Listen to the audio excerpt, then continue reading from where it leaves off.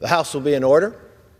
The prayer will be offered by guest chaplain, Head Grunthi Gani Jaswinder Singh from Pine Hill, New Jersey.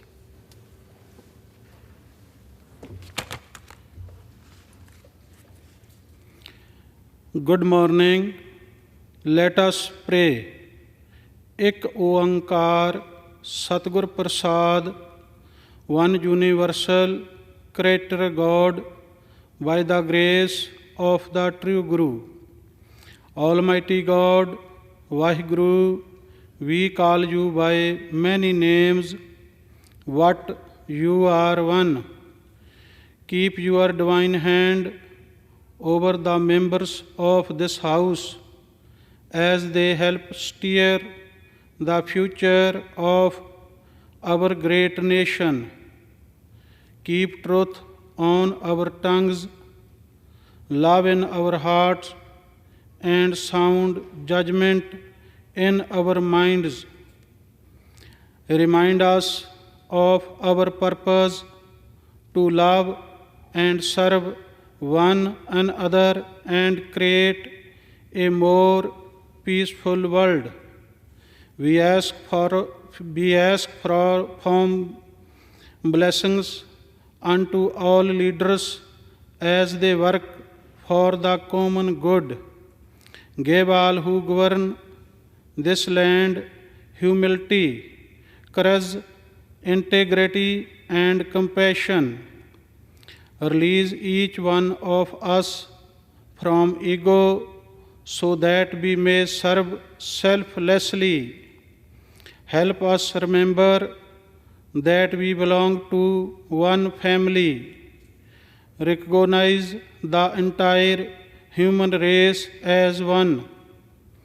We ask of the Almighty to also keep watch over our nation's protectors who work tirelessly day and night to ensure our safety and our freedom.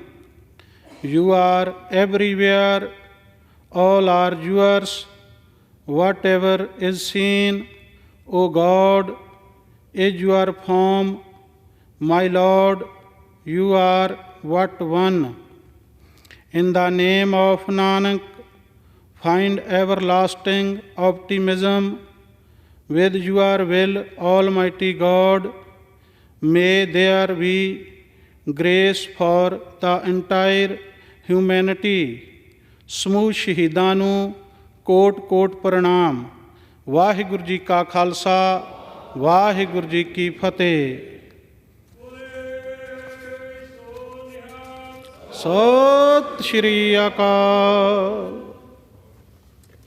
Amen. The chair has examined the journal of the last day's proceeding and announces to the House the approval thereof. Pursuant to Clause 1 of Rule 1, the journal stands approved. For what purpose does the gentleman from Pennsylvania seek recognition? Mr. Speaker, pursuant to Clause 1, Rule 1, I demand a vote on agreeing to the Speaker's approval of the journal. The question is on agreeing to the Speaker's approval of the journal. Those in favor, please say aye. Those opposed, say no. The ayes have it. The journal stands approved. For what purpose does the gentleman from Pennsylvania seek recognition? Mr. Speaker, I object to the vote on the grounds that a quorum is not present and make a point of order that a quorum is not present. Pursuant to Clause 8 of Rule 20, further proceedings on this question are postponed. The Pledge of Allegiance will be led by the gentleman from Mississippi, Mr. Thompson. Please join me in the Pledge of Allegiance. I pledge allegiance to the flag of the United States of America and to the republic for which it stands, one nation, under God, indivisible, with liberty and justice for all. Without objection, the gentleman from New Jersey, Mr. Norcross, is recognized for 1 minute.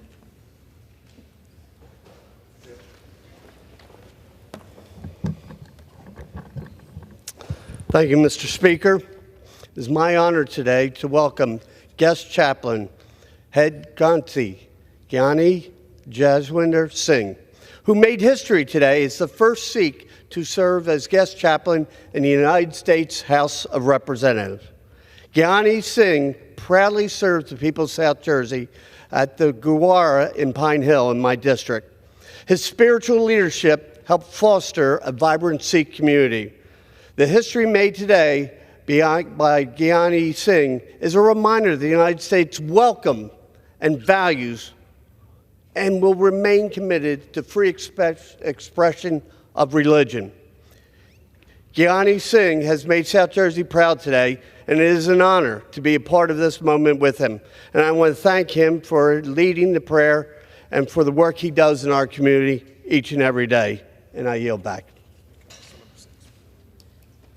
The chair will entertain up to 5 further requests for 1-minute speeches on each side of the aisle. For what purpose does the gentleman from Pennsylvania seek recognition? Madam Speaker, I rise to address the House and unanimous consent to revise and extend my remarks. Without objection, the gentleman is recognized for 1 minute. Madam Speaker, I rise today to recognize former Bishop Guilfoyle High School football coach Tom Irwin. Over his 4 decades on the sideline and in the classroom, Coach Irwin taught thousands of young men to be team players, to work together for the common good, to sacrifice for one another, and to be men of character, both on the field and off of the field.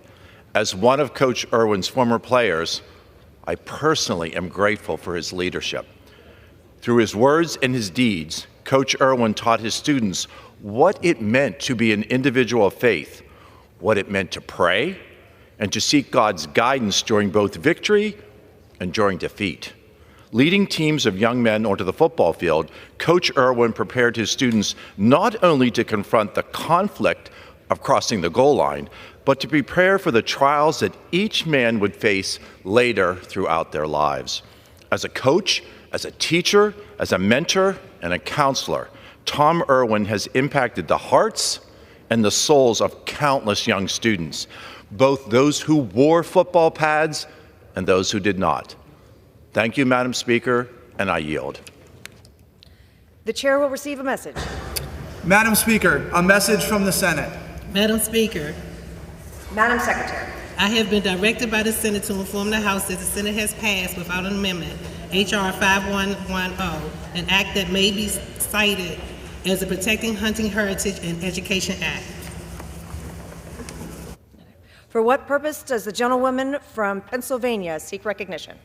Madam Speaker, I ask for unanimous consent to address the House for 1 minute and to revise and extend my remarks. Without objection, the gentlewoman is recognized for 1 minute.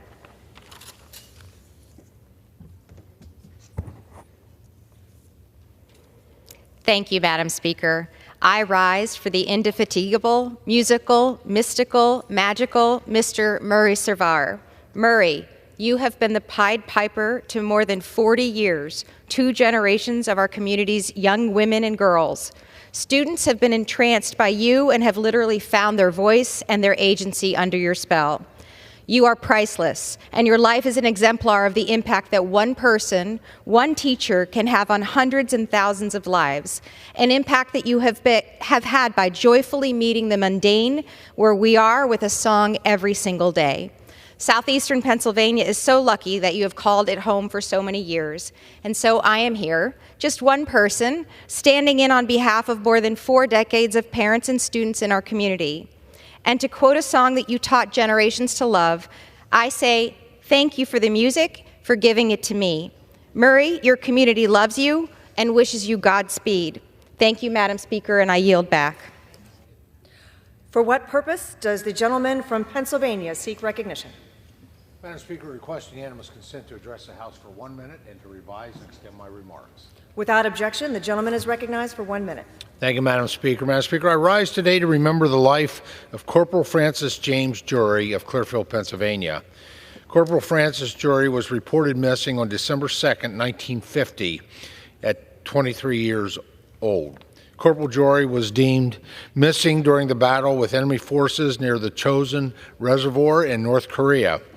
On July 27, 2018, following the summit between President Donald Trump and North Korean leader Kim Jong-un, North Korea returned the remains of 55 American service members killed during the Korean War.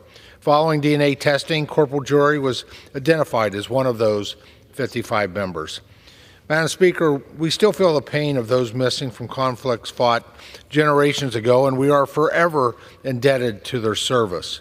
My prayers are with Corporal Jury's family during this solemn time.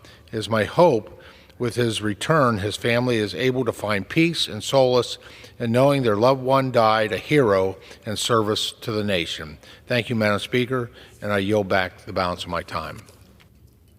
For what purpose does the gentleman from Kentucky seek recognition? Thank you, Madam Speaker. I ask unanimous consent to address the House for 1 minute and advise that this is my remarks. Without objection, the gentleman is recognized for 1 minute.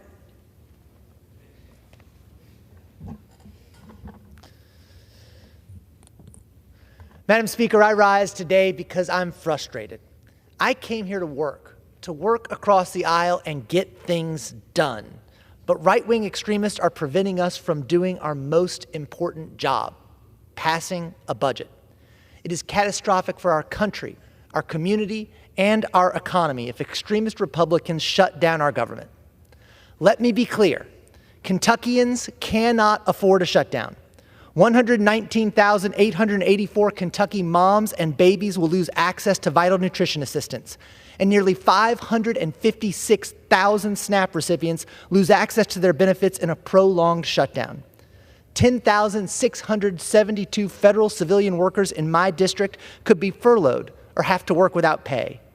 These are real consequences to Republicans' harmful actions. So pass a spending bill. It's our job.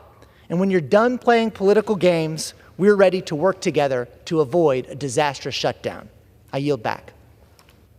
For what purpose does the gentleman from Texas seek recognition? Madam Speaker, I ask that unanimous consent to address the House for 1 minute. Without objection, the gentleman is recognized for 1 minute. Thank you. Madam Speaker, I rise today to honor Dr. Beth Pels, a criminal justice professor at the University of Houston downtown. 30 years, folks. 30 years she served helping countless criminal justice students and her community, and now she's enjoying a well-deserved retirement. And throughout her career, she helped students access scholarship funds to pursue higher education, with some of those funds extending to the University of Houston downtown, the Police Academy. She also established the Robert S. Brown Memorial Scholarship Fund to help criminal justice students. Dr. Pels helped law enforcement, assisted law enforcement in both Houston and Harris County related to street and prison gang issues. She's an expert. In fact, Dr. Pels played a very important role as one of my professors while I attended the school for my master's degree. Dr. Pels helped shape and mold countless public servants and law enforcement officers throughout her dedicated career. I thank her for mentoring me and helping prepare me to serve my community during my time as the sheriff of Fort Bend County, Texas. Beth, I wish you, Terry, I wish you the most well-deserved retirement after your tireless dedication to every student at University of Houston and those she helped in the community. Beth, you truly mean the world to me. I love you. With that, I yield back. For what purpose does the gentleman from New Mexico seek recognition? Madam Speaker, I ask for unanimous consent to address the House for 1 minute to revise and extend my remarks. Without objection, the gentleman is recognized for 1 minute. Madam Speaker, I rise today to deliver a message on behalf of Native American youth. As a representative of New Mexico's 2nd District with 7 sovereign nations, I've recently heard from leaders from the Center for Native American Youth who are deeply troubled about their future. They're asking for Congress to be good relatives. Failing to pass an agreement means that over 30,000 Native parents and caregivers who are federal workers are at risk of being unable to provide for their families. It means over 70,000 Native students in Head Start, BIE schools, and tribal colleges and universities are at risk of a disruption in their education, harm to their mental health, and food security. I proudly represent Zuni, Acoma, Isleta, and Laguna Pueblos, Mescalero, the Fort Sill Apache, and Navajo Nation. A government shutdown is a failure to uphold the federal trust responsibility with real-life consequences that disproportionately impact Native youth and their families. Native youth from across the country are asking Congress to do what is right, to find an agreement, to be good relatives, not just in New Mexico, but across the country. Thank you, Madam Speaker. I yield back. For what purpose does the gentleman from Tennessee seek recognition? Madam Speaker, I seek unanimous consent to address the House for 1 minute to revise and extend my remarks. Without objection, the gentleman is recognized for 1 minute. Thank you, Madam Speaker. Before I get started, I would like to say how sorry I was to hear about Senator Dianne Feinstein passing this morning. Didn't agree with her on anything, but she was very kind to me every time I saw her, and I missed that up here. Madam Speaker, I rise to honor Staff Sergeant Earl Jacobs, who honorably served this great nation for 34 years. Staff Sergeant Jacobs was born and raised in Clinton, North Carolina. He moved to Washington, D.C. after high school and entered the Army in 1953. He worked as a combat medic during the Korean War, where he served briefly in Korea and then in Germany. He spent his time in the helicopter's transportation unit, where he provided care for patients during transportation to the hospital. Staff Sergeant Jacobs received an honorable discharge in March of 1955. He joined the Army National Guard in Washington, D.C. before moving to Loudoun County, Tennessee, where he served the 278th Armored Cavalry Regiment in Lenoir City. He was a medical non-commissioned officer, where he was a radiological monitor and a flight medical aidman. Staff Sergeant Jacobs retired from the Tennessee Army National Guard in 1992, Madam Speaker. Our country's heroes are the men and women of our armed forces, like Earl Jacobs, the one that chose to wear our country's uniform. We seem to always honor those who can dribble a basketball or throw a football or catch a baseball, but these are our real heroes who served and sacrificed for our freedom. It's my honor to recognize Staff Sergeant Earl Jacobs as the Tennessee 2nd District's September 2023 Veteran of the Month. Madam Speaker, I yield back. For what purpose does the gentlewoman from Texas seek recognition? Madam Speaker, I ask for unanimous consent to address the House for 1 minute and to revise and extend my remarks. Without objection, the gentlewoman is recognized for 1 minute. Thank you, Madam Speaker. I rise today to honor the 44 and a half years of service and dedication of Houston's own Judge Richard Vada, a trailblazer. In 1974, when he was appointed judge, he was 23 years old, who at the time made him the youngest person selected to be appointed as Justice of the Peace, 23 years old. Judge Vada grew up in the historic East End of Houston, graduating from Austin High School, the University of Houston, and the South Texas College of Law. The judge got his encounter with politics and people and fighting for all of us by going to meetings of LULAC with his parents. This sense of service to the Latino community remained with him throughout his service. Both in the courtroom and in the community, Judge Vada has exemplified public service and commitment by bettering his community.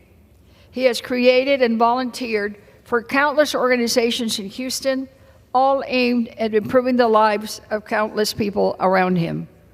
Please join me in congratulating Judge Richard Vada for his many years of service.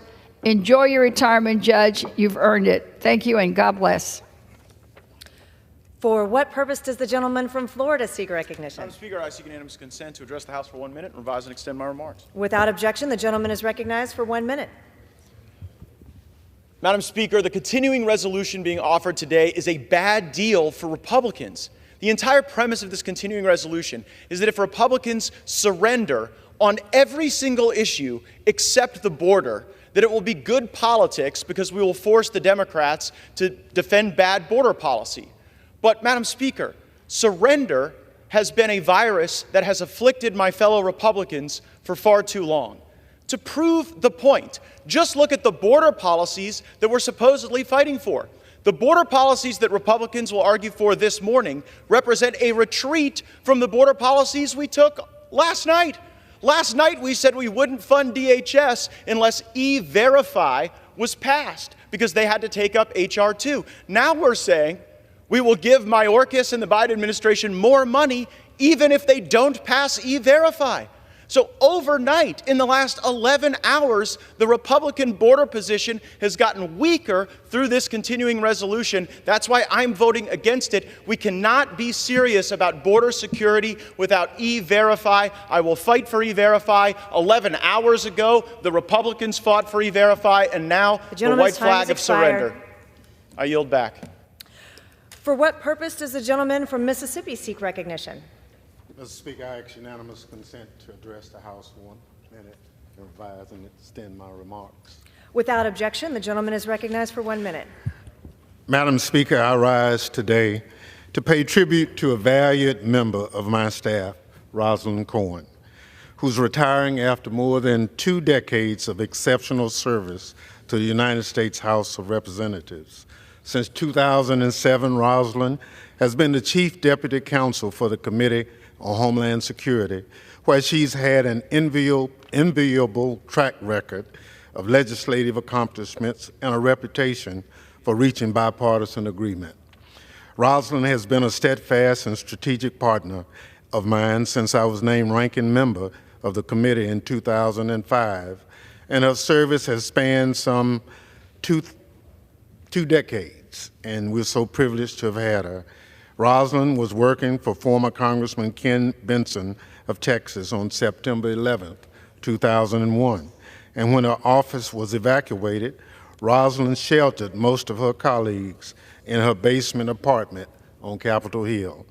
Little did I know that 6 years later, in her first year as Chief Counsel of the Homeland Security Committee, Rosalind would spearhead House-Senate conference negotiations over legislation I introduced on behalf of the Democratic majority to fully implement the recommendations of the 9/11 Commission.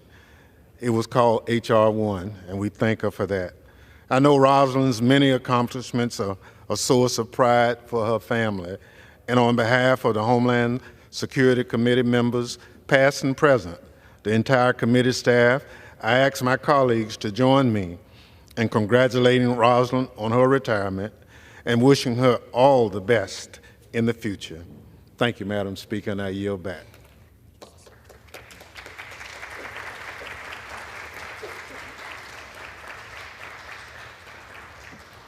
For what purpose does the gentleman from Pennsylvania seek recognition? The Committee on Rules, I call up House Resolution 741 and ask for its immediate consideration. The clerk will report the resolution. House Calendar Number 40, House Resolution 741. Resolved that upon adoption of this resolution, it shall be in order to consider in the House the bill, H.R. 5525, making continuing appropriations for the fiscal year 2024 and for other purposes. Of the bill are waived. The amendments printed in the report of the Committee on Rules accompanying this resolution shall be considered as adopted. The bill as amended shall be considered as read. All points of order against provisions in the bill as amended are waived. The previous question shall be considered as order on the bill as amended and on any further amendment thereto to final passage without intervening motion except one. 1 hour of debate equally divided and controlled by the chair and ranking minority member of the Committee on Appropriations or their respective designees. And 2, 1 motion to recommit. Section 2, upon passage of H.R. 5525, the title of such bill is amended to read as follows: reducing spending, securing the border, and for other purposes. The gentleman from Pennsylvania is recognized for 1 hour. Madam Speaker, for the purpose of debate only, I yield the customary 30 minutes to my good friend and the distinguished gentleman from Massachusetts, pending which I yield myself as much time as I may consume. The gentleman is recognized. Thank you, Madam Speaker. During consideration of this resolution, all time yielded is for the purpose of debate only. Madam Speaker, I ask unanimous consent that all members have 5 legislative days to revise and extend their remarks. Without objection. Madam Speaker, I rise in support of this rule and in support of the underlying legislation. House Resolution 741 provides for consideration of H.R. 5525, the Spending Reduction and Border Security Act, under a closed rule, with 1 hour of debate equally divided and controlled by the chair and ranking minority member of the Committee on Appropriations or their respective designees, and provides 1 motion to recommit. Madam Speaker, I rise today to support the underlying legislation, which fully funds programs for our nation's veterans, service members in the Department of Homeland Security while reducing other discretionary spending. Additionally, H.R. 5525 secures our southern border by resuming construction of the wall, increases the number of Border Patrol agents, and reforms our asylum laws to disincentivize mass illegal immigration. Under the president's disastrous immigration policies, over 7 million illegal immigrants have entered our country, while nearly 50,000 pounds of fentanyl have flooded across our border. That's enough to kill every single person on the entire planet. This crisis must end. It will only end through efforts of House Republicans. Finally, this legislation includes an important provision authorized by the gentleman from Michigan, Mr. Huizenga, which establishes a bipartisan fiscal commission that addresses our out-of-control debt. While the Senate figures out what type of clothes to wear, House Republicans have put forth a plan which averts a government shutdown, restores fiscal responsibility, and addresses the Biden border crisis. I urge my colleagues to support this rule, and I reserve the balance of my time. The gentleman from Pennsylvania reserves. The gentleman from Massachusetts is recognized. Thank you, Madam Speaker. And let me thank the gentleman from Pennsylvania, my good friend, for yielding me the customary 30 minutes, and I yield myself such time as it may consume. Madam Speaker, I want to just take a moment first to recognize the loss of our dear colleague and historic trailblazer, Dianne Feinstein. The longest-serving woman in the United States Senate, Senator Feinstein was a political giant. She fought hard for her constituents in California, passionately defended American civil liberties, and was a strong voice for national security as chair of the Senate Intelligence Committee. She broke more glass ceilings in her career than most thought was possible. And she will be missed, and may she rest in peace. She left an incredible legacy behind. And now, Madam Speaker, I have the unfortunate task of turning to the business before us. A CR that the Republicans have brought forward. And again, I mentioned legacy with regard to Senator Feinstein. I asked my friends, is this your legacy? Is this what you want people to remember your service by? This bill that was just dropped on us a few hours ago, that really is a piece of garbage. I mean, and that's putting it nicely. Madam Speaker, the clock is ticking. Less than 40 hours from a total MAGA Republican government shutdown. Less than 40 hours. And today, we are here to consider the latest Republicans' continuing resolution that has absolutely no chance of becoming law. This version of the CR we are considering won't pass the Senate. It just won't. We all know that. Hell, I don't even think it's going to pass the House. It's so bad. And it will not be signed into law by President Biden. We all know that. We got this text late last night, and thanks to the quick work of Democratic Rules and Appropriations staff, we have some preliminary analysis about what this CR means for the American people. And let me tell you, the cuts in this bill are even worse than what was proposed before. They're going in the wrong direction. House Republicans' earliest CR slashed essential programs by 8%, and 8% across the board, mindless cuts. This new version now has across the board cuts by 30% or more, by 30% or more. It's effectively a partial shutdown bill. They slash investments in cancer research. They eliminate public education by cutting funding for Head Start. They fail to support communities' recovery from natural disasters. It cuts money for wildfire suppression by 50%.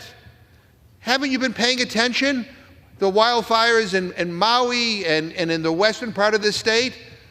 I mean, communities are desperate for help, and my friends proposed a bill that would cut money for wildfire suppression by 57%. What planet are my friends living on?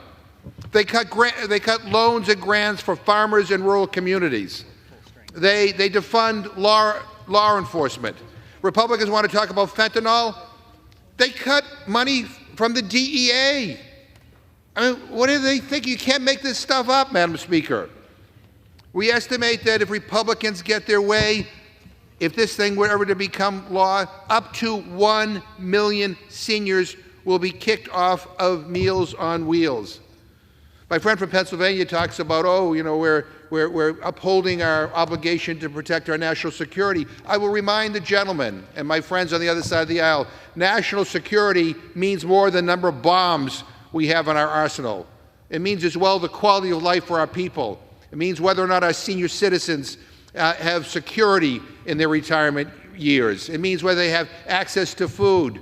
I mean, it means whether or not people have jobs, whether or not people can have a decent living in this country. That has to be part of the discussion on national security, and this bill just blows all that up. We expect WIC to get at least a 30% cut. Women, infants, and children that will go hungry because of Republicans' misplaced priorities. Talk about cruelty. In the Rules Committee, just not too long ago this morning, I asked my friends who claim that they were well-versed in all the details of this bill, how is the 30% cut in WIC? Am I understanding that accurately? Is that correct? Silence. Ask how many women, infants, and children will be cut off from the benefit if this were to pass? Silence. No one knows. But we do know, thanks to the work of the staff, there's a 30% cut. A 74% cut in LIHEAP, a program that keeps Americans warm during the winter. I come from the Commonwealth of Massachusetts. We have cold winters. The gentleman comes from Pennsylvania. It gets cold in Pennsylvania too. You know, winter is coming. Everybody represents constituencies that rely on this program to heat their homes. And my friends, cut it by 74%. 74%. What are my friends thinking? Give me a goddamn break. This is wrong. What are you doing? When it comes to keeping seniors warm or providing pregnant mothers and their babies food, Republicans have a problem. But the sky's the limit if it's a defense contract. Cost overruns be damned. They have no problem for tax cuts for corporations or for millionaires or billionaires, or no problem with heaping more subsidy giveaways to the fossil fuel industry. Let me just say, we do not share the same values. And this is proof of that, Madam Speaker. This is proof of that. This majority is a failure. The day Speaker McCarthy handed his gavel over to the MAGA QAnon fringe, this was the inevitable outcome. The government will shut down tomorrow. Let me repeat that. The government will shut down tomorrow. And let me say to my Republican friends, you own this. You did this. And this is just plain stupid. Stop wasting time and work with us to get this done in a bipartisan way. And I urge my colleagues on the other side of the aisle to join with us in defeating this rule. I mean, we're wasting time today. This is a total waste of time. Defeat this rule, force the Rules Committee to go back up and to come up with a rule that will allow a bipartisan bill to come before the floor. And let's end this clown show once and for all. The American people are watching. They're frustrated by all of this.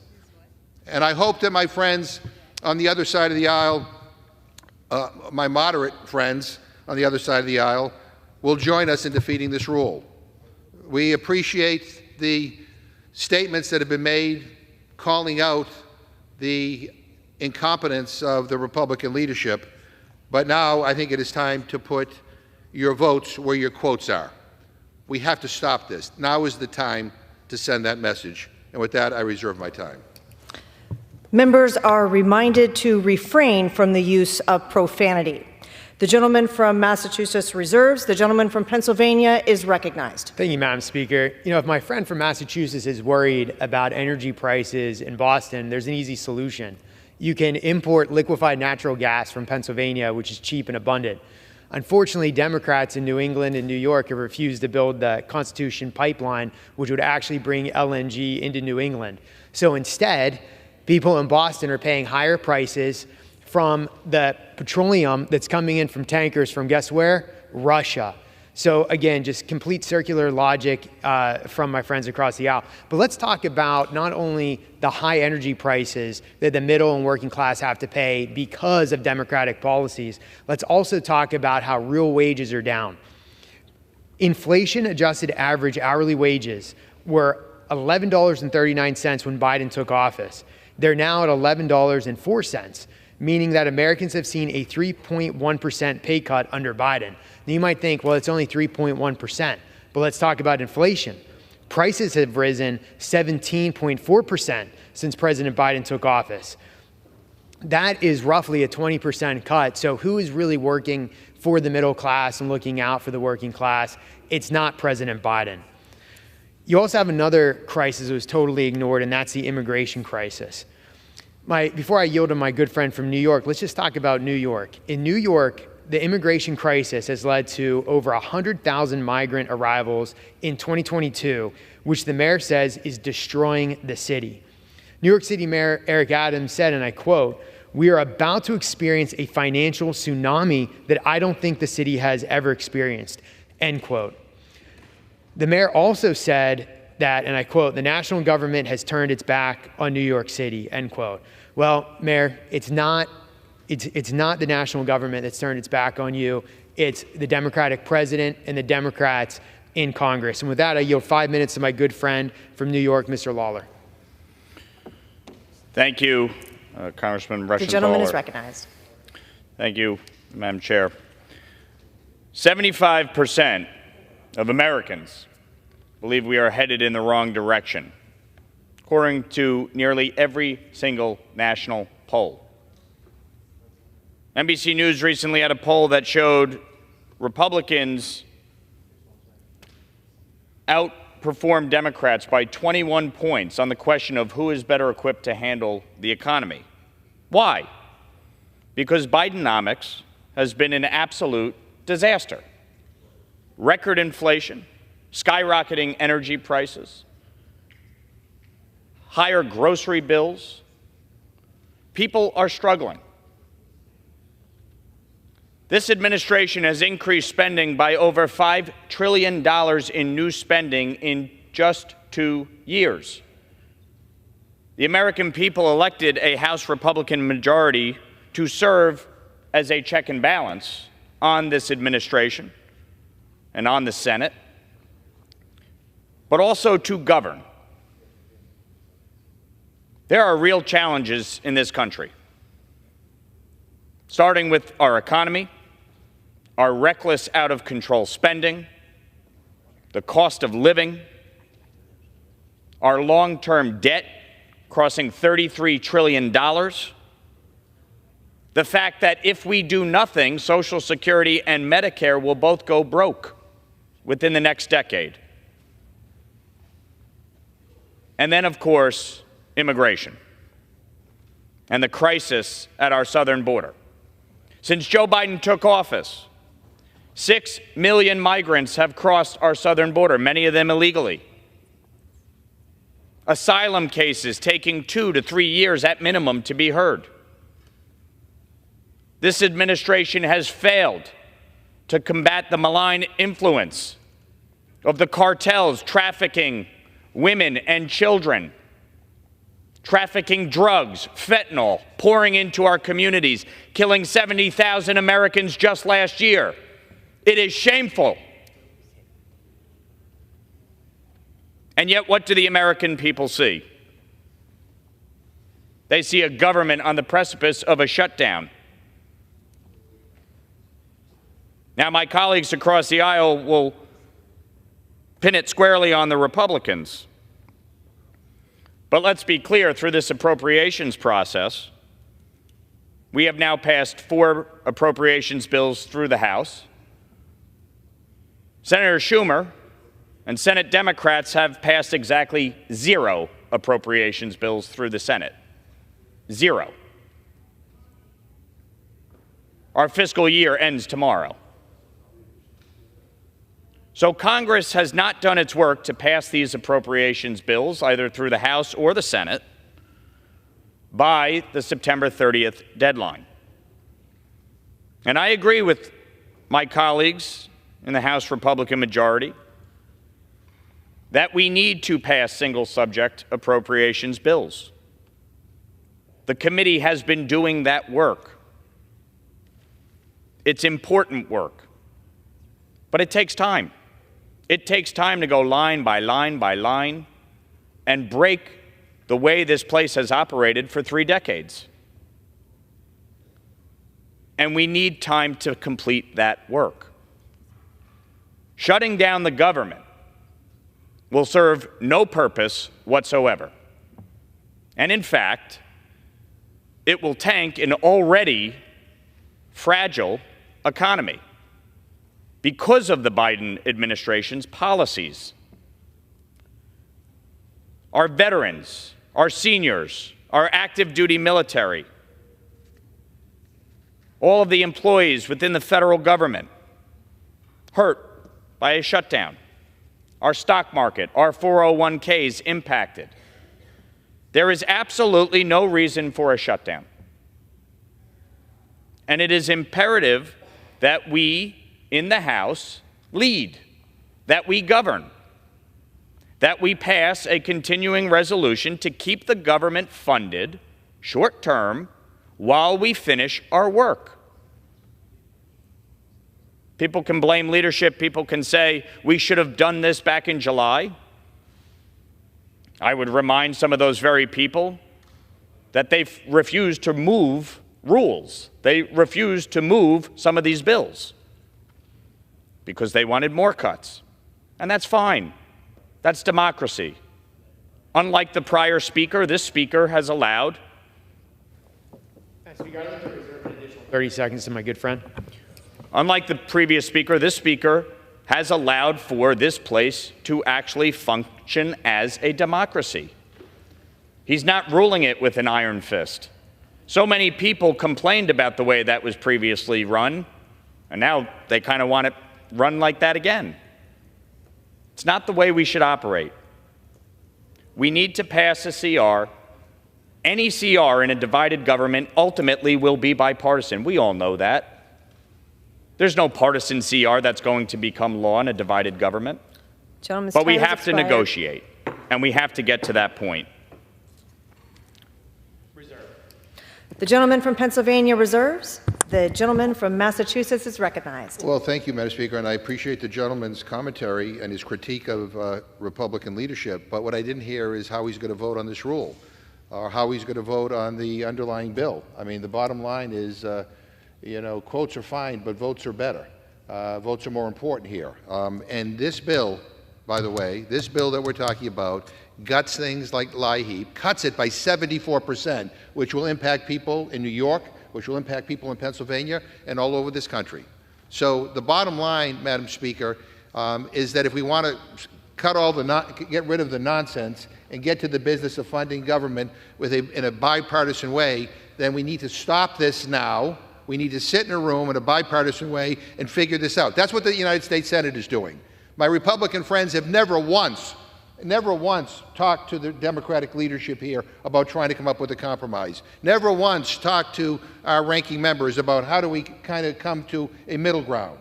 It's always been their way or the highway. But by the way, it's not just their way, it's their far right-wing way, going way, way in the wrong direction.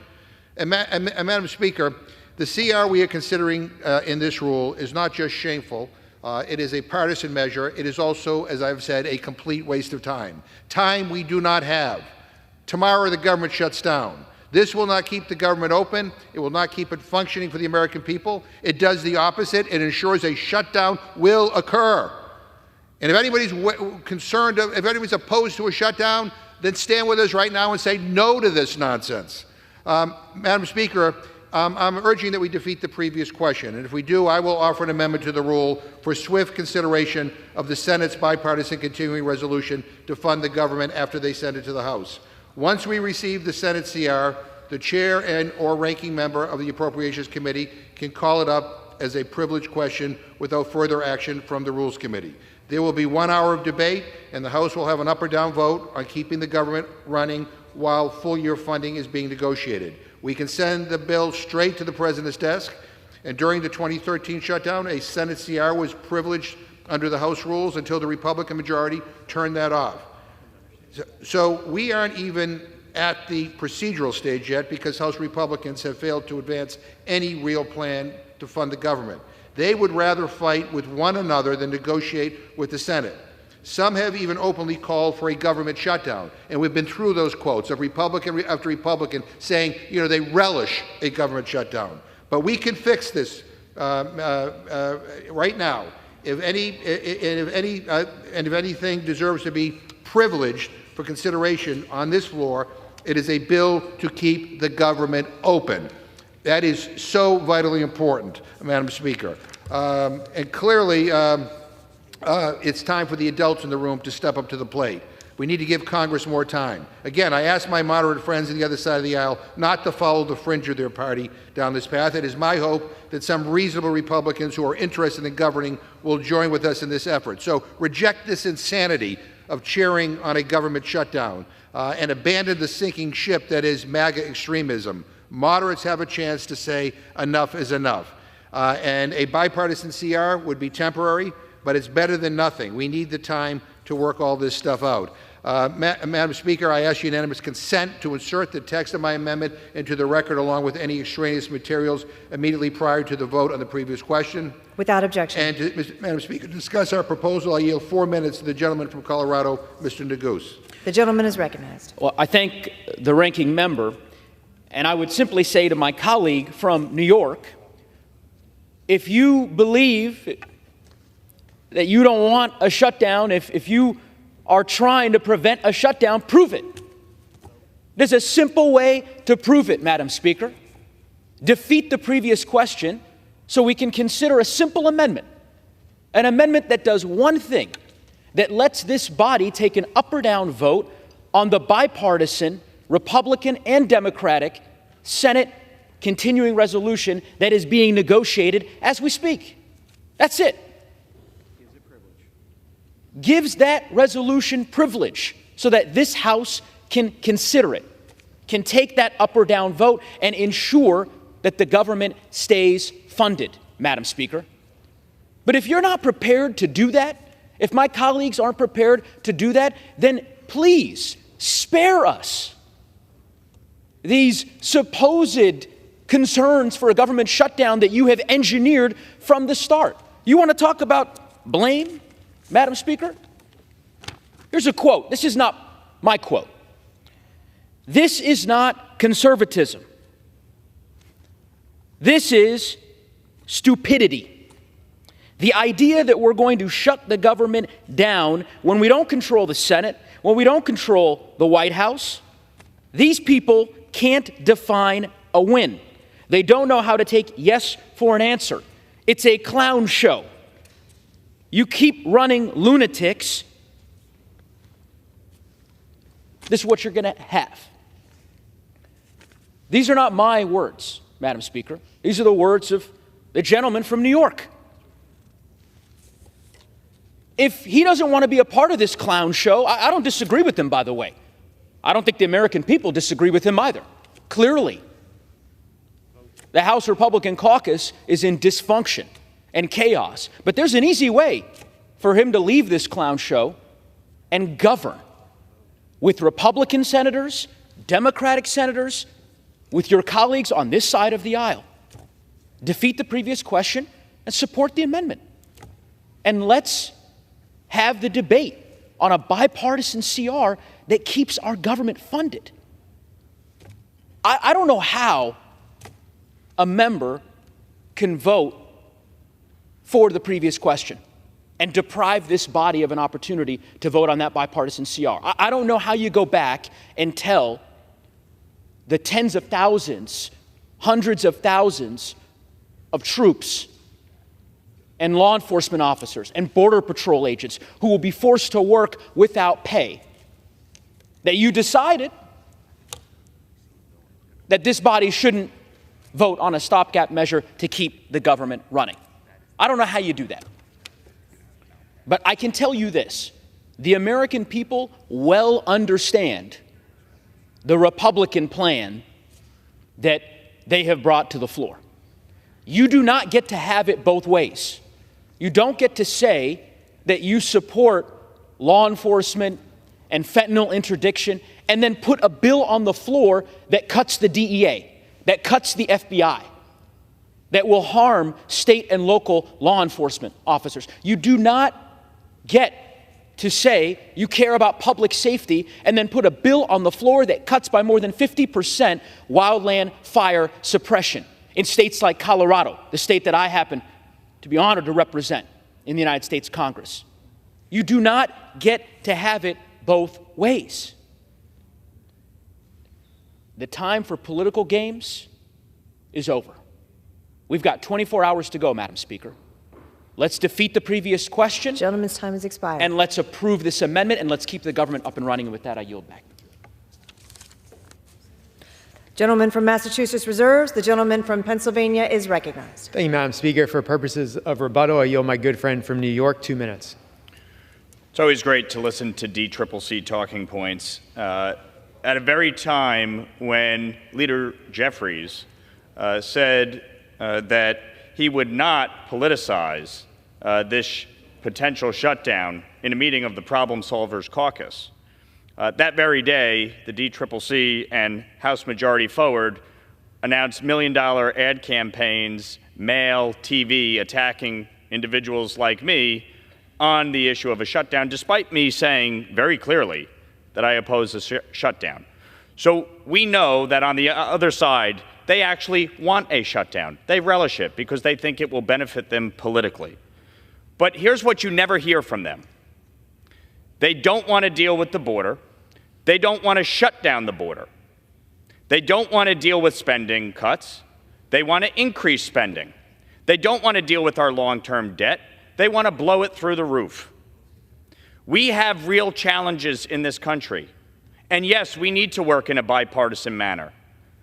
But when Eric Adams, the mayor of New York City, is saying that the migrant crisis is destroying New York City, that it's going to cost them more than $12 billion, when Kathy Hochul, the governor of New York, says there's no more room at the inn despite sanctuary city policies, right to shelter, the use of taxpayer money to give free housing, health care, education, clothing, and food to illegal immigrants, and a refusal to cooperate with ICE and law enforcement, spare me your righteous indignation. None of you are willing to actually tackle the challenges. You're looking to use this as a vehicle to win back the majority. That's it. I'm actually willing to work across the aisle. I signed on to the Problem Solvers CR. Join us in that. Not a single one of you have. Members are reminded to direct their remarks to the chair. The gentleman from Pennsylvania reserves. The gentleman from Massachusetts is recognized. I wonder whether the DCCC writes the gentleman's speeches, because what the gentleman from Colorado quoted was his words in a speech. You know, talk is cheap around here. Votes are the currency of the realm in this place. And so, I mean, the choice is clear. The choice is clear. And the gentleman has made clear where he stands. I'm now happy to yield 2 minutes to the distinguished gentlewoman from Pennsylvania, a distinguished member of the Rules Committee, Ms. Scanlon. Gentlewoman is recognized. Thank you, Ranking Member. So we are 37 hours, 6 minutes, and 25 seconds away from a shutdown. An unnecessary and devastating government shutdown after wasting weeks on right-wing messaging points and bills. But here, the majority has brought to this committee not a responsible short-term funding bill, but more of the same partisan posturing, dangerous and unrealistic games to placate the most extreme factions in their party. And it's well past time for the Chaos Caucus to get serious about governing. Funding the federal government is Congress's most basic duty, and this colossal failure of the Speaker and House Republicans to keep the lights on across this country will cause real harm to our economy and to hardworking families. These aren't just numbers, these are real people whose lives will be upended. This shutdown means senior citizens won't be able to heat their homes because this CR cuts 74% from the LIHEAP budget. That's $137 million cut to LIHEAP in Pennsylvania alone.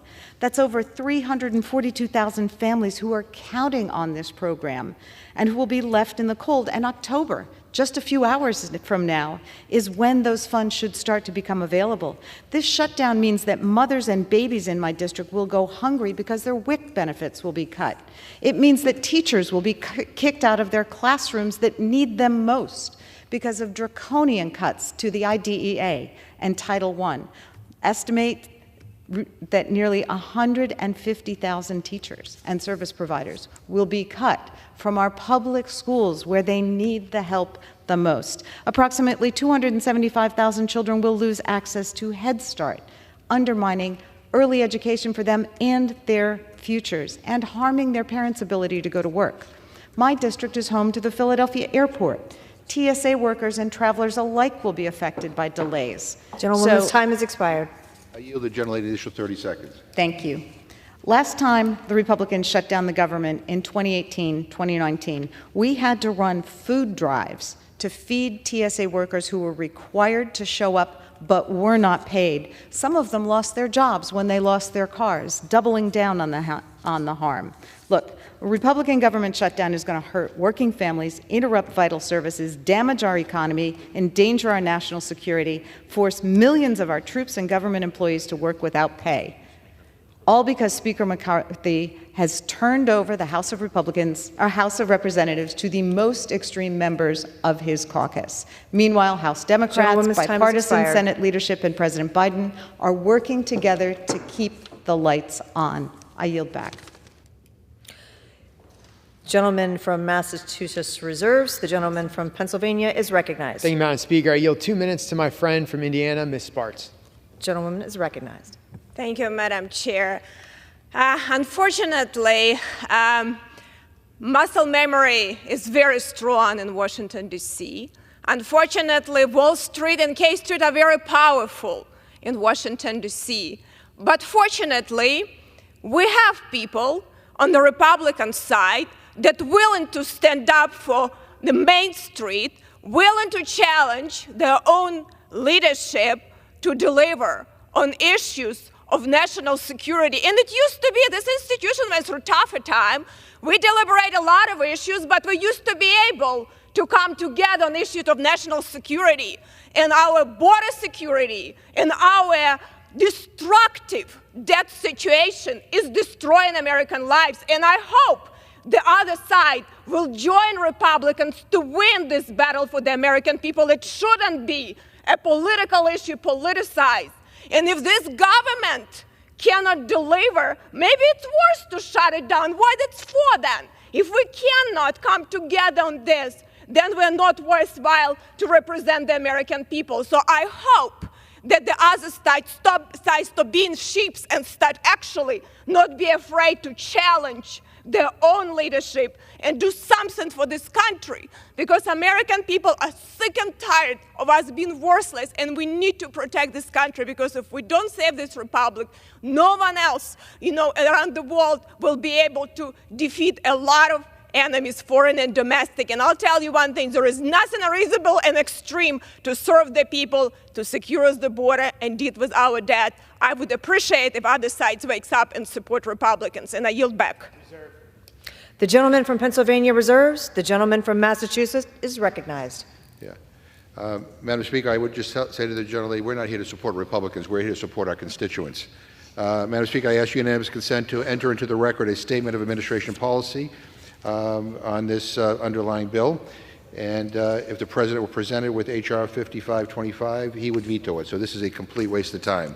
I now Without yield objection. 3 minutes to the gentleman from New Mexico, a distinguished member of the Rules Committee, Ms. Ledger-Fernandez. Gentlewoman is recognized. Thank you so much. And Madam Speaker, this extreme Republican bill reveals their mean-spirited values more than any words they utter.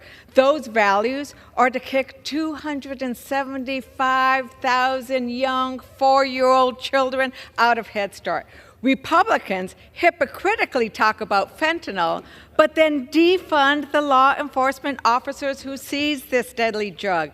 This bill deprives that brother, sister, daughter, or friend of yours that you might have who is battling mental health or addiction of the funds they use. Don't talk about fentanyl. Don't talk about addiction if you're not going to fund the law enforcement and the health resources we need to truly tackle that. And then they slash BIA funding by 30%, including slashing the tribal law enforcement officers who are out there also interdicting and protecting us from criminal activity. The CR really reveals who extreme Republicans are. Sin vergüenzas, shameless about hurting those most vulnerable, cutting programs for our rural communities by 30%. I stand for rural America. This bill does not, and puts down our ranchers and farmers. And if they don't get their way, what'll they do? They'll shut the government down. Let's remind everybody, every time we have a government shutdown of any note, it's because Republicans did it under their leadership. And they hurt everybody in their process. And why? To protect the rich and the wealthy. To protect the rich and the wealthy, the extreme Republicans will cut Social Security. They've said it. We have the words. They will do it. They will slash public school funding horribly, horribly for those schools that most need it. And they'll criminalize abortion. Over and over again, they have told us what they intend to do in their appropriation bills. They're going to make it hard for women to get access to health care they need and they deserve everywhere. And with that, I would only say that this bill is sin vergüenza. It's shameless. I yield. The gentleman from Massachusetts reserves. The gentleman from Pennsylvania is recognized. Thank you, Madam Speaker. I'd like to yield my good friend from Michigan 5 minutes. The gentleman is recognized. Thank you, and I appreciate the gentleman yielding. The short-term stopgap government funding measure we're debating here today not only keeps our government open, which is very important, it responsibly reduces spending, makes critical reforms to secure the border, and importantly, contains the text of my bipartisan bill to establish a fiscal debt commission. The Fiscal Commission Act of 2023, now included in this bill, will create a commission that proposes recommendations to finally tackle our nation's unsustainable debt trajectory in the medium and the long term. Furthermore, both chambers of Congress will be required, Madam Chair, to take a vote on the Commission's proposal. With this key provision, Congress can no longer kick the can down the road on the rapidly growing threat of our national debt. Given the bipartisan support of this legislation upon introduction, it is clear that both Republicans and Democrats understand that time is running out. The federal government is already spending more on interest on the national debt than it spends on children, something that my colleagues I know are very concerned about because they talk about it. The interest is already nearly more than what we spend on defense, and we are rapidly approaching a point where interest on the debt will be more than Social Security and Medicare. In building the Fiscal Commission Act of 2023, we learned from past commission mistakes and gave this legislation real teeth, practicality, urgency, and clear goals for Congress to come face to face with its massive challenge. Specifically, the commission is made up of 16 commissioners that include 12 members of Congress, as well as 4 private sector experts that are selected by leaders of both the House and the Senate. The Commission is tasked with identifying policies to improve our fiscal situation in the medium term and to achieve a sustainable debt-to-GDP ratio in the long term. Importantly, it will put forward solutions to ensure the solvency of our 20-plus trust funds for decades to come. The Commission will also propose recommendations designed to balance the budget at the earliest reasonable date, including a minimum stabilizing the debt-to-GDP ratio at or below 100% within 10 years, all while addressing growth of direct spending and the gap between revenues and expenditures. The proposal will then come to Congress in the days shortly after the 2024 election, where the House and Senate must take up an up or down vote on the recommendations without amendment and without delay. I'm proud to say that joining me in the introduction of the Fiscal Commission Act of 2023, there were an even number of Republicans and Democrats. So with this inclusion that the continuing resolution before us today, I urge all my colleagues on both sides of the aisle to keep our government open this week and secure our nation's fiscal future for generations to come.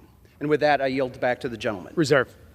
The gentleman from Pennsylvania reserves. The gentleman from Massachusetts is recognized. Madam Speaker, I just remind the gentleman from Michigan that if the Republican shutdown moves forward, he has 5,607 people in his district who are federal employees who will lose their paycheck.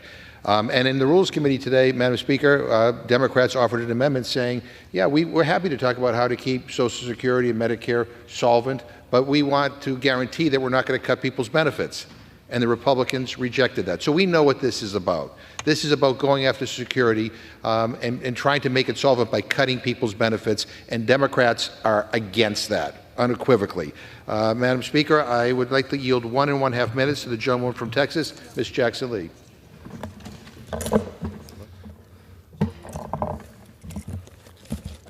People of America are suffering. We have repeatedly told them that they are our priorities, but the people of America are suffering. Why my colleagues insist on a government shutdown, which is what they are doing. Blatantly, they have violated the very agreement that Speaker McCarthy and the President of the United States, two holding the greatest trust, agreed to be able to go forward on a funding scheme that would save the American people. But yet we stand here today where my very constituents in Houston, Texas, are going to have the soldiers that serve in our nation's military not paid.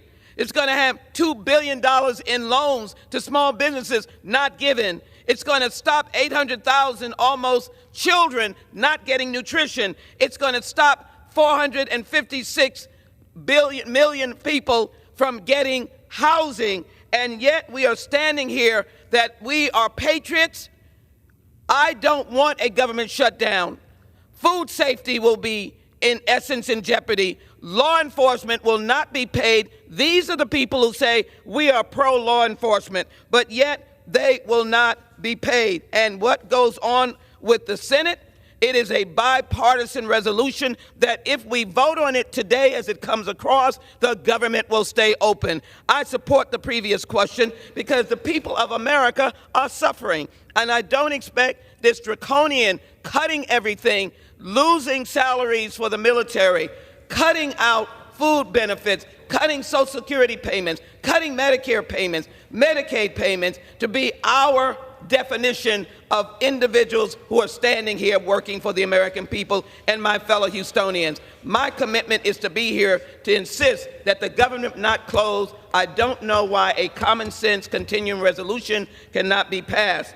I do want to say that as this has been offered into the record, the President's statement, how can we run government if a deal that was made by the Speaker, McCarthy, cannot be kept that was made with the President of the United States on behalf of the people of this nation? So, as I stand here today, I want to insist time has that expired. the people are suffering. Let us stop their suffering. Keep the government open. The gentleman from Pennsylvania is recognized. Thank you, Mr. Speaker. I yield the gentleman from Florida 1.5 minutes. The gentleman is recognized. The House of Representatives has passed funding bills to fund our veterans, our troops, our Border Patrol, our state and foreign ops. These are the core functions of government. The Senate should take up and pass those bills to make sure those folks are paid, and they should do it today. But the rule we are on now advances a continuing resolution that weakens the Republican position on strong border policies. Just last night, we passed a Department of Homeland Security appropriations bill that was lashed to policy requirements at the Department of Homeland Security. They had to do certain things to fix the border to get the money.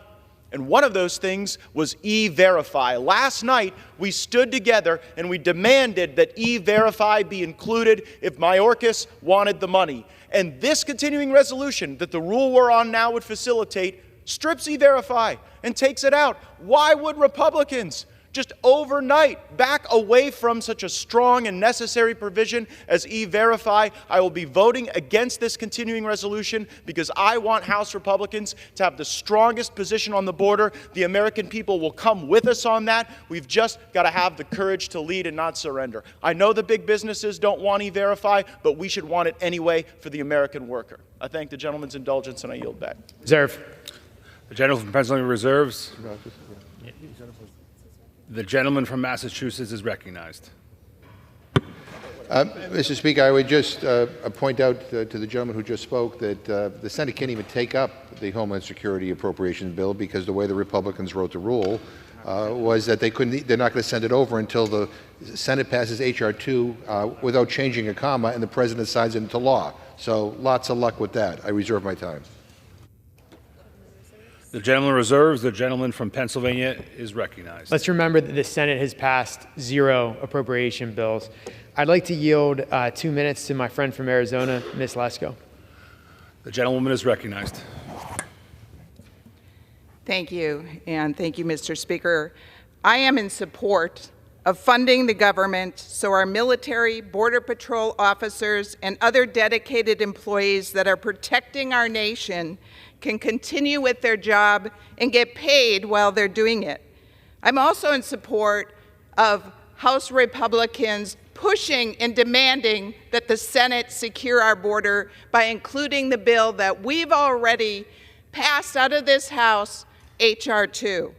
One of the biggest crises in our nation right now is a result of this administration's disastrous border policies. President Biden's policies have allowed 233,000 border crossings in just August of this year, compared to 50,000 3 years ago under President Trump. Biden has invited 211,000 additional migrants to fly directly into the United States from their home foreign country. Biden has accepted 263,000 additional more migrants to apply for asylum via his new Border One app. Biden has allowed 151 migrants to enter our country that are on the terrorist watch list, and that's just who we've caught. Biden has allowed migrant women and children to get raped by cartels. His policies have allowed young migrant children to be sold into sex slavery. His policies have allowed fentanyl to flood our border and kill our citizens. This has got to stop, and Republicans are here to stop it and protect our nation. House Republicans have already passed a bill to secure our border that is now sitting over in the Senate waiting to be heard. Schumer won't even bring it up for a vote. It's time for the Democrat-controlled Senate to pass our border security bill. It is time for the insanity at our southern border to end. It's time to pass this bill and pressure the Democrats in the Senate to secure the border, and I yield back. Reserve. The gentleman from Pennsylvania reserves. The gentleman from Massachusetts is Mr. Speaker, I yield 1 1/2 minutes to the gentleman from Colorado, a distinguished member of the Rules Committee, Mr. Neguse. I thank the ranking member for his indulgence. I'd be remiss to come back to the floor to simply say only in Washington can you have members who claim they want to avoid a shutdown while they take every step to shut down the government. Only in Washington can you have members who claim to support law enforcement while they promote a bill that cuts funding for law enforcement. Only in Washington can you claim that you want to secure the border while engineering a shutdown that will force Border Patrol agents to work without pay. Only in Washington can you claim that this so-called debt commission that they have designed will not harm programs like Social Security months after rolling out a plan, the Republican Study Committee in June, rolling out a plan that guts Social Security. My colleague from Pennsylvania, he's a member of that group. The gentleman who spoke earlier, who apparently has proposed this amendment from Michigan, he's a member of that group. Why don't they be honest with the American people about their plans? Because they know that the plan to cut Social Security is deeply unpopular, and yet they soldier on. 24 hours, Mr. Speaker, that's how much time we have. defeat the previous question. Let's support the amendment to give an up or down vote on the bipartisan deal that Republicans and the Democrats have been working on. Let's keep the government up and running. Let's avert this extreme Republican government shutdown. And with that, Mr. Ranking Member, I yield back to the Mr. Speaker, I yield back to the Ranking Member. Does the gentleman from Massachusetts reserve? Gentleman from Massachusetts reserves. The gentleman from Pennsylvania is recognized. Thank you, Mr. Speaker. I would just ask my good friend from Massachusetts if he has any further speakers. No, I do not. I thought that was the case. Just wanted to make sure. I am prepared to close, and with that, I reserve. The gentleman reserves. The gentleman from Massachusetts is recognized. Mr. Speaker, may I inquire about how much time remains for both sides? The gentleman has 3.5 minutes remaining. Okay. Mr. Speaker, I yield myself the remaining time. Mr. Speaker, it's an absolute joke that we are here today dealing with this, as I said at the beginning of my remarks, piece of garbage. That's what it is. This is not a serious attempt at legislating. This is a MAGA Republican press release at best, and it's a lousy press release. All the priorities that are in this bill represent deep cuts to things that matter to Democrats. Yeah, when we talk about national security, we just don't only talk about the size of our military and the number of bombs we have. We talk about whether or not people in this country have access to jobs, whether they have food, whether or not we have good schools, whether or not people have access to health care, retirement security. We talk about things like the purity of our environment. My Republican friends, talk about bombs, and they talk about tax cuts for the rich and for big corporations. They don't care about the people that are at the heart and soul of our concerns on the Democratic side. I mean, because if they did, they wouldn't cut and slash programs like WIC, the Women's, Infants, and Children's Program, providing basic nutrition for low-income pregnant moms and newborn babies. They wouldn't cut LIHEAP, a program that provides vulnerable people with help to be able to heat their homes in the winter. They wouldn't cut it by 74%. Who does that? Who thinks like that? And who would come to the floor and defend that kind of garbage? So the bottom line is we don't share the same values. It is that simple. And I'm going to tell you, we're going to fight as hard as we can against all the things that you claim you value in this bill, because this is not what America is about. I mean, this is about turning our back on people. This is essentially a government shutdown in and of itself. Let me just close with just a couple of comments to our moderate friends who go on MSNBC and give all these quotes about how they want a balance and how they want this and how they criticize their leadership, and then they come to the floor and vote with the majority. Enough of that. It is votes, not quotes, that matter. It is votes, not quotes. So if you really want to avoid a government shutdown, to the so-called moderates on the other side of the aisle, vote with us. Vote no on the previous question so we can guarantee that the Senate-passed bill will have a vote here in the House. Vote no on the rules so we don't have to waste all this time today arguing over this nonsense, this hardline right-wing garbage, that guts the heart and soul of our social safety net. We can do so much better.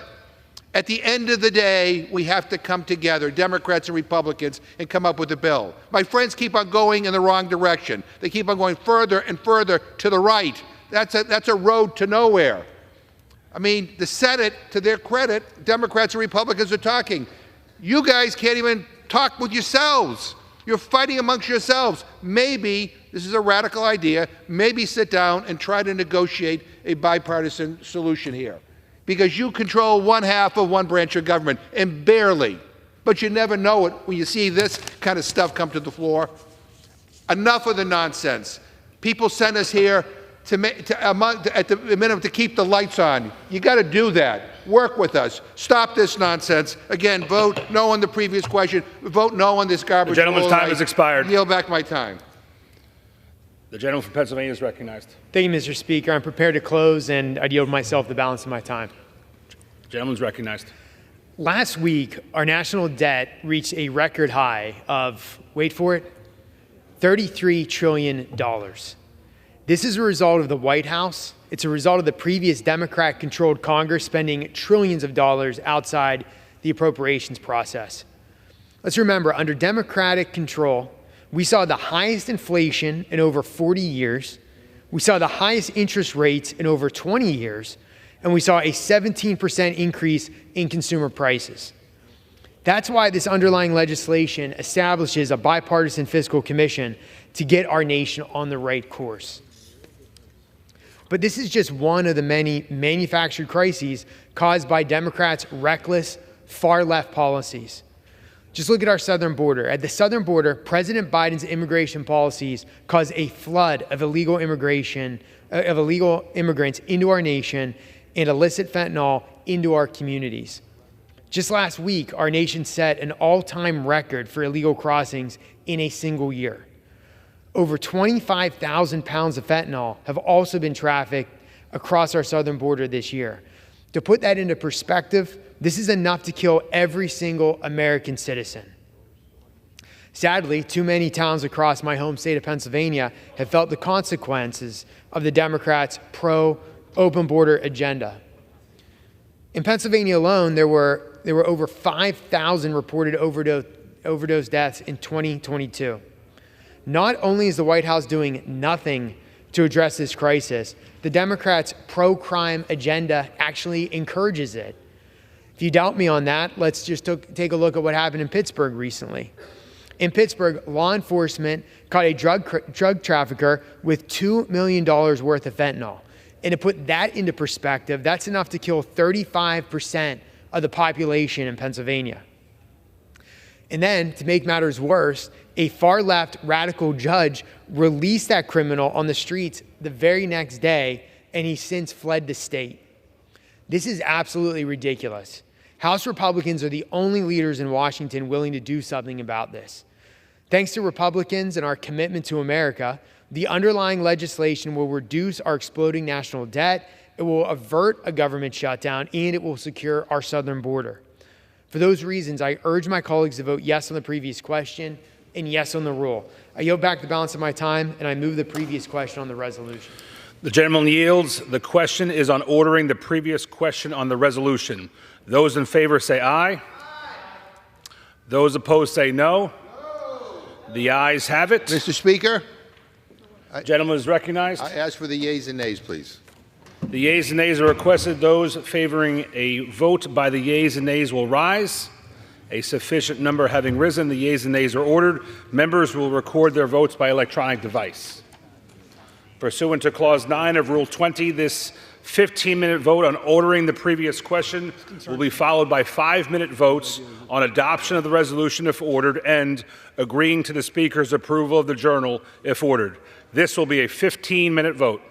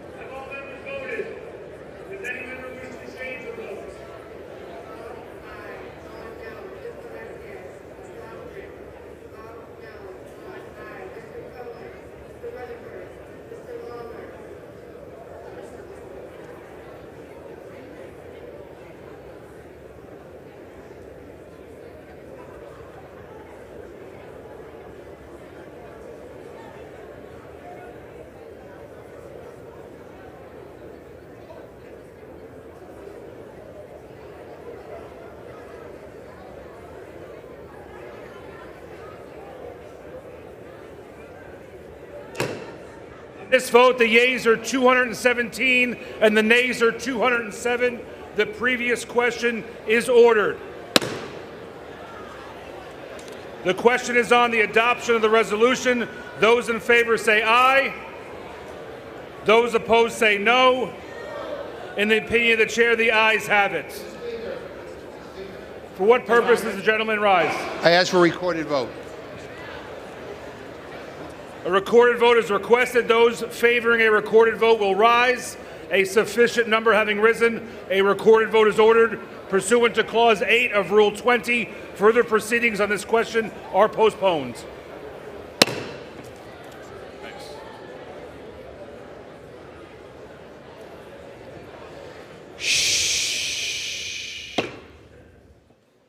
The House will be in order. For what purpose does the gentlelady from California seek recognition?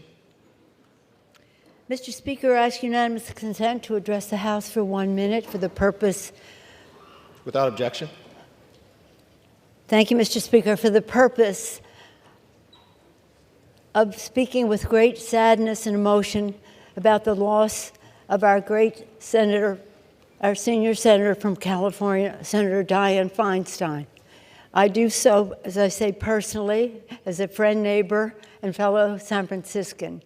All of us do so with great pride as the great senator she has been to our state, the longest-serving woman senator from California.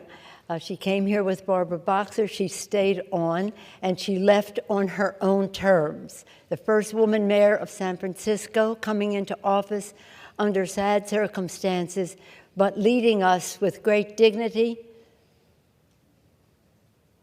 with great effectiveness, and great leadership. Much more will be said about it. We'll have so much time to talk and brag about Dianne Feinstein. Her legacy will be a long one that we will all be inspired by.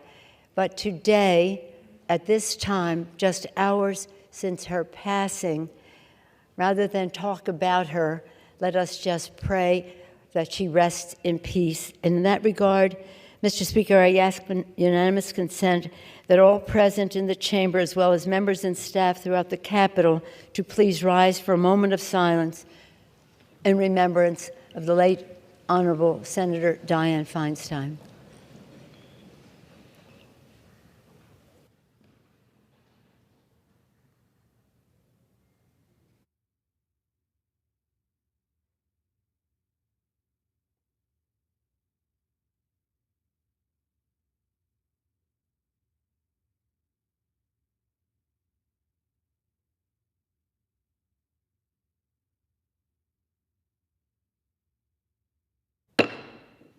Thank you, Mr. Speaker. Thank you.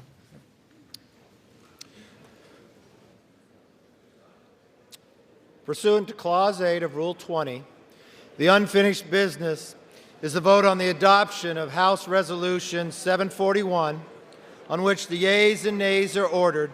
The clerk will report the title of the resolution. House Calendar Number 40, House Resolution 741, resolution providing for consideration of the bill, H.R. 5525, making continuing appropriations for fiscal year 2024 and for other purposes. The question is on the adoption of the resolution. Members will record their votes by electronic device. This is a 5-minute vote.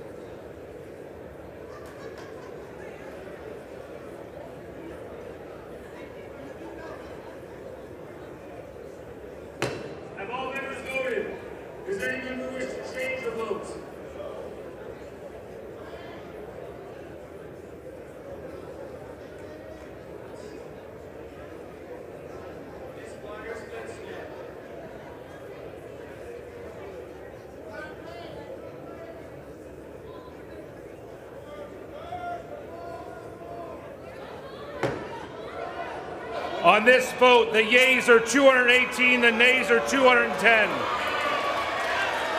The resolution is adopted.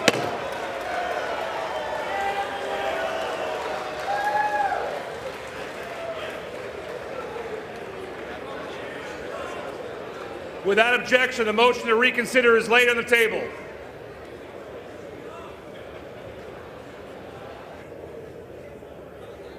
Amen.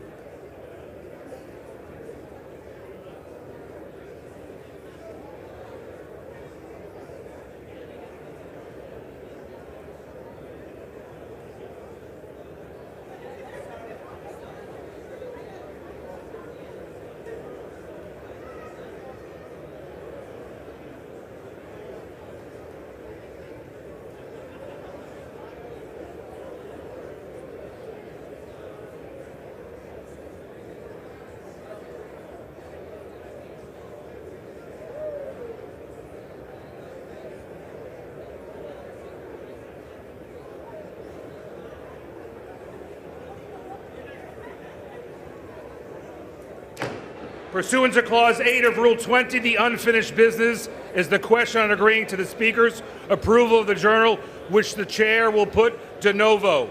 The question is on agreeing to the Speaker's approval of the journal. Those in favor say aye. Those opposed, no.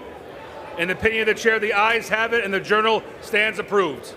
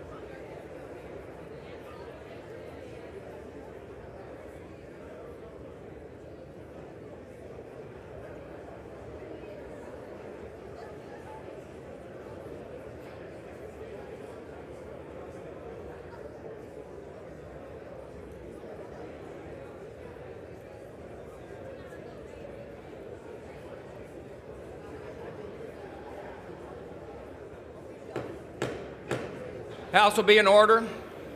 Members, please take your conversations off the floor.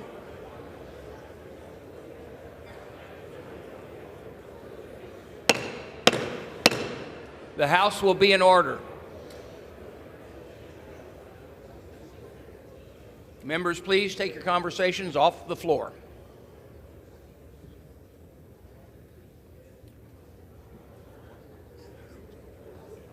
For what purpose does the gentlewoman from California seek recognition? Mr. Speaker, with deep Would sympathy... the lady... The House will be in order. Please take your conversations off the floor. Thank you, Mr. Speaker. With deep condolences and sympathy to Senator Feinstein's daughter, Catherine, and her granddaughter, Eileen, and the entire Feinstein family, I offer a privileged bereavement resolution and ask for its immediate consideration. Before the clerk reads, please, this is a resolution that is vitally important and should be heard.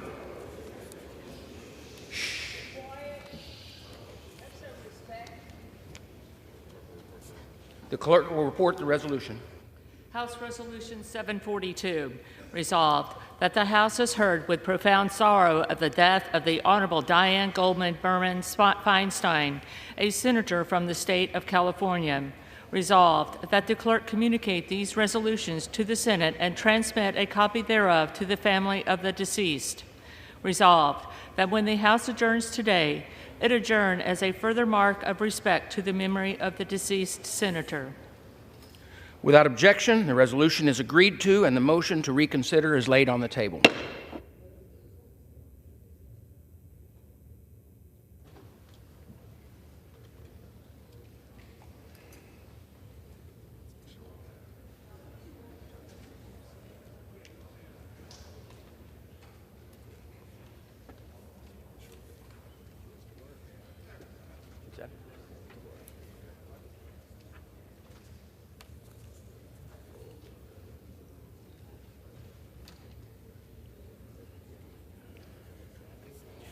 For what purpose does the gentleman from Florida, Mr. Diaz-Balart, seek recognition?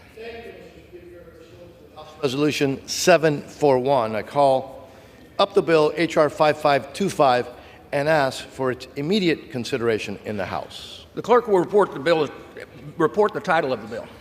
H.R. 5525, a bill making continuing appropriations for fiscal year 2024 and for other purposes. Pursuant to House Resolution 741, the amendments printed in the House Report 118 to 230 are adopted, and the bill as amended is considered read. The bill shall be debated for 1 hour, equally divided and controlled by the chair and ranking member, a minority member of the Committee on Appropriations or their respective designees. The gentleman from Florida, Mr. Diaz-Balart, and the gentlewoman from Connecticut, Mr. Lauro, each will control 30 minutes. The chair recognizes the gentleman from Florida. Mr. Speaker, thank you very much. I ask unanimous consent that all members have 5 legislative days to revise and extend their remarks and include extraneous materials on the measure under consideration. Without objection. Thank you, Mr. Speaker. I am proud to speak on the Spending Reduction and Border Security Act of 2024. As we all know, the most basic duty that Congress has and must complete every year is that constitutional power of Congress to fund the federal government. This bill, Mr. Speaker, will provide funding to keep our government open until October 31st. So, unless we act now, the government will shut down midnight on Saturday. Let's be very clear, Mr. Speaker. The House has already passed 4 appropriation bills, which constitute the majority of funding for our government. Now, unfortunately, the Senate continues to sit on its hands and has failed to pass any of them thus far. And unfortunately, it's something that we've seen time and time again from our friends across this building. The country, Mr. Speaker, has nearly 32.9 trillion, that's trillion with a T, Mr. Speaker, dollars in debt. And our deficit this year is $1.9 trillion. The Biden administration has gone on a crazy, irresponsible spending binge with money that we do not have to spend, money that is borrowed mostly from communist China. It's time. It is time. It is time that we slow this out-of-control, unsustainable spending to a level that is sustainable. Yesterday, Mr. Speaker, I was proud that the House of Representatives passed the State and Foreign Operations Appropriations Bill, one that I was pleased and honored to lead, that cut wasteful spending while making crucial investments in our national security, all while the total cost of that bill, passed last night, is way below fiscal year 2015 spending levels. That bill that we passed will slow our spending by really taking discretionary spending back to fiscal year 2022 overall. Now, excluded from those reductions in this bill are any reductions from defense, veterans, homeland security, and disaster relief. It is a very important start and well overdue to fund our priorities, the American people's priorities, but doing so in a responsible way that does not bankrupt the American taxpayer. Mr. Speaker, in addition, this bill provides flexibility to the Department of Defense for new starts. But this bill does more than just deal with our out-of-control spending, which it must. It will also help stem the just inhumane tide at our southern border.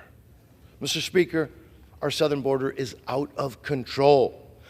The Biden administration has failed to even do the bare minimum to secure our border. And as I have said before, Mr. Speaker, it is beyond negligence and incompetence, and it has fatal consequences. That just irresponsible attitude of the Biden administration when it comes to the southern border. In just the last few days, we have seen a surge at the border with an average of over 9,000 apprehensions each and every day. This is unsustainable, it's unthinkable, and I would add, it's immoral. Mr. Speaker, our border is out of control. Actually, no, let me correct myself right here on the floor of the House, Mr. Speaker. No, it is controlled now 100% by the narco-terrorist cartels on the Mexican side of the border. That's who the administration has ceded control of the southern border to.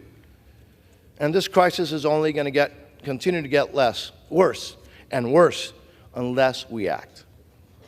Earlier this year, the House approved the bill that I was just honored to lead, H.R. 2, the Border Security Act of 2023. As you know, Mr. Speaker, this bill would make changes to our immigration policies that would help reclaim control of the southern border.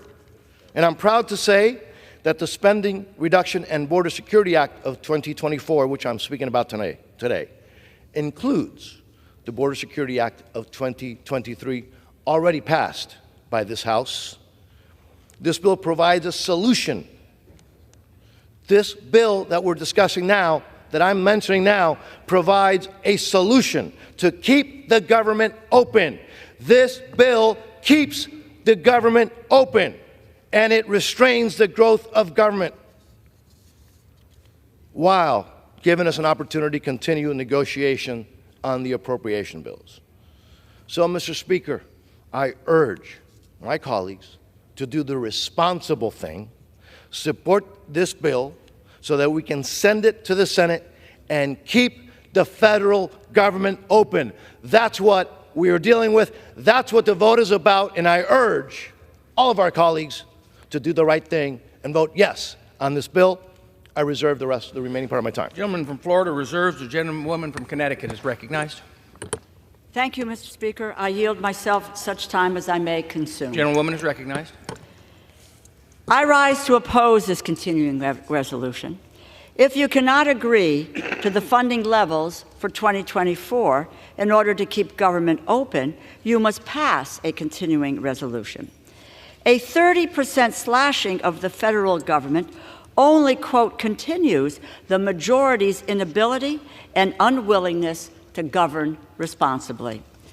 I would argue you cannot call it a, quote, conservative resolution either. There is nothing conservative about the indiscriminate destruction of public investments in America's families. But regardless of what it is called, this bill inflicts serious consequences on the American people. Whether it is signed into law, which it never will be, or because of the costly shutdown it triggers. We are less than 48 hours from a government shutdown. And what do we have to show for it? The American people are tired of the doublespeak coming from the majority. There are House Republicans who have repeatedly assured the public that nobody wants a shutdown. And there are others who tell us they think a shutdown would be a good thing for the country. And maybe they are not worried about a shutdown because they know that members of Congress will not miss a paycheck. I can speak for every Democrat in the Congress when I say we oppose this Republican shutdown, a shutdown that will be devastating for our country. So what have the Republicans offered as their effort to avoid a government shutdown? What would this bill do? This bill will slash investments in cancer research, leave communities recovering from natural disasters out to dry, undercut allies with a $1 billion cut to Israel, and further cuts to our support of Ukraine. It defunds law enforcement by 30% and makes our communities less safe, and it takes food out of the mouths of millions. This bill raises costs on American families at a time when the cost of living is already too high. It cuts Title I education funding, the bedrock of American public education, to the effect of 150,000 teachers being pulled out of classrooms, and 275,000 children would lose access to Head Start, undermining early education and making it harder for parents to work. In an unprecedented move, the House Republican bill cuts the Low-Income Home Energy Assistance Program, the LIHEAP program funding, by roughly 74%. More than 5 million households will lose their home heating or cooling benefits or have their benefits cut by hundreds of dollars, threatening their ability to heat their homes in winter or cool their homes in summer. House Republicans are threatening public health by cutting food safety and inspection service by 30%. Without adequate inspection, the staff in our meat and our poultry plants, these plants will be required to close or reduce their hours.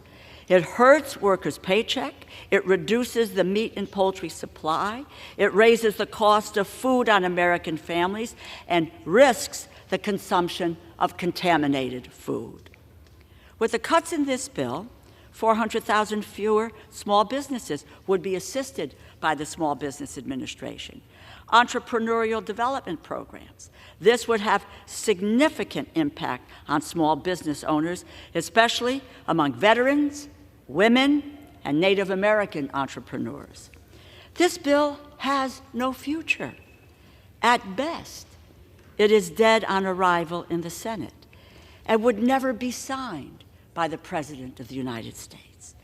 Everyone in this room knows that keeping the government operating and passing bills to fully fund the next fiscal year will require bipartisan cooperation. You need the House and the Senate, Democrats and Republicans, to pass appropriations bills.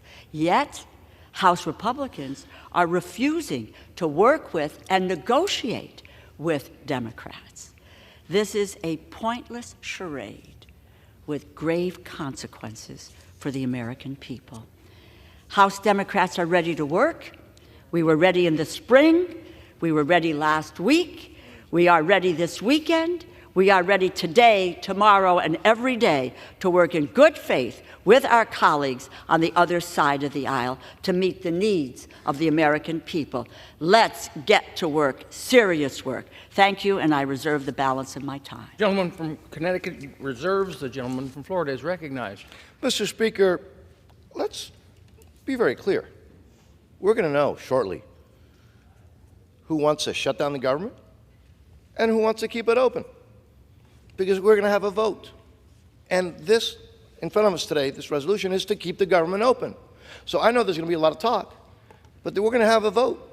And if you vote for this resolution, it keeps the government open. And if you vote against it, government shuts down Saturday night. That's not too complicated. The American people are smart. They get that.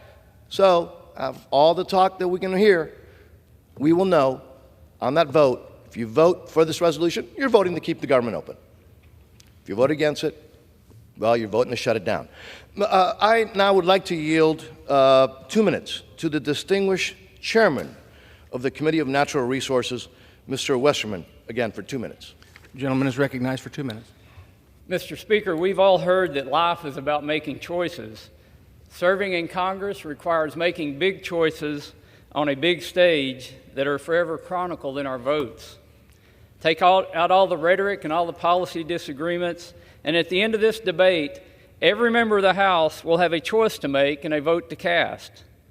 Making choices is about setting priorities. House Republicans have made it clear that cutting spending, securing the border, and keeping the government open while we finish the year-long spending bills are our priorities. It's no secret, based on previous actions, that my friends across the aisle prioritize out-of-control spending and an open border. I anticipate their priorities will outweigh their desire to keep the government open. That's their choice. Since President Biden took office, our debt has skyrocketed. Inflation is strangling our citizens. Thousands of pounds of fentanyl and millions of illegal immigrants, including more than 150 on the terror watch list, have poured over our southern border and into our communities. This immigration crisis is so bad that the Biden administration has resorted to building migrant shelters in our national parks and waiving environmental laws to do it. This has to stop. The choices are clear. The conservative solution will avoid a government shutdown, secure our borders, and will keep us on track to restore fiscal sanity.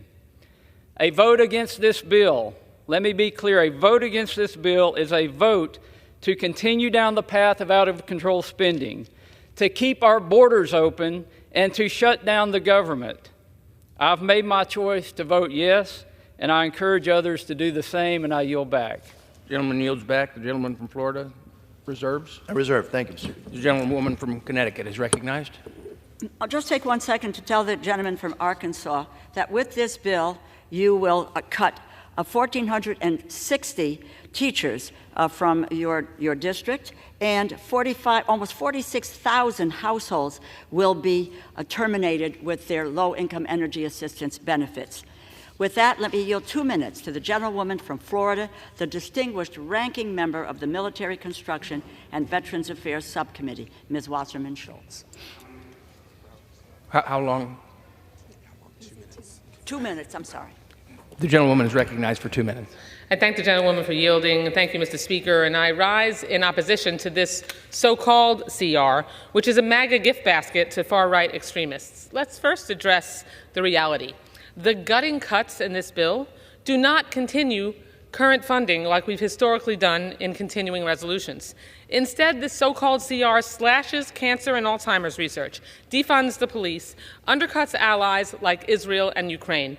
Republicans claim to care about our borders, but this invites more immigration problems. Instead of giving migrants a path to work and pay taxes, it leaves them to languish in substandard private prisons. This grab bag of budgetary garbage stands no chance of becoming law and just slingshots into a shutdown in 36 hours. A shutdown that harms everyone, from seniors and service members to this nation's most vulnerable and its very security. It snarls small business loans and trade, delays home loans, and could force federal contractors into layoffs. It's a MAGA recipe for more chaos and inflation, and my home state of Florida will feel it first. The longer it drags, the deeper the airport lines will get as TSA agents and air traffic controllers go without pay and passport processing slows down. Worse, it actually makes our military serve without pay. Don't forget, in the 2019 GOP shutdown, they forced Coast Guard members into food banks. That does not make America stronger. Instead of making communities less safe and handcuffing FEMA's recovery responsiveness, which this CR does, why don't Republicans join Democrats to fight Big Pharma and keep lowering drug prices like insulin? Instead of a shutdown that closes Social Security field offices, which this CR does, and takes food from the mouths of children, why won't Republicans join Democrats to bolster education, health care, and climate investments like Americans want? Why? Because MAGA extremists don't want to make life better for all Americans. They want to inflict pain on their own leadership, on our government, and on the American people. Why? Because it covers up their lack of an agenda, it excites their base, and throws gas on their bonfires of distraction and chaos. America deserves better than that, and so does this institution. I yield back the balance of my time. Gentlewoman, time has expired. The gentlewoman from Connecticut reserves. Yes. The gentleman from Florida is recognized. Thank you, Mr. Speaker. It's a privilege to yield to the gentleman from Texas, the chairman of the Committee on the Budget, Mr. Arrington, for 2 minutes. The gentleman from Texas is recognized. Mr. Speaker, policies have consequences. Over the last 2 years, we've seen a string of self-inflicted crises because of the policies of my Democrat colleagues and this president. Let me give you 2 examples. $11 trillion over 2 years from my Democrat colleagues, $6 trillion of which went to the national debt, all of which lit the fuse on this inflation firestorm, this cost of living crisis that is punishing working families from coast to coast. We've got to stop the spending that's bankrupting this great country of ours. This president's dereliction of duty to uphold the laws of the land, his failure to provide for a common defense, to defend our sovereign borders, and to put the safety and security of the American people first has created an unmitigated and unprecedented crisis at the border, where we are being flooded with criminal activity and drugs that are killing people, 300 a day, leading cause of death in the United States. I got a plan.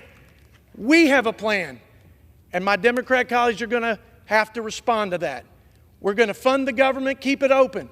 But we're going to give you measures to secure the border and prioritize the safety of the American people. And we're going to reduce the spending. We're going to save this country and our children's future while we're at it. Because that's the responsible thing to do, not only for our country and our citizens of our country, but future generations of Americans who will inherit the whirlwind if we don't start reining in this wasteful Washington spending. So I rise in support of the Republican funding bill, and I ask my colleagues to do the same. The gentleman yields back. The gentleman from Florida reserves. The gentlewoman from Connecticut is recognized. I would just like to take a few seconds here to let the gentleman from Texas know that the state of Texas will lose almost 14,000 teachers. It's going to be really tough to explain that to families when their children do not have a teacher in the classroom. In addition to that, almost 77,000 Texans will lose their low-income energy assistance benefits or have those benefits cut. It's going to be a tough time for folks come the cooler months or the warmer months for them to take advantage of this. So I think people need to be mindful of the consequences of a 30% cut, or in the case of LIHEAP, a 74% cut that they are proposing here today. That, Mr. Speaker, I yield 2 minutes to the gentlewoman from Illinois, Mrs. Ramirez. The gentlewoman from Illinois is recognized for 2 minutes. Thank you, Ranking Member, and thank you, Speaker. I cannot believe that I'm standing here again, having to remind my colleagues that we are a nation of immigrants. But you know what? I'm going to come to this podium each time my Republican colleagues have amnesia about where their families come from or try to scapegoat the immigrant community.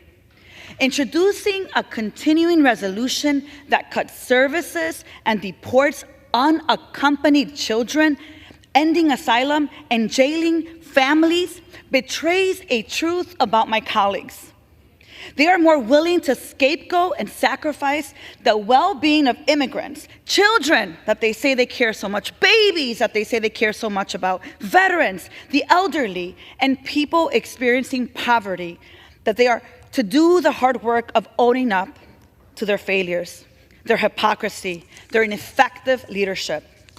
To me, it is hypocritical to target immigrants when many of the people in this chamber have reaped the benefits of immigrant labor and have become wealthy on the backs of immigrant sacrifice. Let me tell you, because my mother tells me about her journey, it takes courage to cross the border, to seek a job, or to pursue an opportunity to raise your children in safety. The courage of our people stands in stark contrast to the cowardice of my colleagues. There's nothing people-centered about this Republican CR. There's nothing noble or redeeming about it. It's time for a clean CR that does not scapegoat the people this nation has been built on. And let's stop indulging on the cowardice of my colleagues. And for this reason, Speaker, at the appropriate time, I will offer a motion to recommit this bill back to committee. And if the House rules permitted, I would have offered the motion with an important amendment to my bill. That amendment would strike the section that makes 30% cuts across the board. I ask unanimous consent to enter the record and to the amendment. The gentlewoman's time has expired. And I hope my colleagues will join me. I yield back. Without objection, the request is granted. Reserve. Woman from Connecticut reserves. The gentleman from Florida is recognized. Thank you, Mr. Speaker. I would remind my colleagues in the House and the American people that just last year, 900 immigrants died trying to cross the border. That is not humane. That is insane. And that we are not willing to look away and tolerate in the name of what? No, that is what is intolerable. And I will not be lectured, Mr. Speaker, when 900 migrants died trying to get to the United States, and when there are thousands of children who are now missing that were supposed to be taken care of by the United States federal government, you don't hear about that. That is not humane. This legislation puts an end to that insanity. Mr. Speaker, I now am honored to yield to the gentleman from Ohio, the chairman of the Committee on Judiciary, Mr. Jordan, for 2 minutes. I think the gentleman from Ohio is recognized for 2 minutes. Thank you, Mr. Speaker. I thank the gentleman for yielding. Look, the fiscal year ends in 36 hours. This bill funds the government. We have a $2 trillion deficit, $33 trillion debt. This bill cuts spending. We have a border that's wide open. This bill secures the border.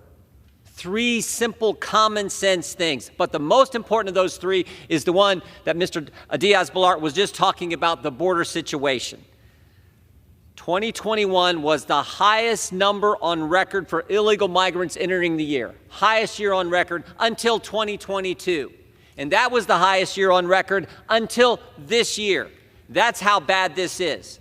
And here's the important point, It's not just conservatives. It's not just Republicans talking about securing the border. The mayor of New York said the migrant, quote, the migrant crisis will destroy New York City. Everyone in the country knows what needs to be done. This bill does it in a common sense way, reasonable cuts in spending to deal with the huge deficit we got, but most importantly, addresses the most pressing issue we have. The most pressing issue in the country today is the border situation. And everyone in the country knows it, it seems, except Democrats in the United States Congress. I urge a yes vote. The gentleman yields back. The gentleman from Florida reserves. The gentlewoman from Connecticut is recognized. I would just take a second to let the gentleman from Ohio know that 232,000 people in Ohio will be without low-income energy assistance benefits.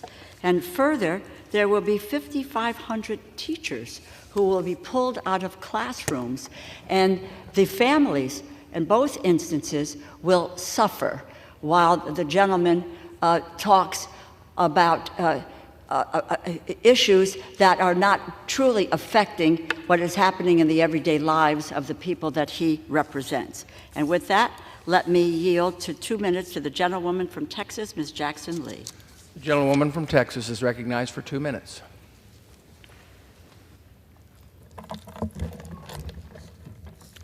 Let me take a moment to offer my deepest sympathy to the people of California, her family, and the people of this nation for the passing of Senator Feinstein. This is a serious moment in history. This is a serious moment for patriots and persons courageous enough to do the right thing. I started out this morning by saying it will be the American people that will suffer, but it'll be my neighbors in Houston and my fellow Texans. We have a solution, and I think it should be very clearly stated. What my friends on the other side of the aisle are arguing, they're arguing chaos and confusion. They're arguing no solution. They're shouting from the top of their lungs to be heard and to generate excitement and social media. But we have a very calm solution. The Senate has voted 77-19 to put forward a reasoned extension, keeping the funding as it is, making sure our military is being paid, not cutting off women and children from supplemental nutrition. These are infants we're talking about. And taking care of communities like the firefighters in the West who are suffering after fighting fires and other natural disasters. They have a CR. It will come here. It has a privileged status. That status will allow us to vote. The government will be open, and then the engagement on issues that are in disagreement or agreement could be worked. But if we continue this shrill talk and don't reasonably act courageously as patriots and to be able to stop the suffering of the American people, we'll have 50,000 pounds of cocaine because we won't have Customs and Border officers. The gentlewoman is recognized for additional 30 seconds. We'll have 110,000 of your children where parents are going to work will have no Head Start slots. 65,000 children will not have access to child care. 60,000 seniors will be robbed of nutrition programs. Then we'll have 2.3 million women and infant and children, as I said, without WIC. No educational dollars, fewer teachers, 4,000 fewer safety inspections, and we will be undermining law enforcement. So if anyone wants to be shrill, here's a solution. Bring the temperature down, pass the Senate CR, open the doors, and stop these draconian cuts because you're hurting the American people and my fellow Houstonians. I yield back. Time has expired. The gentlewoman from Connecticut reserves. The gentleman from Florida is recognized. Thank you, Mr. Speaker. I'll remind everyone what we're talking about today. This keeps the government open, it secures the border, and it, frankly, reduces wasteful spending. That's what we're dealing with here. It is a real pleasure to now yield to the gentleman from Texas, Mr. Roy, 2 minutes. The gentleman from Texas is recognized for 2 minutes. I thank my friend from Florida. I rise in support of this legislation. strongly in support of this legislation. This is legislation that will make sure our troops are paid. It will make sure that our military can continue to do its job. It will make sure that our border is secured. And it will simply return funding to the federal bureaucracy to pre-COVID levels. That's what we're talking about here. That's what my colleagues on the other side of the aisle are so up in arms about, that we must have a bureaucracy bloated with massive expenditures in a post-COVID universe, or your life as you know it is going to end. When the Declaration of Independence was written, when our unalienable rights to life, liberty, and the pursuit of happiness were drafted, those rights did not emanate from this floor. That pursuit of happiness did not come from this floor or anywhere in this building, because this building didn't exist. It didn't come from Congress because Congress didn't exist. The fact is that no matter what happens heading into this weekend, whatever the result, there are 50 state governments that are continuing to operate. There are 3,000 county governments operating. There are 20,000 city and municipalities with governments operating, 12,000 independent school districts, because we have a federal system of government. And we are supposed to take care of ourselves and our families and our communities. We are not supposed to bankrupt our country and to devalue the dollar and to drive up inflation such that the American people can no longer afford to live. And that is what my colleagues on the other side of the aisle are doing with blank checks, with more borrowing, more taxing, more spending, destroying the future of this country. That stops now. We stand up on this side of the aisle for sanity and a secure border. I support this legislation, and I yield back. Gentleman yields back. I reserve, Mr. The gentleman from Florida reserves. The gentlewoman from Connecticut is recognized. I find it hard to believe that the gentleman from Texas believes that wasteful spending is on teachers who really teach our youngsters, and 14,000 of them will be gone in the state of Texas. I find it hard to believe that it's wasteful spending to deal with 77,000 people who will lose their LIHEAP benefits.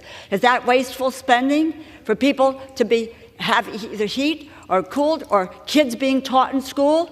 Let's talk about wasteful spending and the tax cuts my colleagues on the other side of the aisle are willing to give the richest 1/10% of the people in this country and the richest corporations, and tax cheats, I might add, as well. I yield 2 minutes to the gentleman from New York, the distinguished ranking member of the Legislative Branch Committee, Mr. Espaillat. The gentleman from New York is recognized for 2 minutes. Thank you, Mr. Speaker. Madam Chair, I ran in strong opposition to H.R. 5525, the so-called Spending Reduction and Border Security Act. You want border security, Mr. Speaker? Let's do comprehensive immigration reform. Let's do it the way Ronald Reagan did it. Back in the day when he looked at everybody, all the families, and allowed them in so they can work and contribute to our economy. This is a reprehensible and unreasonable spending bill that slashes critical resources from working class families. House Republicans are defunding law enforcement. The so-called party of public safety is now defunding law enforcement. So if something is happening in your district, if something is happening in your neighborhood, and you call the police and they're late, blame these cuts on law enforcement. Their response time will be impacted dramatically. Social Security offices will be closing. Yes, I've seen the lines going around the block with seniors as early as 6 o'clock in the morning. Guess what? They will be closing and taking food out of children's mouth and families' mouth, impacting Title I schools with poverty levels unseen before poverty levels, and Title III students, English language learners, and taking thousands upon thousands of teachers out of the classroom. Is this the way to avoid a shutdown? This is a way to hurt families, working class families, middle class families that depend on these vital programs, Mr. Speaker, to survive and move forward. Nearly 150,000 teachers and service providers will be removed from the classroom, serving low-income students and students with disability. In addition to that, approximately 275,000 kids will lose access to Head Start, Head Start, the only surviving program from the 60s that gives a Head Start to children, will be cut. Mr. Speaker, I yield back. The gentleman yields back. The gentlewoman from Connecticut reserves. The gentleman from Florida is recognized. Thank you, Mr. Speaker. Now it's a privilege to yield to not only a friend, but a neighbor of my district in the great state of Florida, Mr. Donalds, for 2 minutes. The gentleman from Florida is recognized for 2 minutes. Thank you, Mr. Speaker. $2 trillion deficit, $33 trillion in debt, and Washington just wants to continue to grow. 20% inflation year over year, crippling every family in our country, and 8% mortgage rates, squeezing our real estate market. And Washington just wants to grow and grow. Our cities are overrun with migrants because of the reckless policies of the President of the United States, and fentanyl is killing 85,000 Americans year over year. And the congressional Democrats refuse to secure the border. Mr. Speaker, enough is enough.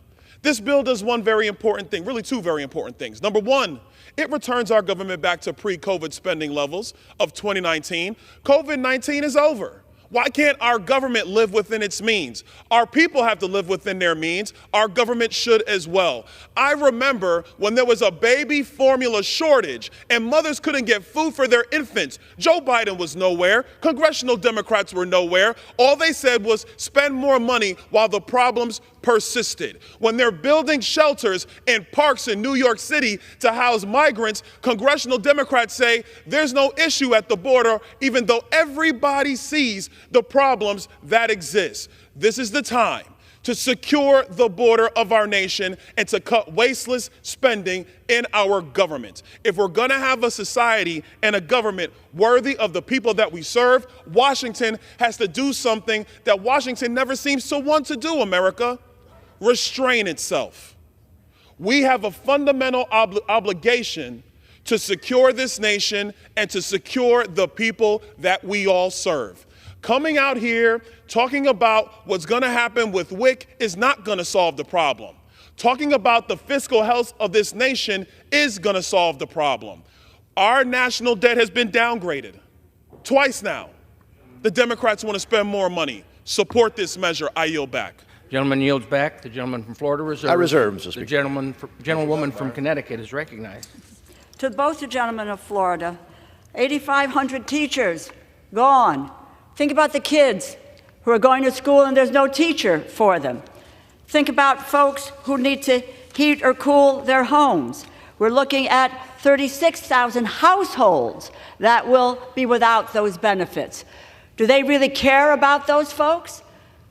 Probably not. And as someone, as a Democrat who took the lead on the infant formula crisis, I don't know where my colleague was during that crisis, and called to attention a company that knowingly sold tainted product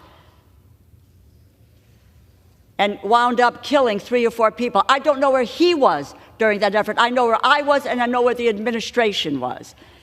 That, let me provide 2 minutes to the gentleman from Mississippi, the distinguished ranking member of the Homeland Security Committee, Mr. Thompson. The gentleman from Mississippi is recognized for 2 minutes. Thank you very much, Mr. Speaker, and I thank the gentlelady from Connecticut for the time. I rise today in strong opposition to H.R. 5525, a bill more designed to appease the extreme MAGA wing of the Republican Party than to stave off a government shutdown.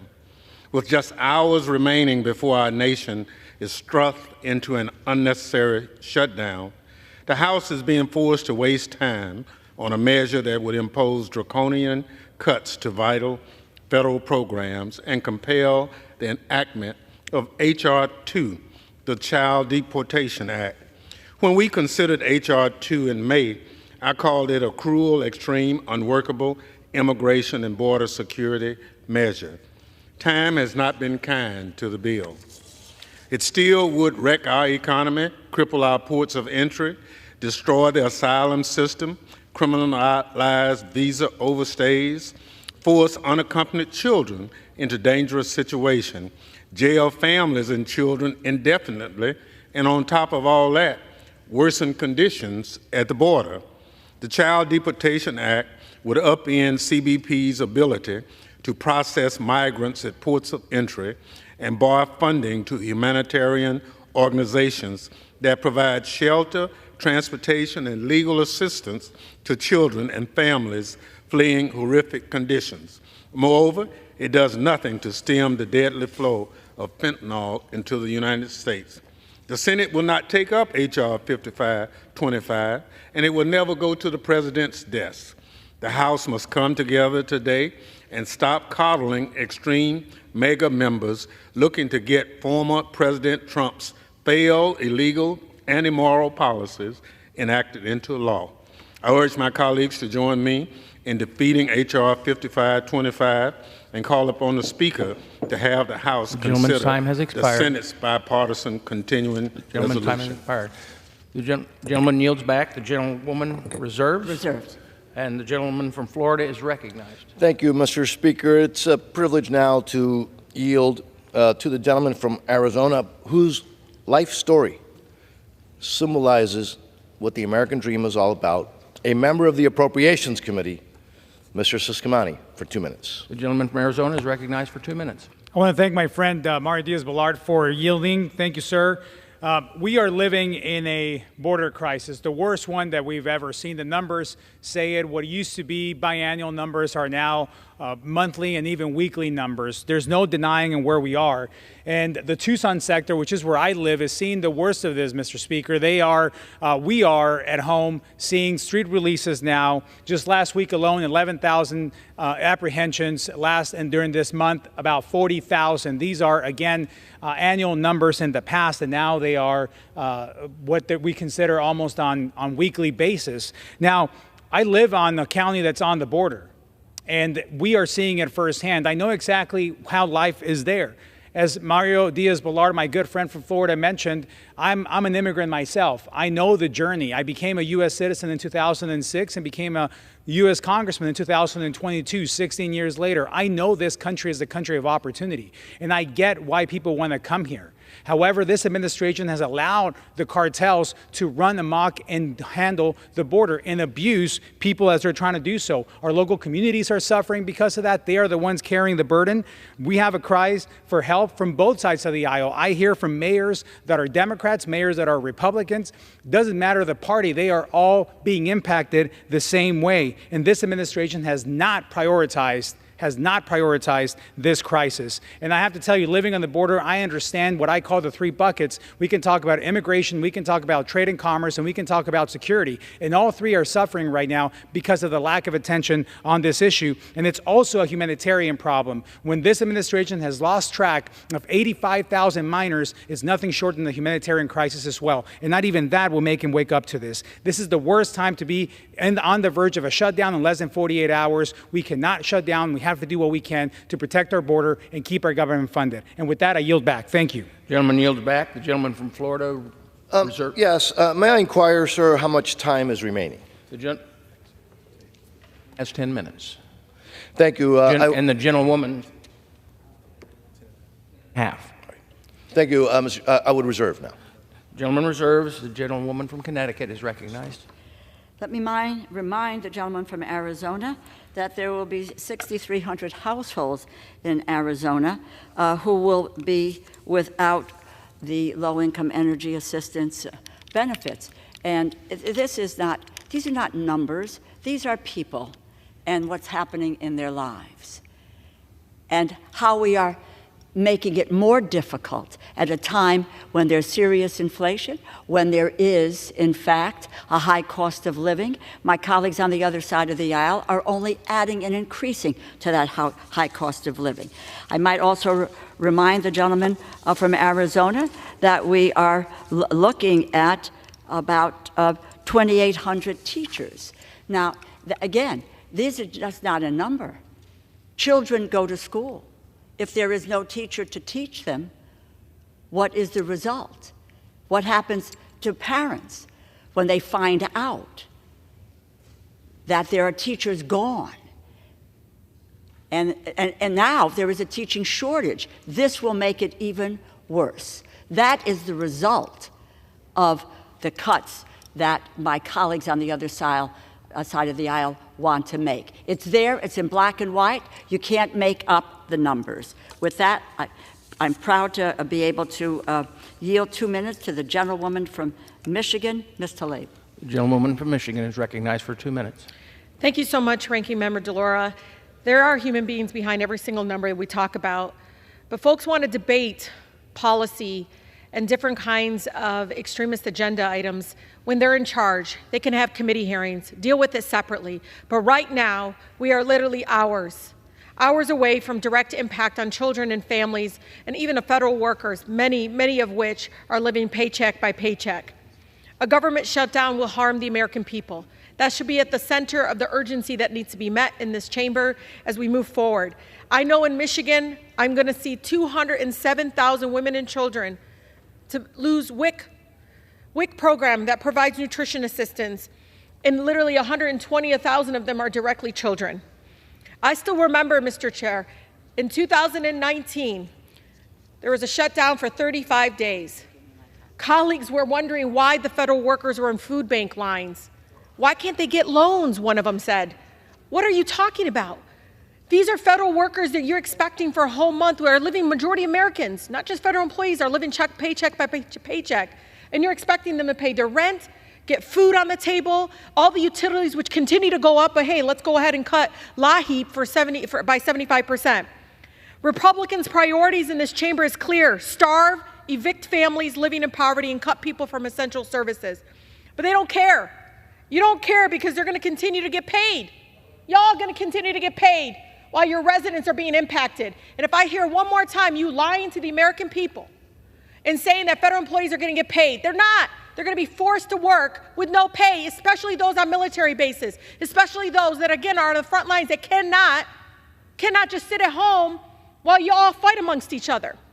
It's time for Republicans to stop playing these games with the American people's lives. They know this is an extremist bill. Many of them know that it's not going to go anywhere. The American people, Mr. Chair, deserves better.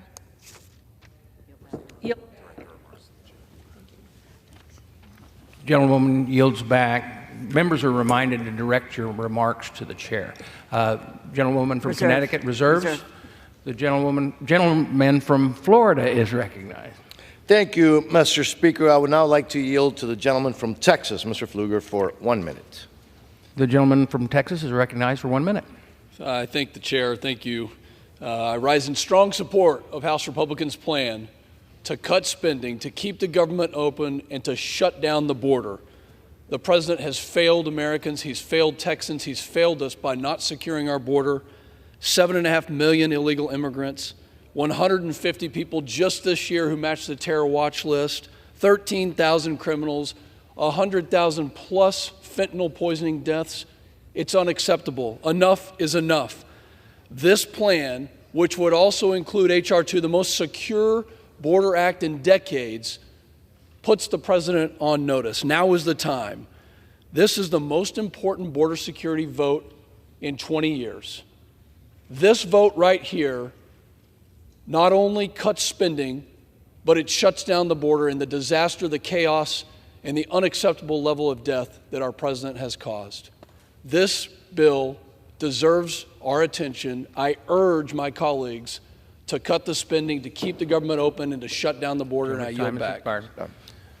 I reserve. The gentleman reserve. From Florida reserves. The gentlewoman from Connecticut is recognized. I remind the gentleman from Texas that the eyes of the people of Texas are upon you when you're thinking about really 77,000 seniors, kids without any benefits from the Low-Income Energy Assistance Program, and also 14,000 teachers who will be gone from Texas schools.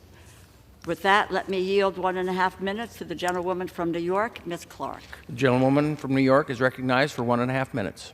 Mr. Speaker, I rise on this day in opposition to the continuing resolution, which includes the Republican extreme and restrictive immigration and border security legislation, H.R. 2. This cruel legislation would force draconian restrictions and punishments on migrants and asylum seekers and set America's immigration priorities back decades. This bill would damage the asylum system, a process millions upon millions of vulnerable and desperate people and families have long depended on for their safety and their future. Instead of putting forth legislation that can pass the Senate and avert a government shutdown, extreme Republicans would rather hold an economy and border security hostage, throwing millions of lives into a tailspin.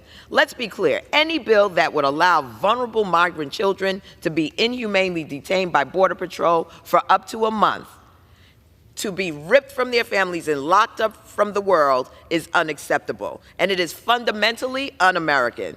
To treat innocent people who are looking for a better life in our nation with such contempt, such vitriol, such callousness, while also putting American families vulnerable to put food on their tables, that's not leadership, it's called cowardice. Every American, no matter how long their families have called this country their own, should be outraged at the GOP embracing the Trump administration's failed and immoral border policies to keep the government open. Time has expired. I yield back the balance of my yields time. back. The gentlewoman from Connecticut reserves. The gentleman from Florida is recognized. Thank you, Mr. Speaker. I now yield to the gentleman from South Dakota, an author of this bill, Mr. Johnson, for 2 minutes. And the amount of time you're 2 minutes. The gentleman is recognized for 2 minutes. Mr. Speaker, as you know, so often around here we vote on half measures, narrow bills that at best address one issue in only a modest way. This is not that bill. This is an opportunity in one vote to shut the border, to keep the government open, and to reduce spending. The 5 conservative leaders who with me crafted this proposal knew that bold action was needed.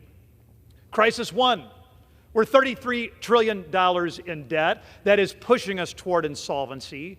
That number has grown by 50% in just the last 4 years. This bill puts us back on the right track and cuts billions of spending, even just in the next month. Number 2, a shutdown accomplishes nothing. It does not save a nickel. In fact, it costs the American taxpayers billions. This stopgap funding measure makes sure our government stays open. And number 3, 1.8 million illegal crossings at our southern border is unacceptable. This bill puts into place the policies that we know work to secure our border. Mr. Speaker, I'll admit to not understanding fully those who oppose this bill. I do not understand why anyone would choose open borders over an open government. Mr. Speaker, we're here to solve problems. Chaos is not a legislative strategy. And so in a few moments, I will vote to keep the government open, to cut spending, and to secure our border. I urge my colleagues to do the same, and I yield. Gentleman yields back. Mr. Speaker, I reserve. The gentleman from Florida reserves. The gentleman from Connecticut is recognized.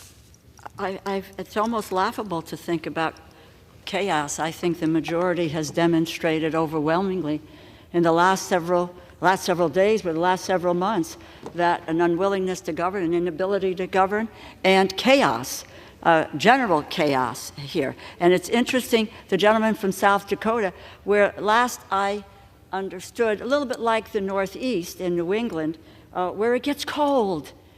It gets cold in the wintertime in South Dakota. But the gentleman is happy to see 24,000 individuals not get energy assistance, low-income heating assistance. So there may be taking up a collection of hats and coats and gloves, etc., because they're not going to get their LIHEAP benefits in a cold climate. With that, I reserve. The gentlewoman from Connecticut reserves. The gentleman from Florida is recognized. Thank you, Mr. Speaker. I'm now pleased to yield to the gentleman from Wisconsin, Mr. Grothman, for 1 minute. We're here today Wisconsin is recognized for 1 minute. Thank you. We're here today because we think the government's going to shut down on Sunday.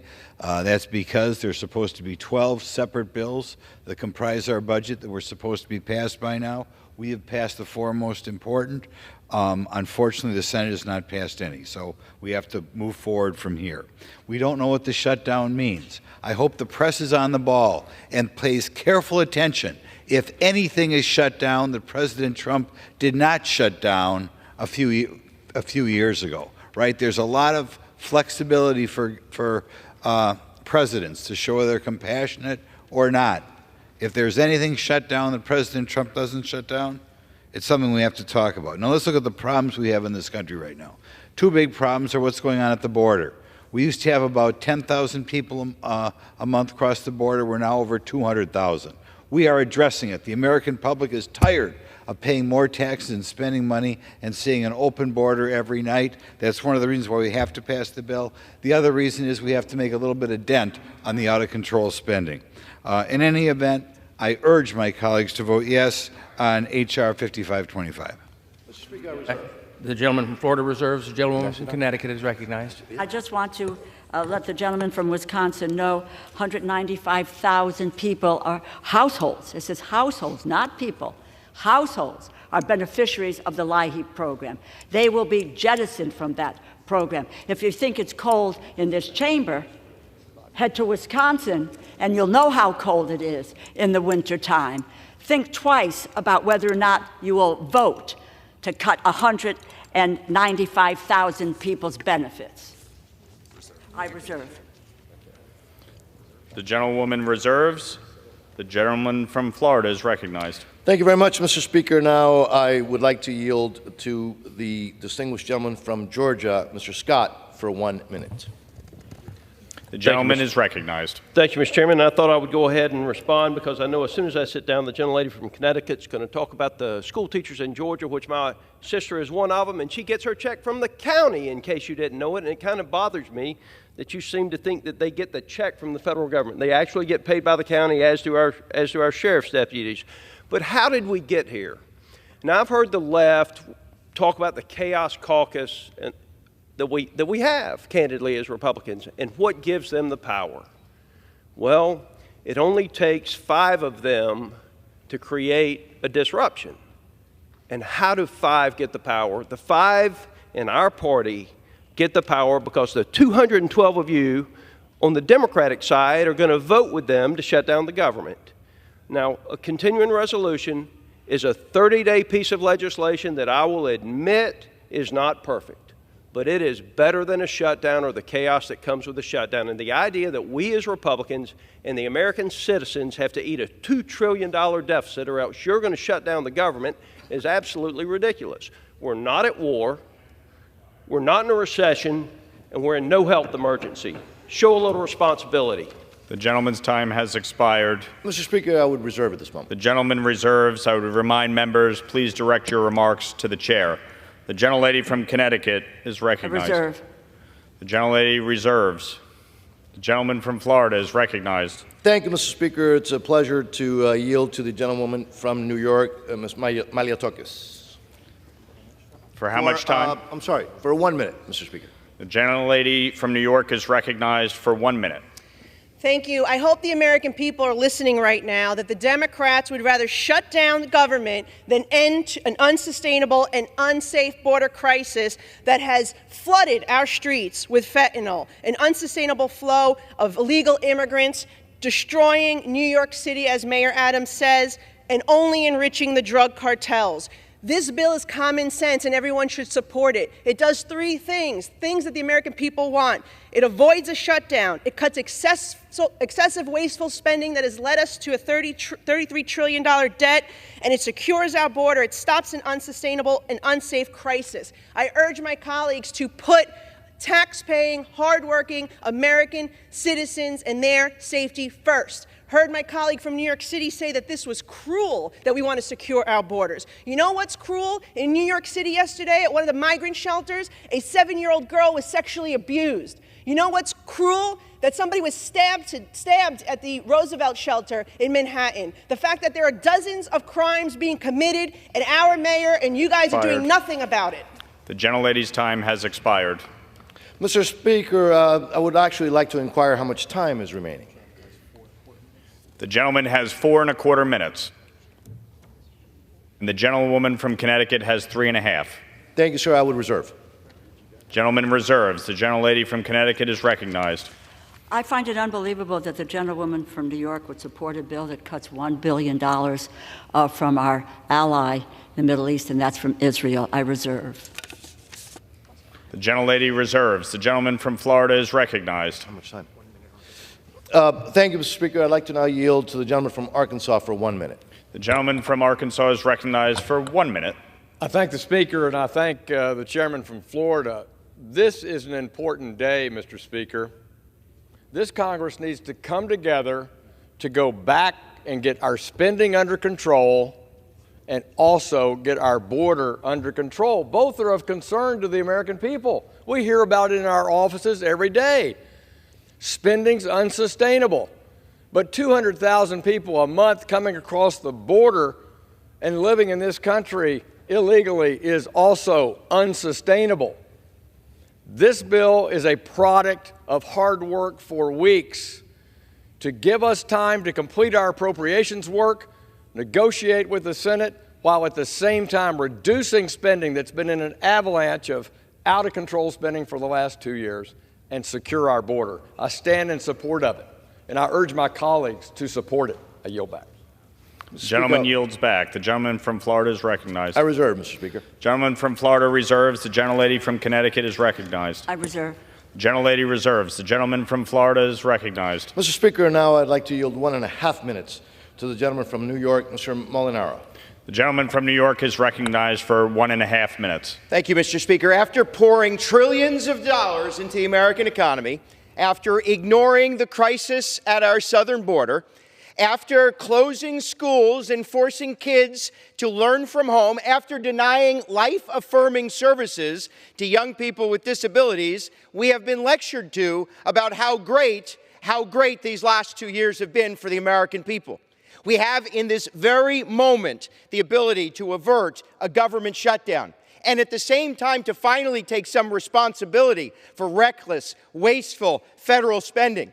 This is no excuse to pick the pockets of hard-working American families who are already overburdened because of inflation, the high cost of gas, the high cost of groceries, inability to access or find a job, running up their credit cards. We have the ability now to avert a government shutdown, control federal spending, and secure the border.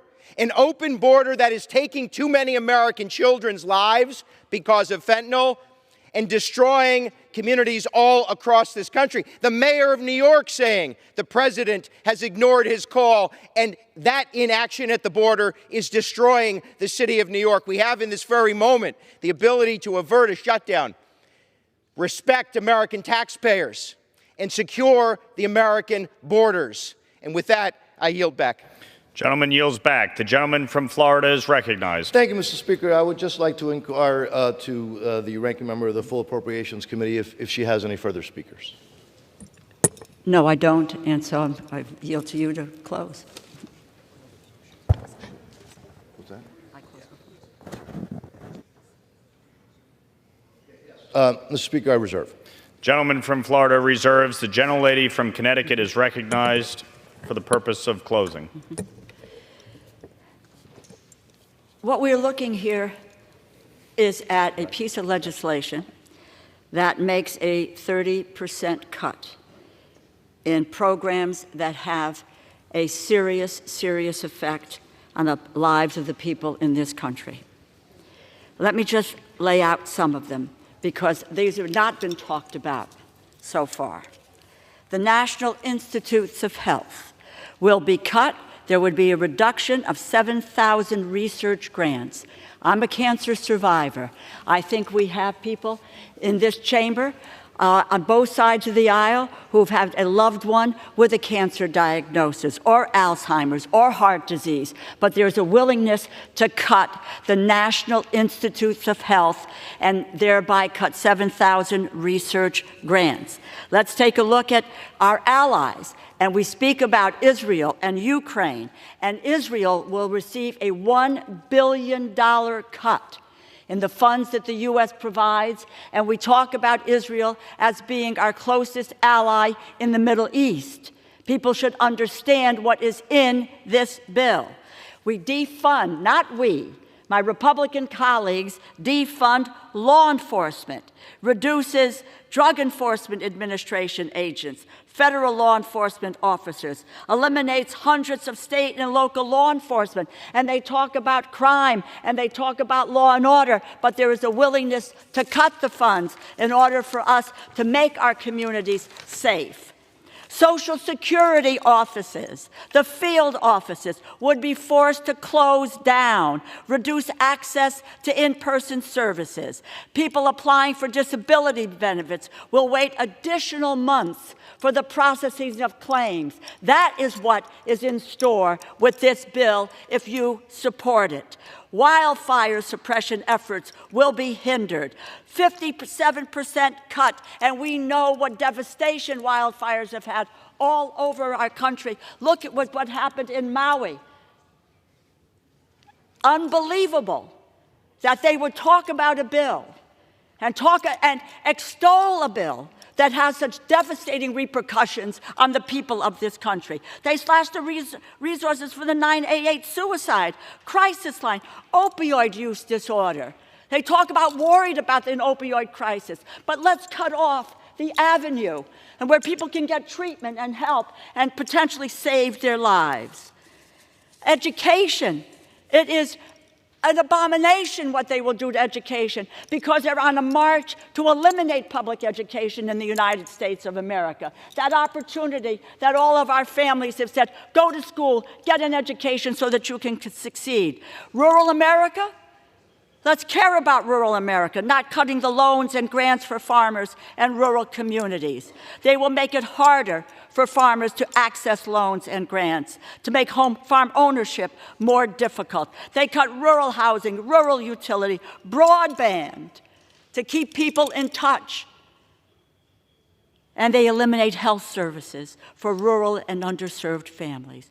2 million vulnerable individuals and families will lose access to health care services. They take food out of the mouths of children, families, and seniors. Mr. Speaker, there needs to be a no vote on this irresponsible continuing resolution. I yield back the balance of my time. The gentleman from Florida is recognized. Mr. Speaker, thank you so much. Oh, so many words. So allow me, Mr. Speaker, to cut through the chase. We have a choice right now. Vote yes to keep the federal government open, to control inflation-causing overspending, and to secure the southern border. That's a yes vote. Or vote no to shut down the federal government, to keep the narco cartels in control of the southern border. This is pretty simple. You know, government likes to complicate things, and politicians, we like to try to obfuscate reality. This is very simple. We have a choice. I ask our colleagues to do the responsible thing, secure the border, stop out-of-control inflation-causing spending, and yes, keep the government open by voting yes. I yield back, Mr. Speaker. The gentleman yields back. All time for debate has expired. Pursuant to House Resolution 741, the previous question is ordered on the bill as amended. The question is on engrossment and third reading of the bill. Those in favor say aye. Aye. Those opposed, no. The ayes have it. Third reading. Bill making continuing appropriations for fiscal year 2024 and for other purposes. For what purpose does the gentlewoman from Illinois seek recognition? Mr. Speaker, I have a motion to recommit at the desk. The clerk will report the motion. Ms. Ramirez of Illinois moves to recommit the bill H.R. 5525 to the Committee on Appropriations. Pursuant to Clause 2B of Rule 19, the previous question is ordered on the motion to recommit. The question is on the motion. All those in favor say aye. Aye. Those opposed, no. The noes have it. The motion is not agreed to. Mr. Speaker, I ask for the yeas and nays. The yeas and nays are requested. Those favoring a vote by the yeas and nays will rise. A sufficient number having risen, the yeas and nays are ordered. Members will record their votes by electronic device. Pursuant to Clause 9 of Rule 20, the chair will reduce to 5 minutes the minimum time for electronic vote on the question of passage. This is a 15-minute vote.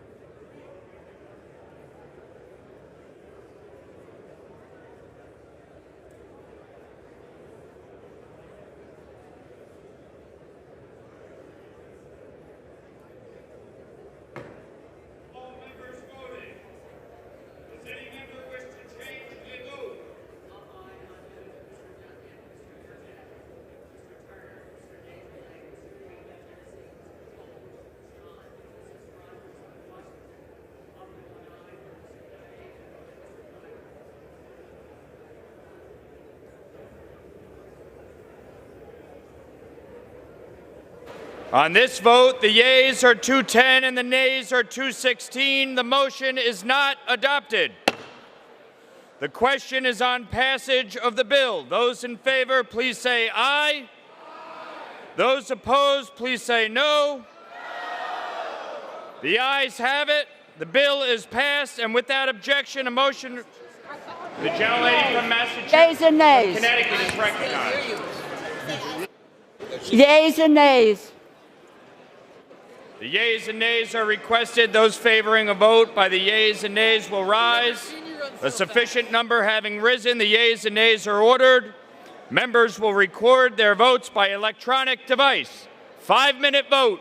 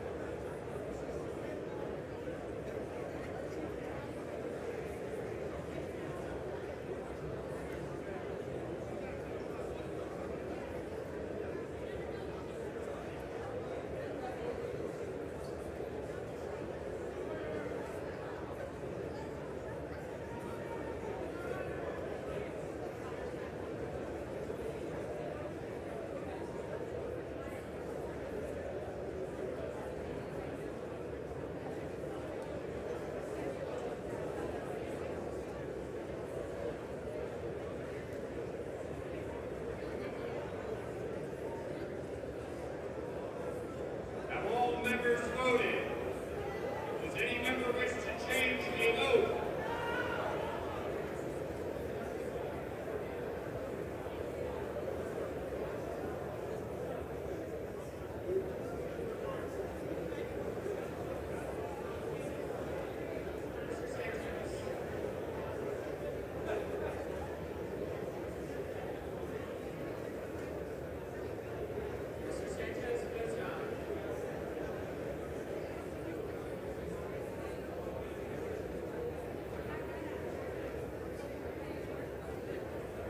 On this vote, the yeas are 198, the nays are 232. The bill is not passed. Without objection, a motion to reconsider is laid on the table.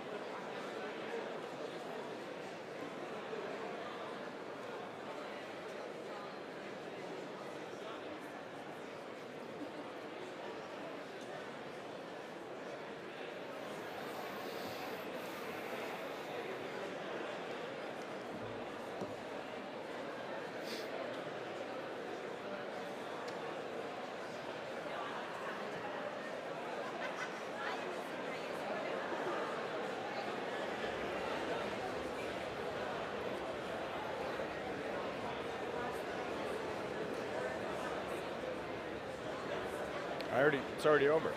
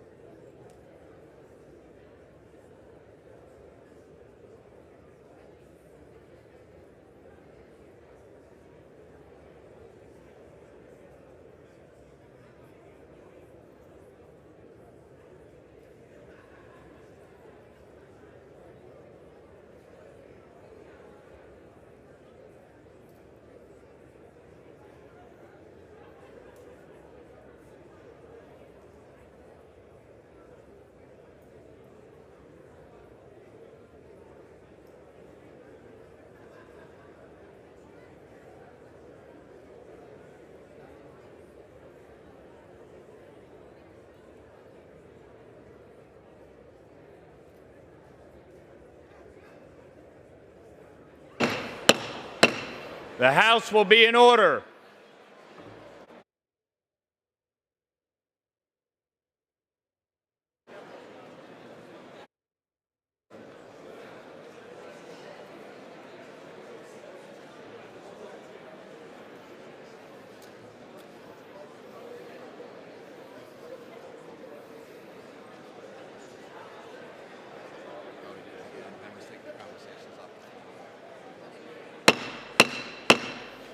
The House will be in order. Members, please take your conversations off the floor.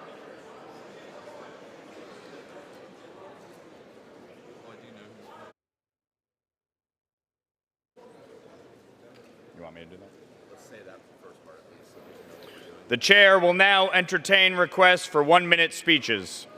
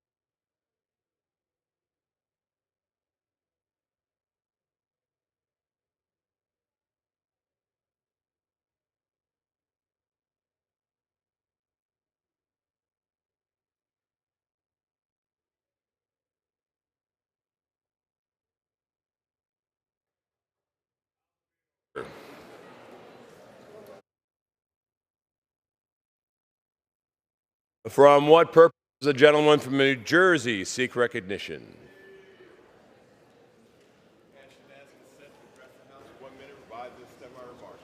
Without objection, the gentleman from New Jersey is recognized for 1 minute.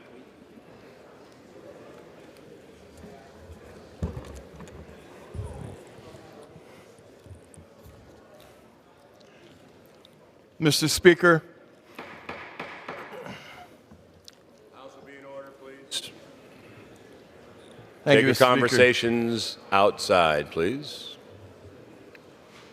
The Mr. gentleman Speaker. from New Jersey will continue. Thank you. Mr. Speaker, I rise today to honor the late U.S. Senator Dianne Feinstein. As a senator, she served the people of California for 31 years, and she was the longest-serving female senator in American history. Senator Feinstein was a true trailblazer. She was the first woman elected to the San Francisco Board of Supervisors. She was the first woman elected to serve as San Francisco's mayor. And as a senator, she was the first woman to chair the powerful Senate Rules and Senate Intelligence Committees. Senator Feinstein leaves a legacy of incredible accomplishment. She wrote the popular assault weapons ban in 1994, a ban that we need to reintroduce today. She helped create the nationwide Amber Alert system to help communities find abducted children. And she helped reauthorize the Violence Against Women Act. She was a strong advocate for women and the betterment of all Americans, and she will truly be missed in the Senate and in California. And with that, Mr. Speaker, I yield back. For what purpose does the gentleman from New York seek recognition? Without objection, the gentleman from New York is recognized for 1 minute.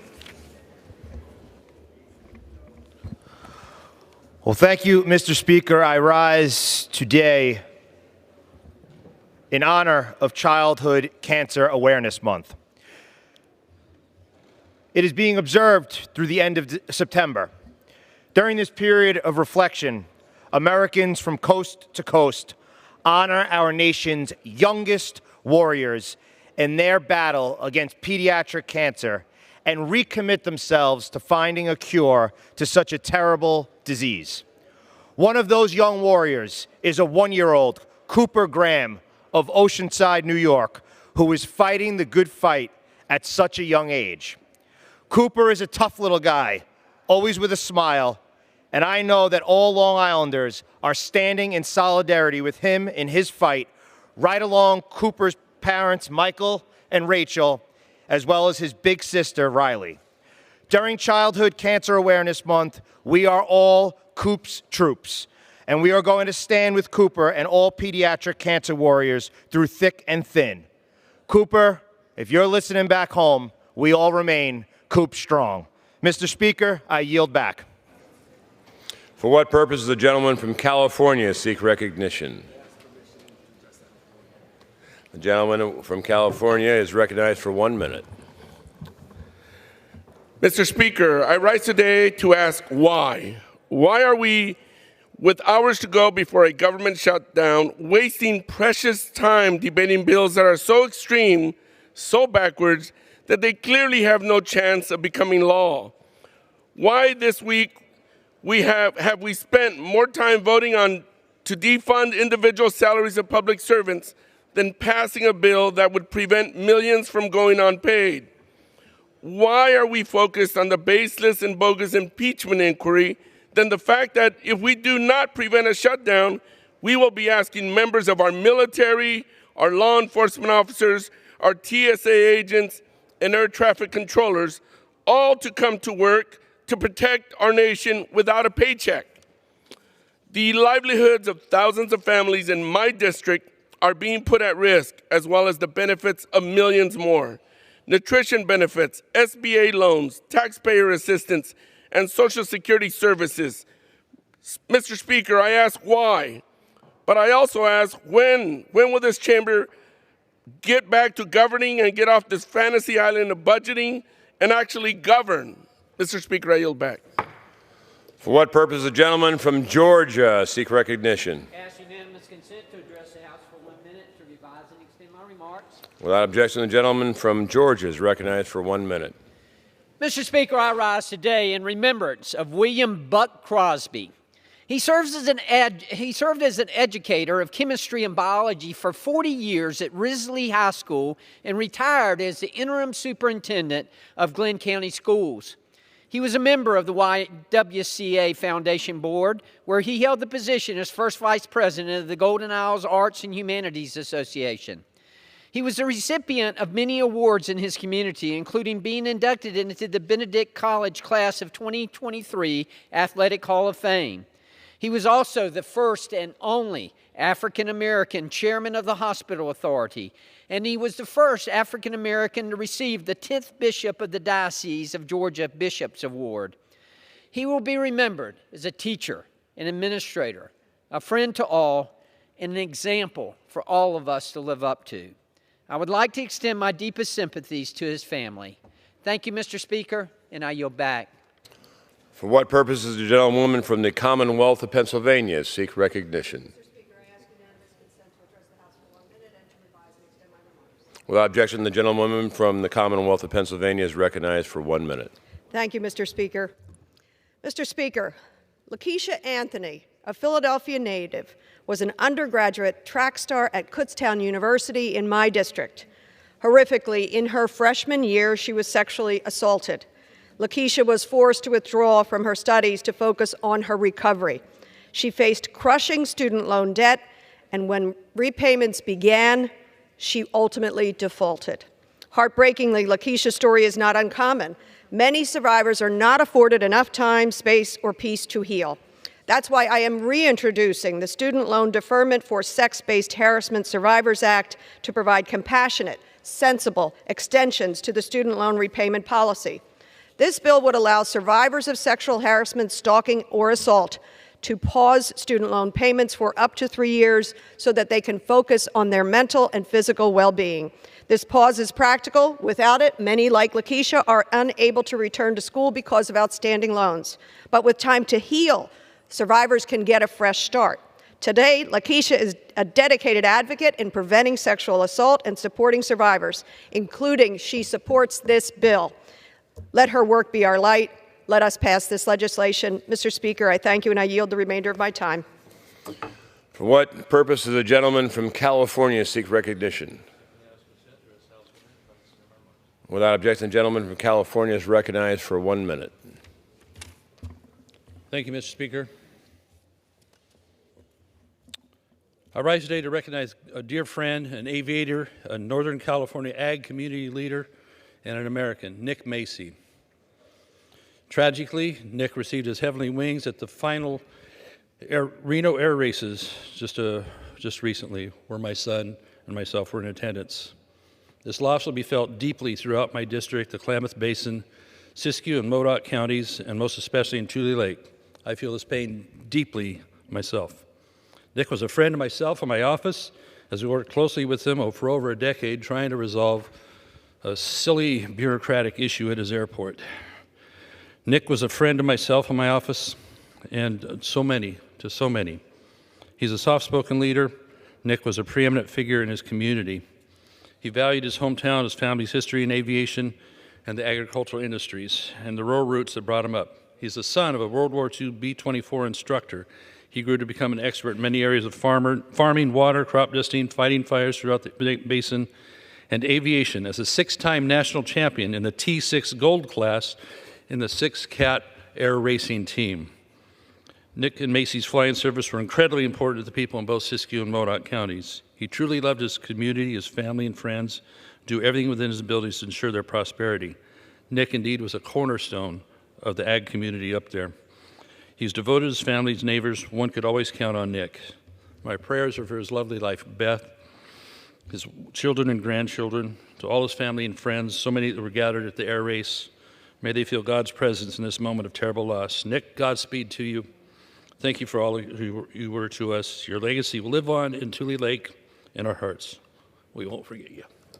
For what purpose does the gentlewoman from the great state of Ohio seek recognition? Mr. Speaker, I request unanimous consent to address the House for 1 1 minute and to extend and revise my remarks. Without objection, the gentlewoman from the great state of Ohio is recognized for 1 minute. Thank you, Mr. Speaker. While extremists threaten to shut down the government if they don't receive reckless cuts to vital programs, families in Ohio's 13th congressional district, programs that families in 13th congressional district rely on, like Social Security, K-12 education, and nutrition assistance, I am committed to funding the government and keeping these critical services running. My constituents are worried about how they will pay their bills or put food on the table if the government shuts down. That's why I introduced 2 bills last week, the Pay Our Military Act and the Feed Our Families Act. Both put people over politics to protect American livelihoods in the case of a government shutdown. The bipartisan Pay Our Military Act would ensure our service members, people who sacrifice every day to keep our country safe, aren't forced to serve without pay. And the Feed Our Families Act would ensure no family who relies on SNAP benefits goes hungry during the shutdown. House Republicans can easily prevent a government shutdown by simply upholding their end of the bipartisan budget agreement. But if they won't, I remain committed to Ohio's 13th congressional district and our country. It's time to stop the political games, put the American people first, and fund our government. But in the event that extremists won't, which it seems like they won't based on the shenanigans and utter foolishness of today, I encourage my colleagues to support and put on the floor the Pay Our Military Act and the Feed Our Families Act. The gentlewoman's time has expired. For what purpose does the gentleman from Illinois seek recognition? Seek unanimous consent to address the House for 1 minute. Without objection, the gentleman from Illinois is recognized for 1 minute. Well, with the failure of that last vote, we are now less than 2 days away from shutting down the entire United States government, not because we don't have a path forward, but because the party of Lincoln has been captured by the spirit of Yeats. The best of you lack all conviction, and the worst are filled with passionate intensity. Extreme Republicans with passionate intensity are choosing to destroy all that makes America great, while their moderate enablers sit meekly, lacking the conviction to oppose. So my question is, do any of you have a plan to land this plane? Because it seems weird that you skipped that part of flight school. Because less than 2 days from now, every single American is going to feel the pain of this crash. Every soldier who wants to get paid, every woman who wants food assistance for her child, everybody who needs housing support, everybody who is wondering if the train they are riding on has been inspected. We don't have to be here, Mr. Speaker, but we need some of you, any of you, to stand up. I yield back. For what purpose does the gentlewoman from California seek recognition? Without objection, the gentlewoman from the great state of California is recognized for 1 minute. Thank you, Mr. Speaker. We are less than 34 hours from a Republican government shutdown. This is not the time for political theater or political grievances. We are spiraling toward a shutdown that would devastate thousands of working families that I represent throughout California's Inland Empire. If extremist Republicans are allowed to continue their theatrics, over 4,000 federal employees in my district, mothers, fathers, caretakers among them, could miss their next paycheck. TSA agents at Ontario International Airport will have to work without pay, and over 25,000 women and children who rely on federal food assistance could miss their next meal. It's beyond hypocritical that Republicans want to cut benefits for hardworking families while making it easier for billionaires to cheat on their taxes. My Republican colleagues, we need to get serious about governing or get out of the way. I yield back. For what purpose does the gentlewoman from North Carolina seek recognition? To address the House for 1 minute and revise and extend my remarks. Without objection, the gentlewoman from the great state of North Carolina is recognized for 1 minute. Thank you, Mr. Speaker. I rise today to condemn the impending government shutdown and House Republicans' refusal to set politics aside for the good of the American people. Rather than working across the aisle with Democrats to fund government, like the Senate, my Republican colleagues are threatening a catastrophic shutdown unless their extreme demands are met. Make no mistake. A government shutdown is entirely preventable. Extreme Republicans in the House are choosing to put politics over the American people. A government shutdown threatens the lives and livelihoods of our service members, small business owners, children and families who rely on Head Start and WIC, and so many more. Mr. Speaker, with only 1 day left until the government funding runs out, House Democrats are willing to work across the aisle to keep government open. It's time for Republicans to do the same for the American people. Thank you, Mr. Speaker, and I yield back. For what purpose does the gentlewoman from Georgia seek recognition? Mr. Speaker, I ask for unanimous consent to address the House for 1 minute and to extend and revise my remarks. Without objection, the gentleman from the great state of Georgia is recognized for 1 minute. Mr. Speaker, I rise today to celebrate America's longest living president and one of Georgia's finest, President Jimmy Carter, who is turning 99 years young.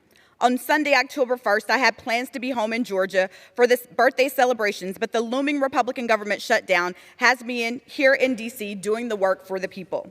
President Carter has led a distinguished life, winning a Nobel Peace Prize, eradicating diseases, and uplifting the lives of millions of marginalized people. But he will probably say that his most important accomplishments are his Christian faith as a member of Maranatha Baptist Church, marrying his beloved wife Rosalind, raising a strong family, building houses with Habitat for Humanity, and being one of the best peanut farmers in the land. For me, President Carter is an inspiration. My husband Leslie and I even named our son Carter after this great president. And I strive every day to make sure that my Carter Cakes has the same humility and commitment to service as his namesake. The best birthday gift that President Carter could receive from us would be us all working together to make the world a better place for the most marginalized. And we can do that by following President Carter's example and building on his legacy, starting with keeping the government open for the American people. Happy 99th birthday, President Carter. Gentlewoman's Mr. Speaker, I yield time back. has expired. For what purpose does the gentlewoman from the great state of Texas seek recognition?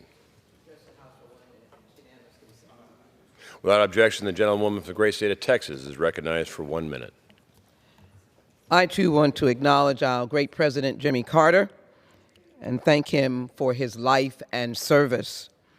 It is becoming that we stand on the floor today to be able to speak in contrast to the generosity of the Carters to where we are today, because we are supposed to be saving America.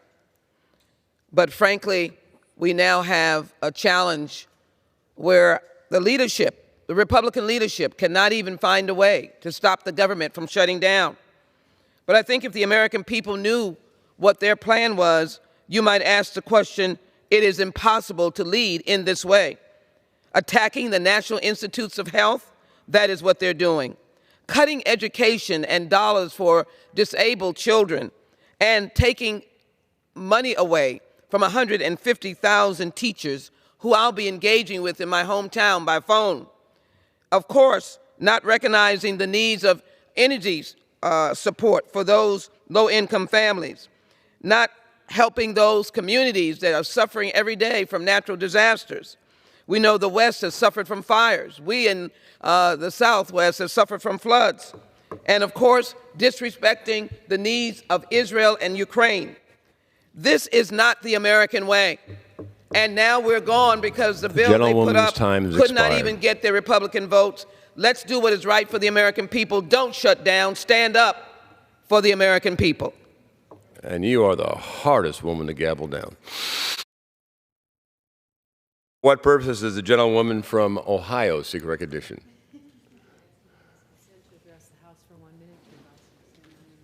Without objection, the gentlewoman from the great state of Ohio is recognized for 1 minute. Mr. Speaker, I rise to share my deepest condolences upon the passing of United Steelworkers President Tommy Conway, who passed away this past weekend at 71 years old. The steelworkers of the United States, the labor movement, and our nation have lost a true hero who helped to revitalize and reinvest in the U.S. steel industry. As someone who's spent much of my career working to save the industrial America, including in Ohio and across our country, I can say that there was no greater advocate to save this lodestar vital U.S. industry than Tommy Conway. He understood to his core what America makes and grows America, and was absolutely committed to making things in America and making sure as president of the United Steelworkers that he fought every single day to protect workers, make sure they had good pay, retirement security, and safety on the job. He was dedicated to the idea that all working people should be able to live a good middle-class way of life, something we both understood. Growing up in union households was what unions truly mean to workers and families. Moving into the middle class. Tommy will be missed by many but never forgotten, and I hope Tommy's longtime partner, Carol, his 3 sons, and 6 grandchildren are comforted in knowing how much good he has done for so many and what a great man Tommy Conway was. Thank you, Mr. Speaker, and I yield back. The chair will recognize members for special order speeches without prejudice to the possible resumption of legislative business. Under the Speaker's announced policy of January 9th, 2023, the gentleman from Arizona is recognized for 60 minutes as the designee of the majority party. Thank you, Mr. Speaker Pro Tem. As a courtesy, I'm going to yield as much time as he may consume to the gentleman from Wisconsin, Mr. Grossman, for memorial. Thank you. This week, I introduced legislation to rename the post office in Kiel, Wisconsin, after Wisconsin State Trooper Trevor Casper. Now, I know many in this body may have not heard of Trevor, but back in Wisconsin, he's not just the son of our state, he's a shining example of dedication and service. Trevor Casper was born in Sheboygan on May 21st, 1993, to parents Kevin and Deborah. He graduated from Kiel High School with the class of 2011, where he was active in wrestling, soccer, and coaching youth sports. After high school, Trevor pursued a degree in criminal justice at Lakeshore Technical College, graduating in May of 2014. During his time there, he was active in color guard and served as president of the LTC student government. It was clear that Trevor was not just interested in a career, but passionate about making a difference in his entire community. Trevor's dream was to continue his education at the State Patrol Academy, which he did, successfully graduating on December 18, 2014. Following his graduation, Trooper Casper was stationed at the State Trooper Base in Fond du Lac, where he continued to serve his community with honor and dedication. Tragically, on his first assignment, he made the ultimate sacrifice. On March 24, 2015, he was shot in Fond du Lac while apprehending a bank robbery and murder suspect. Though mortally wounded, Trooper Casper returned fire on the suspect, killing him and protecting those in the nearby vicinity.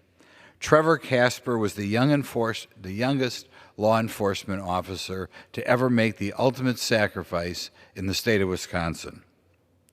His bravery in the face of danger, his commitment to upholding the law, and his willingness to protect our community were unwavering. Trooper Casper is a true hero, and he deserves to be remembered and honored for his selfless sacrifice. Renaming the Kiel Post Office in his honor is a small but meaningful gesture and will ensure that future generations see the name Trevor Casper and will hear about his great sacrifice and what a great human being he was. I yield the remainder of my time to the gentleman from Arizona. Thank you, Mr. Grossman, and I apologize to the Speaker and the body as we're sort of organizing the slides here. Mr. Speaker, and anyone that's listening, okay, so the House is in a fairly cantankerous spot right now.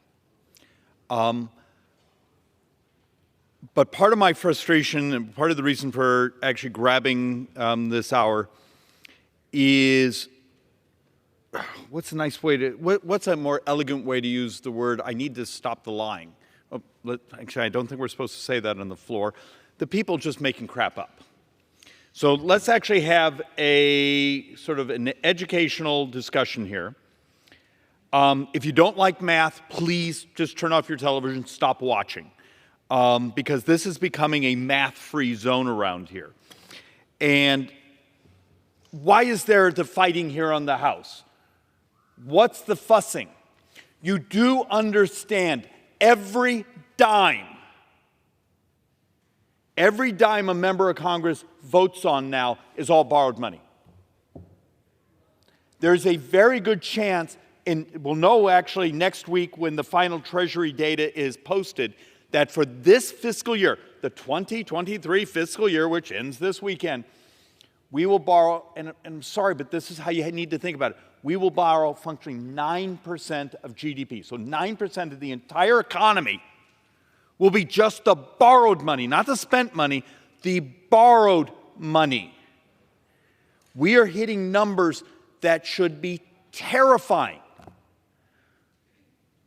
I don't know why they're not terrifying to the folks on the left. Basically, you just saw it. They just came to the microphone saying, we want more money.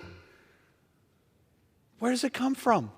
So let's actually walk through just some basic facts. And this isn't Republican or Democrat math. It's just math. And as the family's saying is, the math will always win. It may take a while, but the math will always win. So the reason for this chart, Mr. Speaker, is one more time to try to visualize. This is the 2023 budget. Okay, in that 2023 budget, here's what we call discretionary spending. This is defense and non-defense. Okay, we have 1.7 on this chart. It's actually closer to $1.8 trillion. This wedge over here is actually, let's just call it Medicare. Social Security still has its own trust fund, which is out in 9 years. So when you hear a Democrat saying, well, we don't borrow any of Social Security, you shouldn't be talking about it. The trust fund's gone in 9 years, and the recapitalization of it is brutal. But once again, our brothers and sisters on the left don't want to actually deal with the math because it's such a great campaign hit on anyone that actually cares about not doubling senior poverty in 9 years. So back to this chart. So when you look at this, you got to understand, this blue wedge is all we get to vote on. All the red, the 72% of spending we call mandatory, is on autopilot. You get that benefit because you worked your 40 quarters, you earned your Social Security benefit. You worked, a certain amount, you paid into your Medicare, you turned 65, you get that benefit. You hit a certain age. That is the vast, vast majority of the spending, and it's also, if you go from today through the next 30 years, is 100% of the future debt. It's demographics. I say this over and over and over and over, and the idiot class around here who wants to say, no, it's Republicans not willing to tax people more. Stop it, because I'm going to walk you through all the Democrat tax proposals and show you how little of GDP it creates, even at tax maximization. There's this concept of, at this rate, you maximize tax receipts without rolling over and the economy and rolling over the fall of receiving less tax receipts. So I'm going to show you the math on maximizing. It's nowhere near what the Democrats keep telling you, and it's really crappy economics. So one more time, this board is incredibly important. You want to know why there's fussing around here. It's all borrowed now. And what's happened in the last couple months interest rate-wise? Think of this as just a thought experiment. August 1st till today, the movement in interest rates, just that movement in interest rates, is about $50 billion of interest next year. We're borrowing over $6 billion a day. That is functionally, let's take a look here. If you take a look at our borrowing over the last 12 months, it's $72,932 a second. $72,000 a second.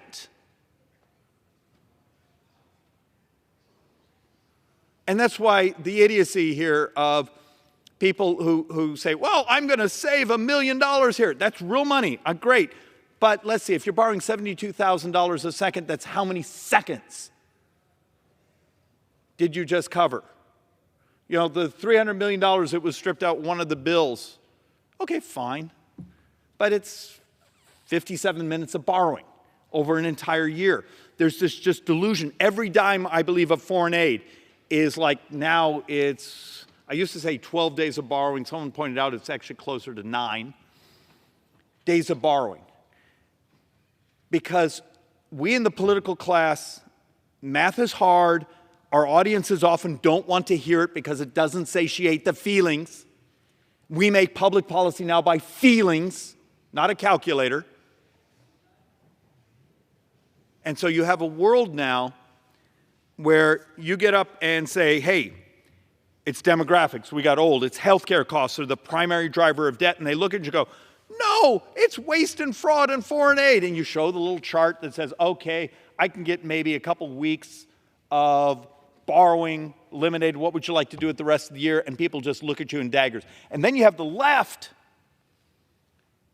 who just makes crap up. And I don't think it's meant to be evil. I think it's just that you get something in your head and you repeat it over and over and over and over, and the math is delusional. So I'm going to walk through some boards here. When we get to them, some of these are really complex, but I'm going to do my best so they make sense. Because how do you save this republic if you have a bunch of people who can't even agree on the most baseline of, this was an OMB, CBO, joint tax, basically their data sets, no one reads their reports. The Joint Economic Committee, which, I chair the Republican side, we did a brilliant report 2 months ago. We gave actually options where you could save this country. And it's crazy stuff like, did you know if you could actually eliminate, moderate, take on, do the moral thing with our brothers and sisters, and talk about diabetes and obesity? It's a few $1 trillion over 10 years. But it would require complex policies and decisions to do things that are difficult. So the reason I hold this board up, this board is from 3 weeks ago and it's already out of date. What does this board say? It basically says next year interest will pretty much equal the defense budget. Interest will equal the defense budget. And the reason it's out of date is just the movement of interest rates in the last 3 weeks on the U.S. 10-year sovereign. Interest will be more than the entire defense budget next year. And if it continues, if the trend line continues, there's a very good chance that interest isn't going to be $830 billion. It could be starting to approach $1 trillion next year. And why is that a big deal? Well, let's do something else interesting. Okay. For people who have never really thought about it, how does the United States finance itself? Remember, 30 cents out of every dollar we spend is borrowed.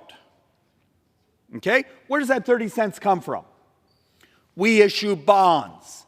Every couple of weeks, like 3 days ago, Treasury issued a $30+ billion of 5-year instruments. It went out at the very top of the range price-wise. So you sit there and have to calculate. Coverage was a little disturbing. It was only like 2.5 coverage. I know that doesn't mean anything to me. It basically means, the huge lines to buy U.S. bonds weren't there. The line is getting shorter and shorter, interest to buy our debt, which often means the interest rates are going to go up.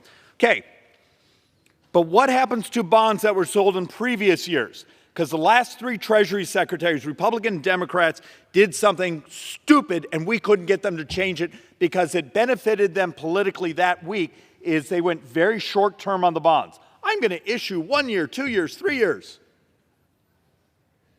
When interest rates were basically almost free. Guess where we're at right now? Those bonds are coming due. So in the next fiscal year, if we bring $2 trillion of new virgin issue, that's the borrowing for next fiscal year. Remember, this year we're going to borrow 2.3, 2.4, but let's just pretend next year is about 2. Well, we have a little problem. There's about 9.6 trillion of borrowing coming either as virgin issues or refinance next year, and it's all at these higher interest rates. Your government is functionally an insurance company with an army and a budget problem. What do we look like at the end of 2024 when we've just refinanced a little bit under 10 trillion at these higher interest rates? It basically means that dystopian number, as you go into the 2025 budget cycle, of trillion-dollar interest coverage. And interest buys you how many, if you're into the military stuff, buys you how many new weapons. If you're into your social justice agenda, interest buys you what? This is what we're doing to ourselves. And it's the reality. And the interest rates keep moving away from us. So let's continue on some of the more difficult stuff. Just a simple math.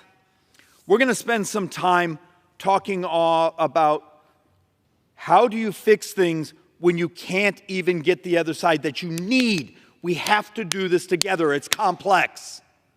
It's hard, and it's politically brutal because this place has functionally lied to the public for decades.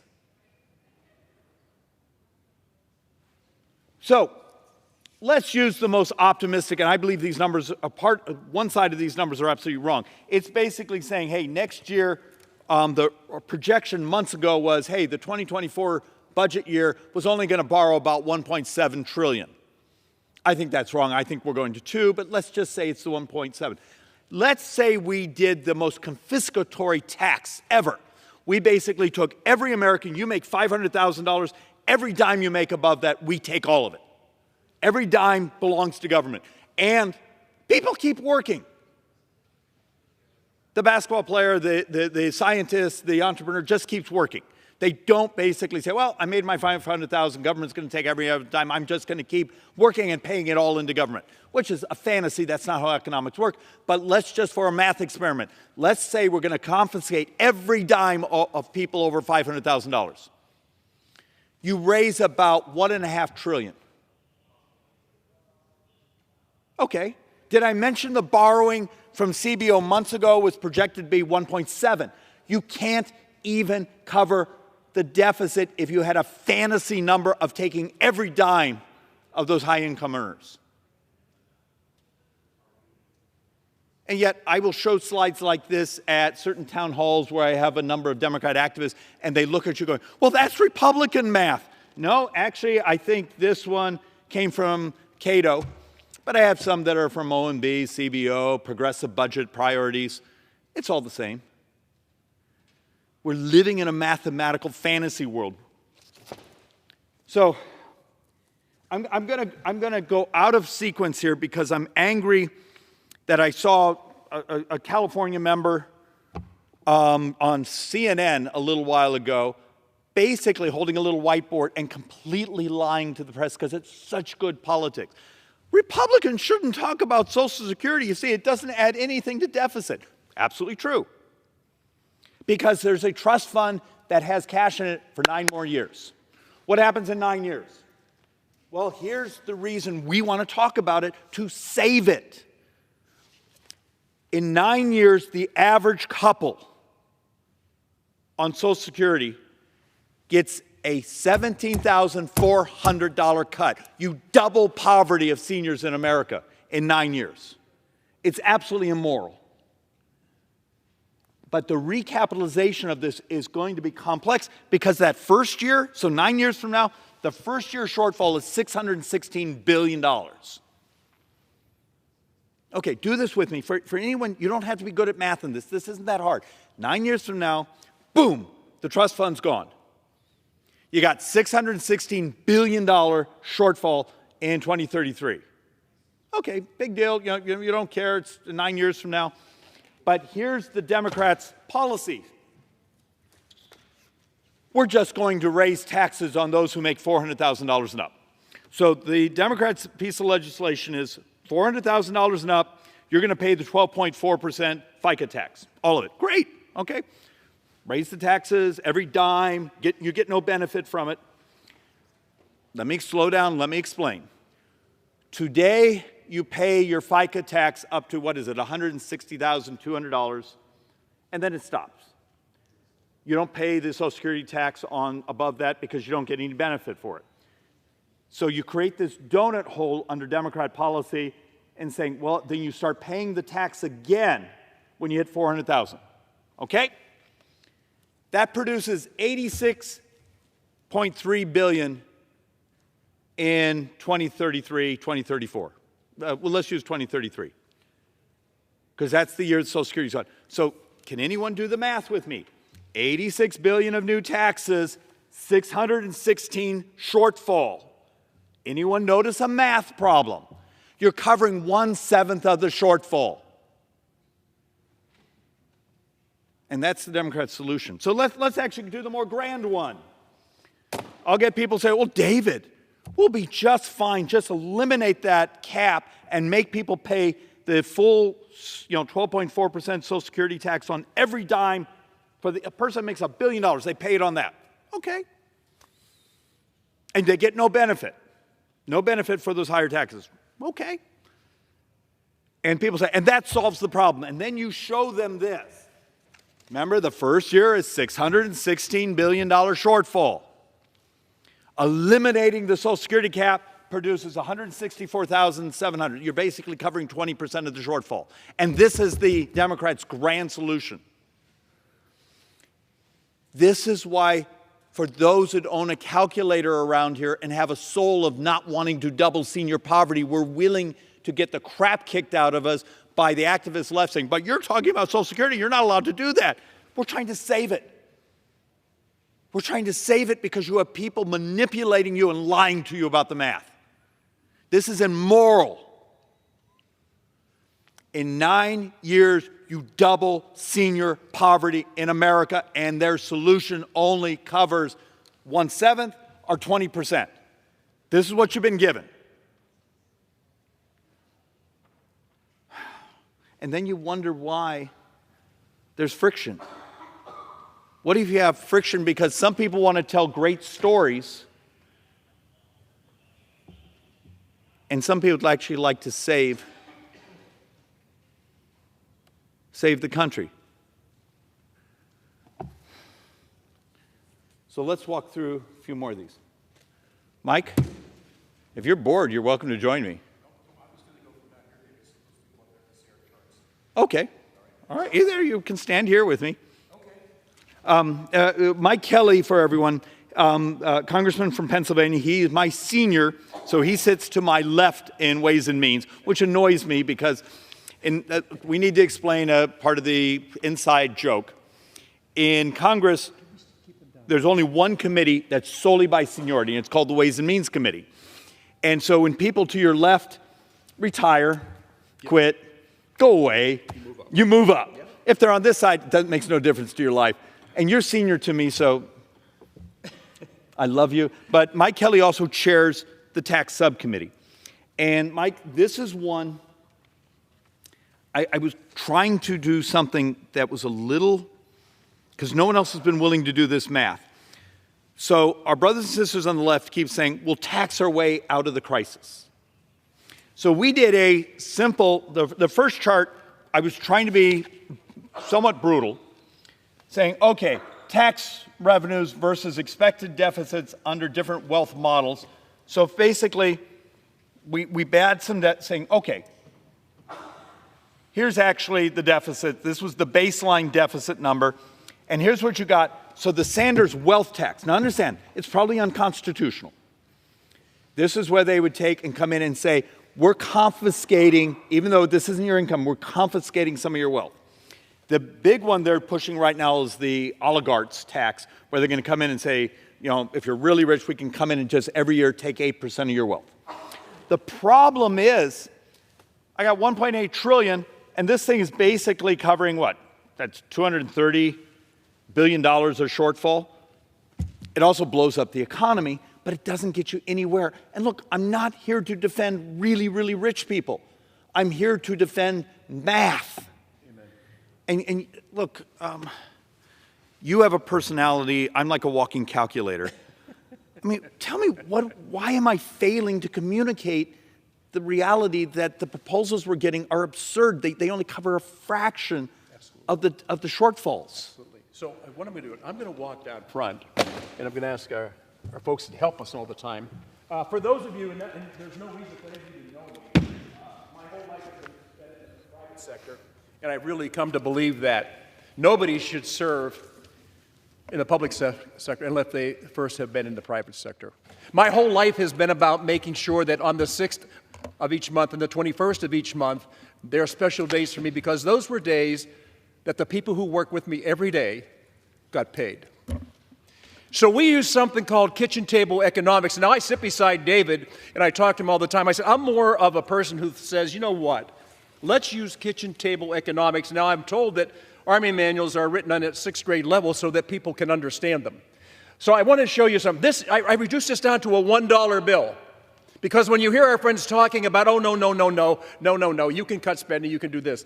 I want you to think of something not as a member of Congress who can spend whatever he or she wants because it's not coming completely out of your pocket, but to the American people, hardworking American taxpayers. So we took a dollar bill and we said, let's look at this dollar bill. Mandatory spending. This is money that has to be spent out of every dollar we collect from a taxpayer. Mandatory spending, 63 cents. Well, what do you mean by that? Well, we're talking about Social Security. We're talking about Medicare. We're talking about Medicaid. And, as all of you know, any loan you ever had, you're actually charged interest on it. 10 cents of every dollar. And this year, that represents $663 billion just to pay for the interest on our debt. That leaves us a whopping 27 cents out of every single dollar we collect from you. And this is the important thing. I am so fed up with elected officials talking about what they've done for you. They do nothing for you. Every single thing we do in this country is paid for by a taxpayer or a debt that you co-signed that you didn't know about. Now, I told you a little bit of my history. I'm an automobile dealer.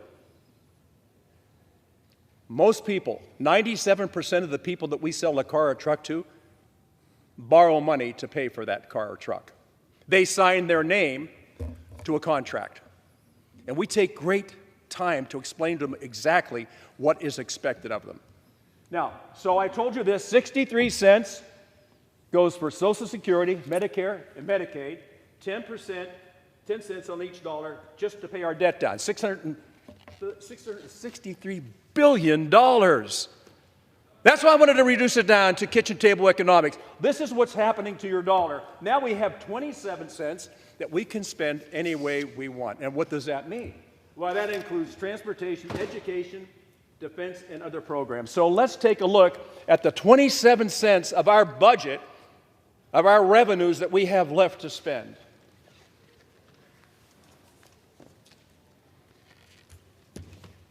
Of the 27 cents of each dollar, spending for defense, 13 cents. We don't ever want to walk away from that in the world we live in now. Are you kidding me? We're going to stop that. That leaves us, my friends, with 14 cents that we can actually control. Every single dollar out of your pocket is reduced down to this. And so when people say, you just have to learn how to cut spending, I say, so you gave me a dollar bill? I can, Mike, adjust 14 cents. And it's worth pointing out, for everyone looking at that, you see that chart of defense and let's call it non-defense. Yes. It's all borrowed. Every dime of that today is on borrowed money, yes. Plus another $400 billion of the mandatory. Yeah. And I think that's actually what so many of our brothers and sisters around the country don't understand. It's so out of whack now because look, the number one growth is healthcare costs. But that's sort of on autopilot because every time we try to fix it, the lobbyists, the Democrats lose their minds, and we're just trying to save the country. So we end up having the fights that are going on right now over that 14 cents. And look, there's waste, there's fraud, there's things in there we need to fix, but it's a fraction of the budget, and it's all on borrowed money, which adds the additional stress of there is a morality of squeezing everything we can out of it. Well, David, and you and I, because we sit beside each other every day and we keep, I'm honestly, these are things that keep me up at night. In another month, my wife and I will be celebrating our 50th anniversary. I don't know what she was thinking of. All I did was ask. She said yes, and then for half a century we've been going at this. But so we have 10 grandchildren, 10 grandchildren.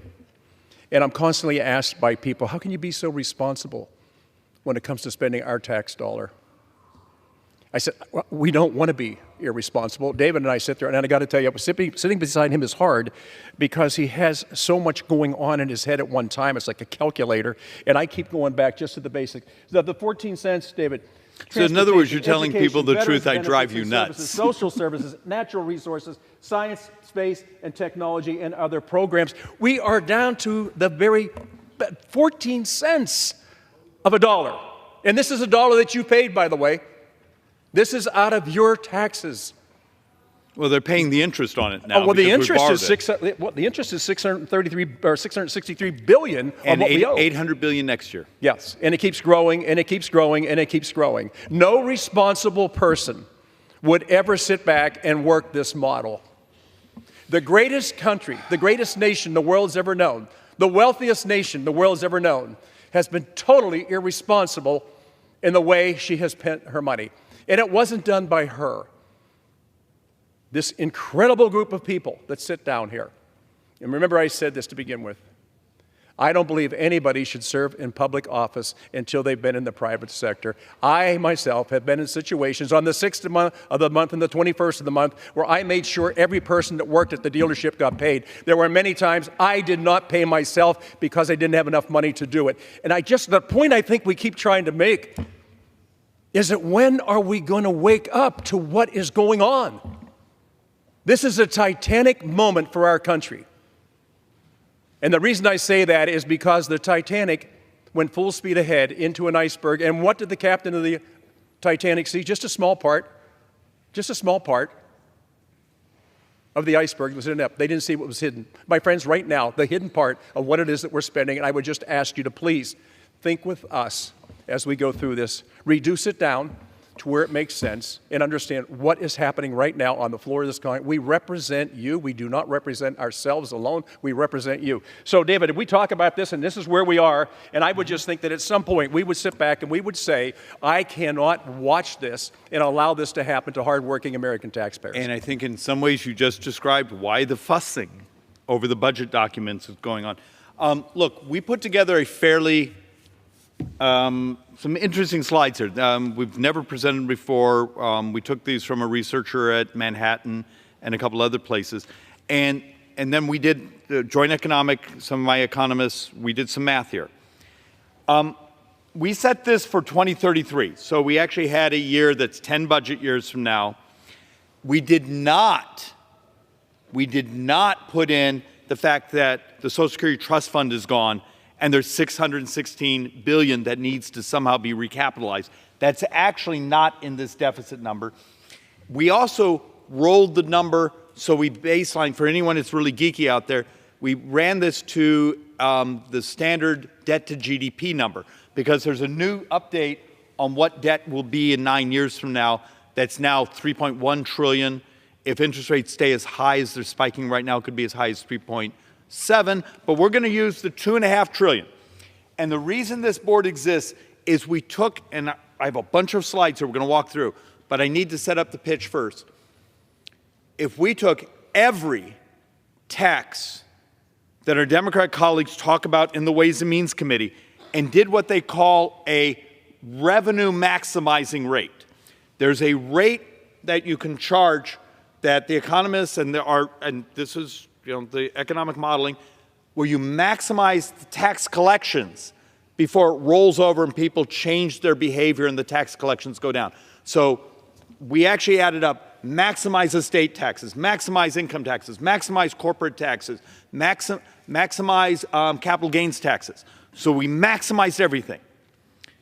And then we also then came back and said, all right, here's the maximum number taxing the rich. This is the top 2%. If you make $400,000 or higher, you're part of the top 2% of income earners in America. You got to understand that. And then we also did, if you did the economic effect, what they call the dynamic score, which is always the real number we get. So here's our $2.5 trillion borrowing. If you did the full max on Democrats and got every dime, you get about $700 billion. And if you actually do the real number, where the dynamic score, it comes in about $450 billion. So you've just maximized all taxes. It gets you a fraction of the talking points. And my reason we're all going through these boards, how do I say this politely without sounding like a jerk? Our brothers and sisters on the other side, they may actually believe these numbers, but they're not real. And how do you make public policy that saves this country when half your brothers and sisters here say, no, we just tax people over 400,000, we'll be fine. And you show the slide, and it's nowhere near that. The unwillingness to deal with the reality of the math. And this is one you and I have talked about a couple times, where if you basically look at our history, so go back to 1950, because actually what's fascinating is from 1950 till recently, you actually have history where sometimes we've had really, really high marginal tax rates, 90% for the top income earners. And then, after tax reform, lower, but you took away a bunch of the deduction. You took half of society and removed them from the tax rolls. They don't pay income taxes. But we actually built lots of charts that sort of show during times of high tax rates, you get pretty much the same part of the size of the economy in taxes. Low marginal tax rates, you get the same part of the economy in taxes. There's this concept of it always goes back to the mean. So the way you get more tax receipts to government is a growth in economy.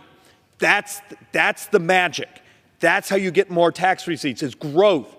But when we have really high marginal rates, the chart after chart after chart just shows you get the mean. When you've had very low, you get the mean, but it's a bigger pie because the economy starts growing again. And you show this to our Democrat brothers and sisters, and they'll often say, yeah, I've seen that, but my voters don't like that. Because it doesn't satiate the feeling of punishing. So when we've talked about this, because we have time when we're in meetings to talk about this, but I want you all to try and just bear with me a little bit.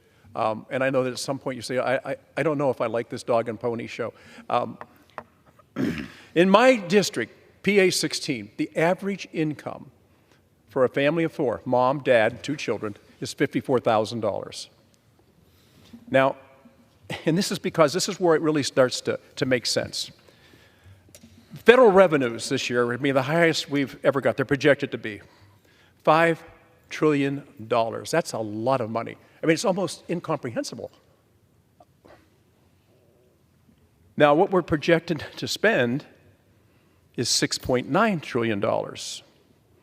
You say, well, okay, well, that's not that far apart. It's only $1.9 trillion. Here's what it means. And please, I really, this is where it starts to sink in. That means a family that I represent in Western Pennsylvania, earning about $50,000 a year, is spending $69,000 a year. So you see what we're getting to? You see where it is? Because when you reduce the numbers down, first of all, the high numbers are just so high, it's unimaginable. It's also unimaginable that we can ever pay the debt down. But I would just say this to you. If we continue on the path we are going, if we disregard the basic math that stands there and the way we do it, and most of us, I can tell you, most of the times when I pay monthly bills, it is at our kitchen table, and I open my checkbook, and I start doing the addition, subtract. And I'm just trying to understand how we can be so reckless. None of you would do this because you have too much respect for your children and grandchildren's future, and you also have too much respect for yourselves. Nobody would consciously do this. That's the problem.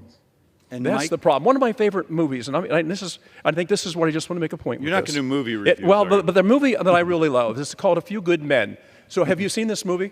Yes. Jack Nicholson's in it, and he's being cross-examined in a trial, a military trial.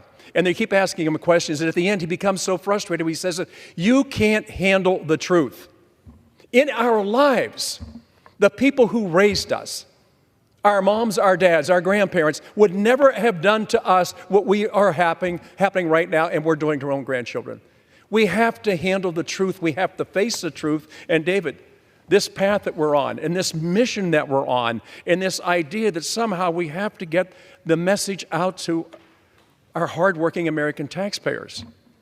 Our future is being destroyed because of irresponsible spending. Now, just to be sure on this, your Social Security will never be touched. Medicare, Medicaid is not going to be touched. And the banks are never going to forgive us the interest on our loans, okay? That's the reality of it. So when you understand it that way, it becomes, oh my gosh, what are we going to do? And so, my friend, as we sit there and try to figure out what is it that we can do to save the future for our children, and I looked at pictures yesterday with your two children and say, oh my God, what are we doing to these kids? What are we doing to them? Look, Mike, you and I have, in some ways, we are the yin and yang of districts. I have a very highly educated district, a fairly prosperous district. I'm Scottsdale, Phoenix. I'm blessed to have grown up there. And I have to accept, you know, the economic experience of a lot of my people are going to be very different than yours. But we're all in the same boat. And so back to trying to help people understand the reality. I do need to amend something you're saying, though. And we used to talk here that this debt is an existential risk to our grandkids. I'm sorry. It's a risk to your retirement. There's the reality of math. If you're retiring anytime now in the near future, you got to understand we're heading towards the time where we're going to have to turn the printing presses on. Yeah. And when we turn those printing presses on, we wipe out your savings. We wipe out besides the misery we create for the devaluing of the dollar, devaluing of every bit of your savings, making it so your kids can never afford high interest rates out to the future. But it's not a crash. It's actually an extension of potentially decades of misery. And folks don't think this way. And look, I keep coming back to trying to make the tax collection argument. So why this is so important, here's the 1950s, where we had over a 90.5% tax on the top income earners.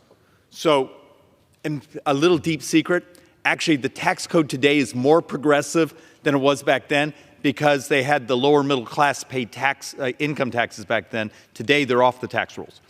But back then we used to get 7.2% of the economy came in income taxes, even though we had a 90%. You go over all the years there's been tax reform. So today, 2020, let's do that year, we functionally had a mean tax of 37%, not 90% as that high part of the marginal tax rate, okay? But we're getting 9.2% of the economy. Okay, most people have no idea what I'm talking about when I say, but here's the economy. Here's a really high marginal tax rate. We have a history of this, and repeatedly you're only getting about 7% of the economy in taxes.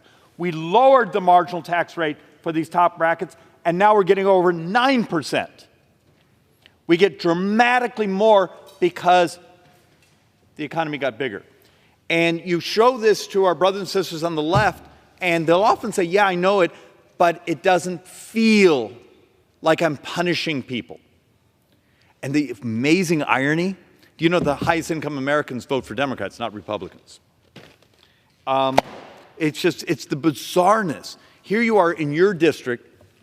How many billionaires do you think you have in your district? I don't think there's many. Listen, the people I represent, they're either in ag or they're in the fields. Yeah. They're in the mines, they're in the mills, they're on the rails. They are blue-collar people who are living an incredibly strong life because those families, and you all know this up there, the nuclear family, the mom and dad raising children, is the key to our success going forward. And in education based on the very foundations of what we know is true and is accurate and has been proven over the ages. The gift that America gave all its citizens was the gift of education. But sometimes you look at it and say, and honestly, you and I can talk all day. I want you all to understand And I wish the gallery was full. I really wish the gallery was full. This is a message. It's not a message of anger. It's a message of hope. We have got to change our spending. We just cannot sustain this irresponsible trajectory. Look, there's a path where this works. And I want to double down on something. I want to make it perfectly clear. We're not defending rich people. We're not defending poor people. We're not defending the middle class. We're just trying to tell the truth. This is how it works. That this is about a society that prospers. Prosperity is moral. And we first need to shut down the excuses for not actually doing anything, saying, oh, don't worry, we'll just take those 400,000 and take, fine.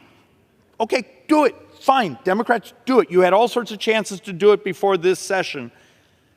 But they knew the math was a fraud. But it's great talking points because they can get on MSNBC or CNN and say, just do this and we'll be fine. And it's not true. And there doesn't seem to be a reporter in this city who owns a calculator. They won't touch it. And look, this is one you and I have actually touched on. It was what happens when you have really high capital gains rates or really low capital gains rates. It turns out when you've raised capital gains rates really high, like some of our Democrat proposals, you actually get less revenues. And we have charts of this going back to 54 when we started to play with some of those rates. So this is why, back to that concept, I'm going to show some numbers here when we get ready to close, that if everything was at revenue maximizing, whether it be capital gains, whether it be estate, whether it be income, even corporate, you take a look and you're only going to get about 1.5% of the economy of additional revenues, additional receipts. This year we're borrowing 9% of the entire economy, just this year. And there's why the elegance of really good pro-growth tax policy, and then doing some of the things I've been on this floor dozens of times, you and I have talked about for a couple of years now. There's things you could do to crash the price of healthcare, the adoption of technology, the taking on something that's very uncomfortable, take on obesity, take on diabetes, take on the things that are both killing our brothers and sisters. Remember, the last 4 years, life expectancy in America has gone down. In a decade, next decade, we have more deaths than births in America. How do you help people understand it's beyond just those of us who are math and budget geeks? The morality is what you talk about. That's why I was asking you to come share this time with me. I need someone like you who's able to talk to people's hearts, because sometimes I don't think I do it well. I sound like an accountant on steroids. The morality of opportunity, the morality of prosperity, the morality of our brothers and sisters, and I don't care if you're on one of my tribal communities, your rural communities, an urban community, take a look at the statistics of our brothers and sisters who are dying of diabetes and other diseases when we actually can have incredible impact of having them be healthy.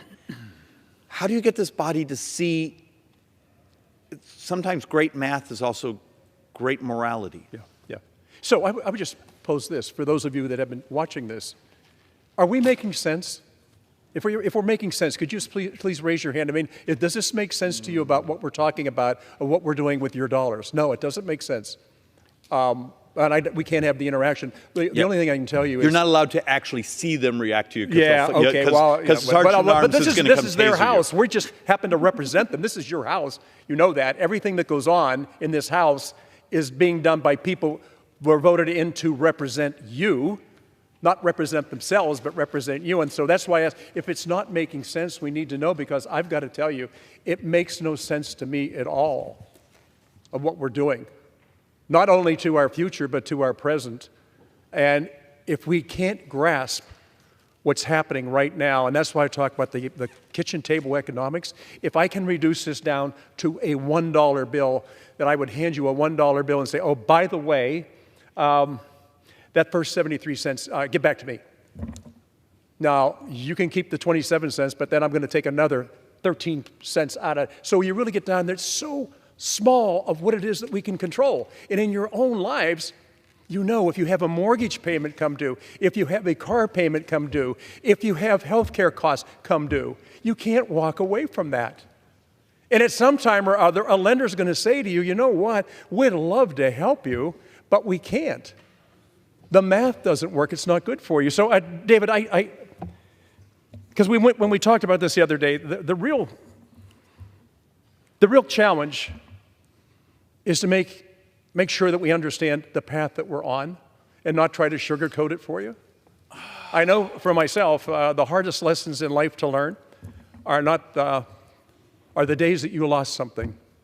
And I think all of us at one time or another, I wish I could go back and one day have time to sit across from my mother and father and thank them for what they did for us, my grandparents, and thank them for what they did for us, and say, I can't thank you enough for what you did for us. I'm just so disappointed that we haven't performed as well as you have had, and that made it possible for us to enjoy the most incredible country the world has ever known, a nation of people that is so diverse. There's no place else in the world. None of us are thinking about leaving to go someplace else, but it's our responsibility to make sure that it is a sustainable business model. And so if I'm not connecting with you, I apologize for that, but only because we have to understand the dilemma that we're in. This is not a scare tactic, by the way. This is forget woke, this is a wake-up moment that we have to be aware of what is happening right now to each of us every day in every way. Look, Mike, and I'm sorry you have to hear it all the time sitting next to me, but the math will win. Yeah. The math will always eventually win.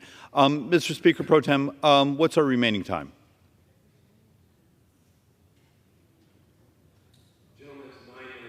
Excellent. Thank you, Mr. Speaker Pro Tem. Mike, I'm going to run through a couple boards real quick. Please do. It's going to be a little thick, and I'm going to do them quick, and we will put these up on the website.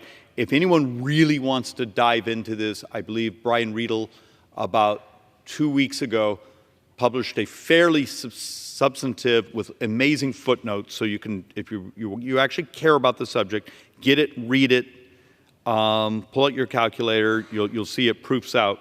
So let's just, I'm going to blow through this real quick and then sort of help people understand why is some idiot on the floor of the House walking people through maximum sustainable revenue calculations.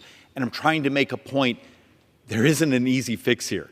No. If we do a deficit commission or something of that nature, it turns out it's going to be complex. You are going to have to deal with things that don't seem interrelated, but they are. You're going to have to talk about immigration. You're going to have to talk about technology. You're going to have to talk about maybe AI. You're going to have to talk about a tax code that promotes growth. You're going to have to talk about changing the way we finance parts of healthcare. And you got to do it all at the same time. And you've seen this place. We're having trouble walking and chewing gum at the same time. So, all right, let's blow through this real quick. Part of the studies out there, and this is from CBO, OMB, and also the Tax Policy Center and the U.S. Treasury have all confirmed these numbers, that if you did a maximum sustainable revenue from taxing the rich, let's first do individual income taxes. If you took the rich and said, you're the top 2% income owners, this is functionally anyone over $400,000, we're going to put a tax rate that maximizes receipts before the calculations say revenues would roll over. And, for some of those, that's like, adding another 10 points on top of it. And then you actually tax some other parts of a state. You actually put a bunch of money into enforcement. So you do all the things. These are all the Democrat proposals added up. And you're picking up another couple points, or another half a point of GDP or so. I have a board where I added all. Then we added in maximizing corporate taxes. Well, it looks like we can get up to about another 0.8% of GDP if you maximize taxes, because we have a little problem in the United States. You go up to like the 28% corporate tax rate, the next increment, you see a bleed saying, well, screw it. We're just going to recharter the headquarters in Ireland, those things. So you hit this point where you start to roll over, and this is in the liberal models, conservative models, the people that just do models, and you walk through everything. From the corporate tax hikes that Biden's been promoting, even the new international tax that Secretary Yellen's been pushing, you do the some additional corporate savings by IRS enforcement mechanism, add that all up. What do you get from that? Then you go in and actually add in, we call it investment taxes. We're going to raise capital gains up to like 39.6%, which we know at that point you sort of hit a wall and you actually get less money in the taxes. You actually do other types. You close all the loopholes. You actually remove the ability to roll over certain assets, the 1031 exchanges, the like for like in kind. You take those all away.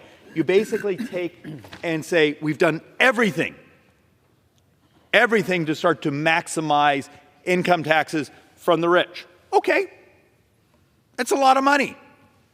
But you actually take a look, and I'm sorry, but we had very little time. We took these directly from the report. You can get up to, if you do what they call static, no economic effects, that's about 2% of the economy in new taxes. Then when you do the actual, okay, people stop working, it changes investment, people basically hunker down. So the economic models, you actually get about 1.1 to 2%, so a mean of 1.5. Okay, that's a lot of money. 1.5% of the economy in new taxes. Yay! But did I mention we're borrowing 9% of the economy just this year? So the utopian tax everything of that $400,000 and up. You've maximized every single tax. We're borrowing 9% of the economy just this year, and every tax proposal gets you another 1.5. Does anyone see a little problem? We're living in this fantasy world. And look, God knows I love my charts. and it's, I sometimes feel guilty for all.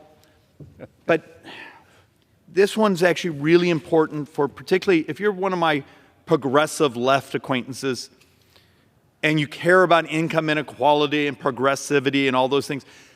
Today's income tax code is the most progressive in U.S. history. That top percent of income earners now pay more of the federal income tax than any time in U.S. history. And this is after our tax reform that Mr. Kelly and I worked on. And yet, I promise you, today, tomorrow, someone will come to that microphone.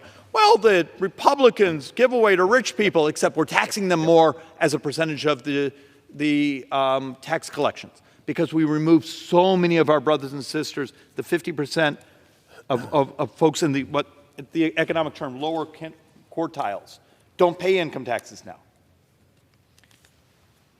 And there's the problem.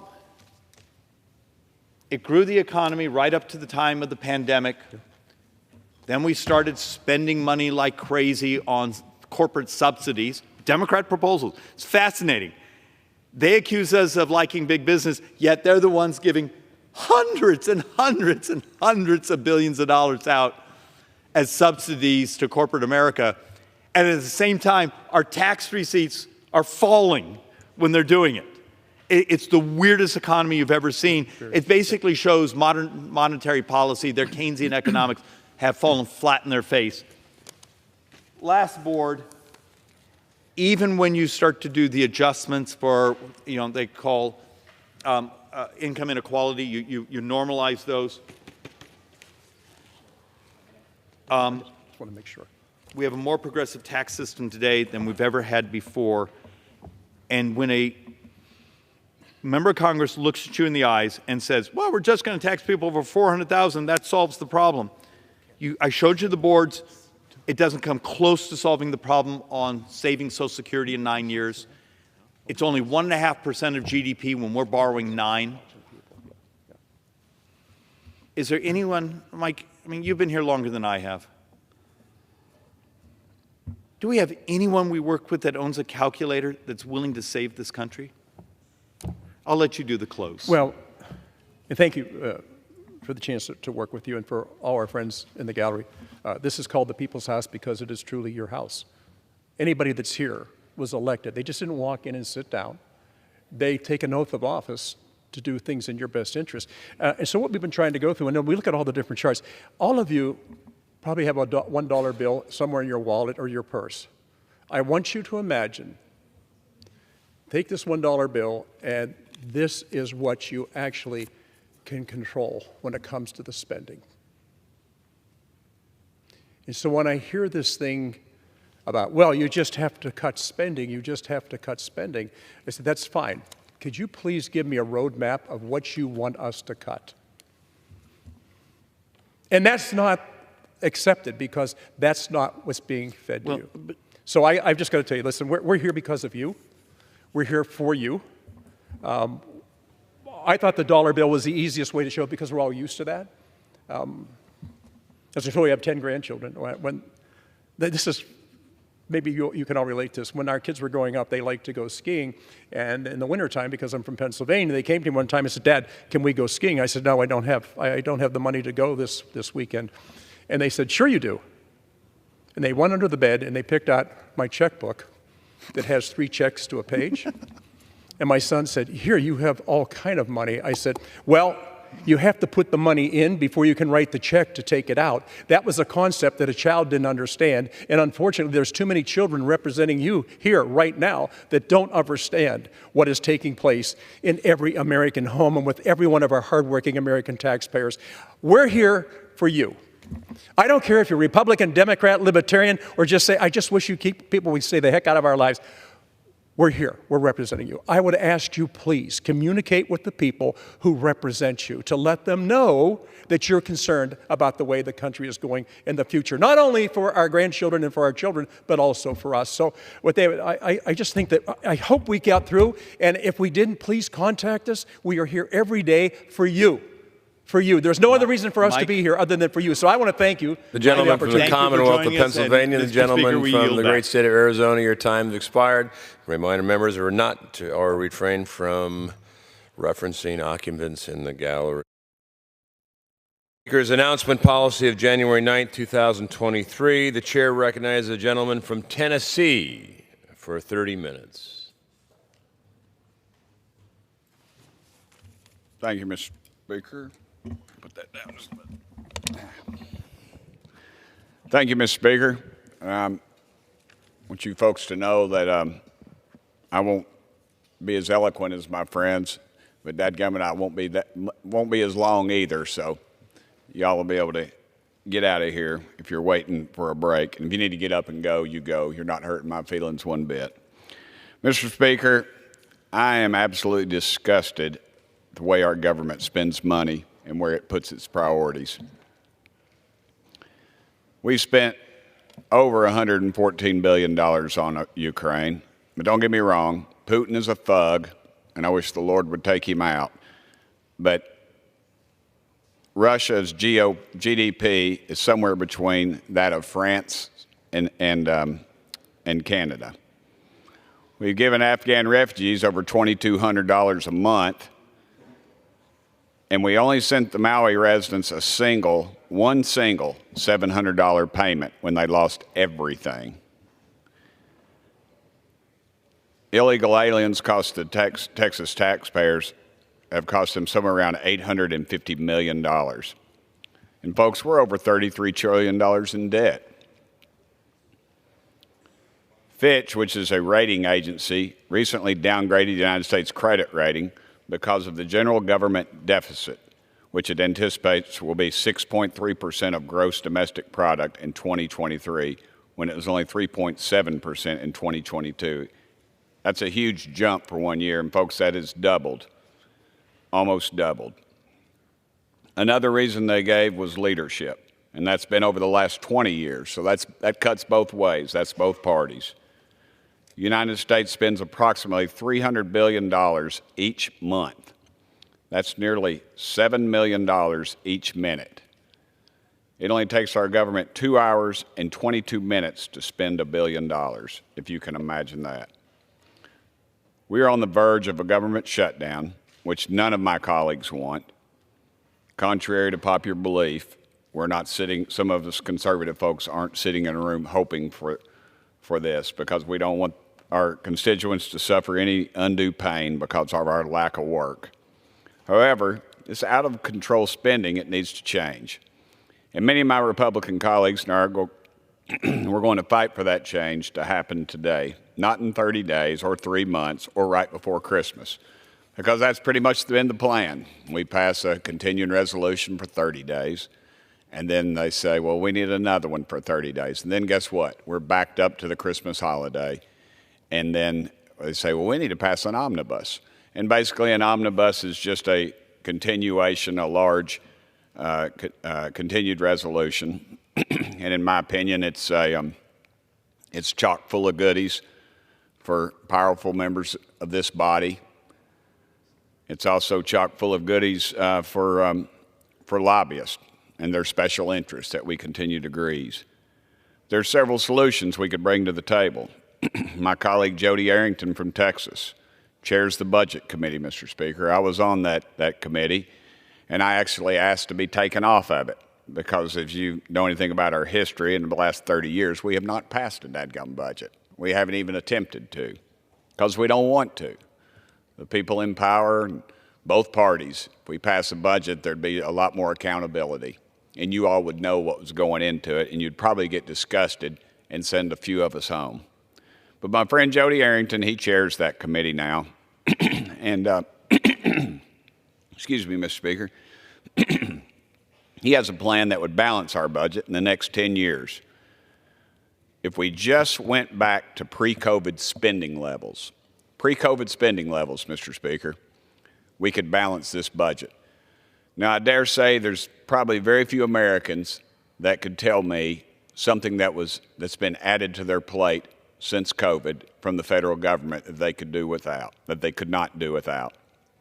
Yet we continue on this spending spree. As I've stated many times, with these continued resolutions, and they tell us to pass a continued resolution so we won't have to pass another continued resolution. Well, that line of thinking is like telling a crackhead that I'm going to give you more crack to get you off of crack. The truth is we're just addicted to money, and now we're addicted to our great-grandchildren's money. We need to make some serious cuts to our bloated government in areas we don't need it. We have way too many bureaucrats. Yesterday, I brought several amendments to the floor, literally due to the Holman Rule, which allows us to line out certain people, individual people's pay. They were caught doing something illegal in the past administration. They were fired. Yet this administration seemed like they should bring them back. And they brought the people back that helped them get back. And that is your federal government. Now, my daddy fought in the Second World War in the Marine Corps in the 1st Marine Division, all the way across the Pacific. My mama's brothers all went to the war. My dad's brother went to the war. And my mama actually flew an airplane during the war because her oldest brother, Roy, had gotten killed. And I tell you all that to tell you this. Our Pentagon is a bloated disaster.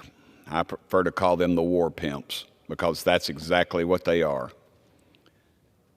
Every year we pass a bigger and more bloated budget for the Pentagon. This year I believe it was $30 billion more than the year prior to the last budget. I believe that's correct. More than even President Joe Biden had asked us to put in. Yet when folks like myself question it, people question our patriotism. I'm not offended by much up here, Mr. Speaker, but that really does, that is the cherry on top. We should stop focusing on so much on passing a bill that will be totally fine in the Senate. As we said during the debt ceiling debate, we should put our stake down. Yet now we don't want to put our stake down. We want to send a bill over there at one time that would just cut the rate of growth, which is Washington speak for not cutting anything. We're not Senate Democrats. We can't pass a budget that looks like theirs. But the art of compromise should be in there. When I was in the state legislature in Tennessee, we passed I was the House sponsor of a bill to raise the speed limit. Now, I asked for 85, knowing that I would get 70, and oddly enough, my Senate colleague was Steve Cohen, who is now my colleague here in the United States Congress. And we compromised, but we knew what we needed. I actually, truth be known, Mr. Speaker, I'd brought Peyton Manning to to the floor of the House the week before, I probably could have gotten 100 miles an hour and maybe even gotten communism. I'm not sure. Or might have been anointed as king at that point because Peyton was and still is that popular.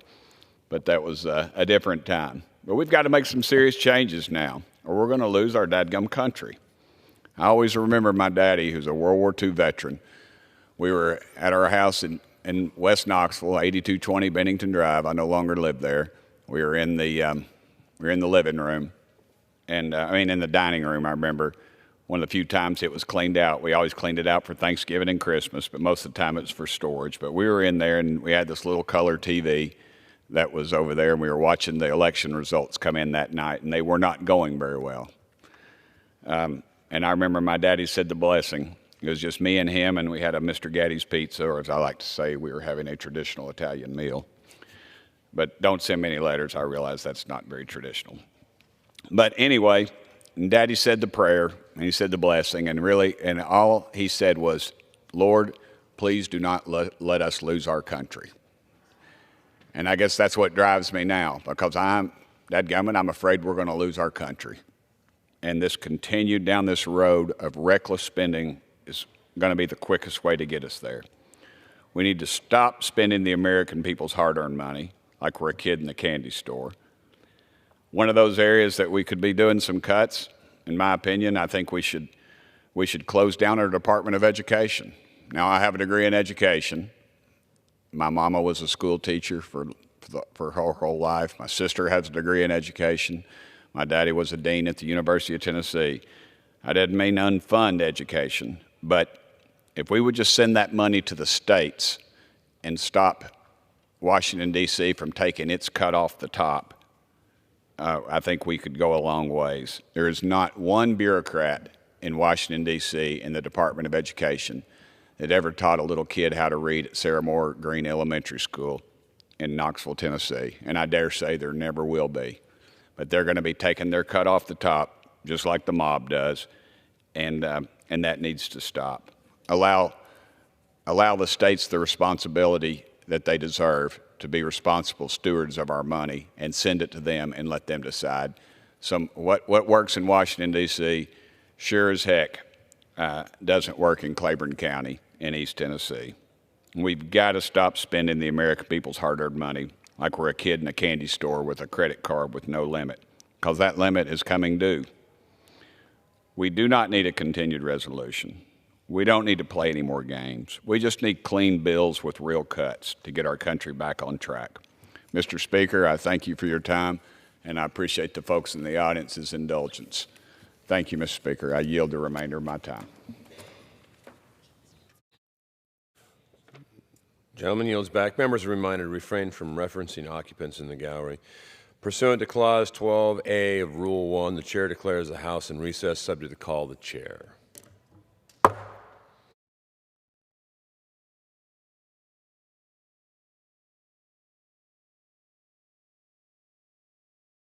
Will be in order.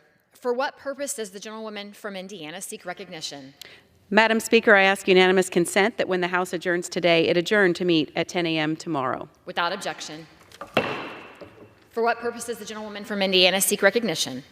Madam Speaker, I move that the House do now adjourn. The question is on the motion to adjourn. Those in favor say aye. Those opposed, no. In the opinion of the chair, the ayes have it. The motion is agreed to.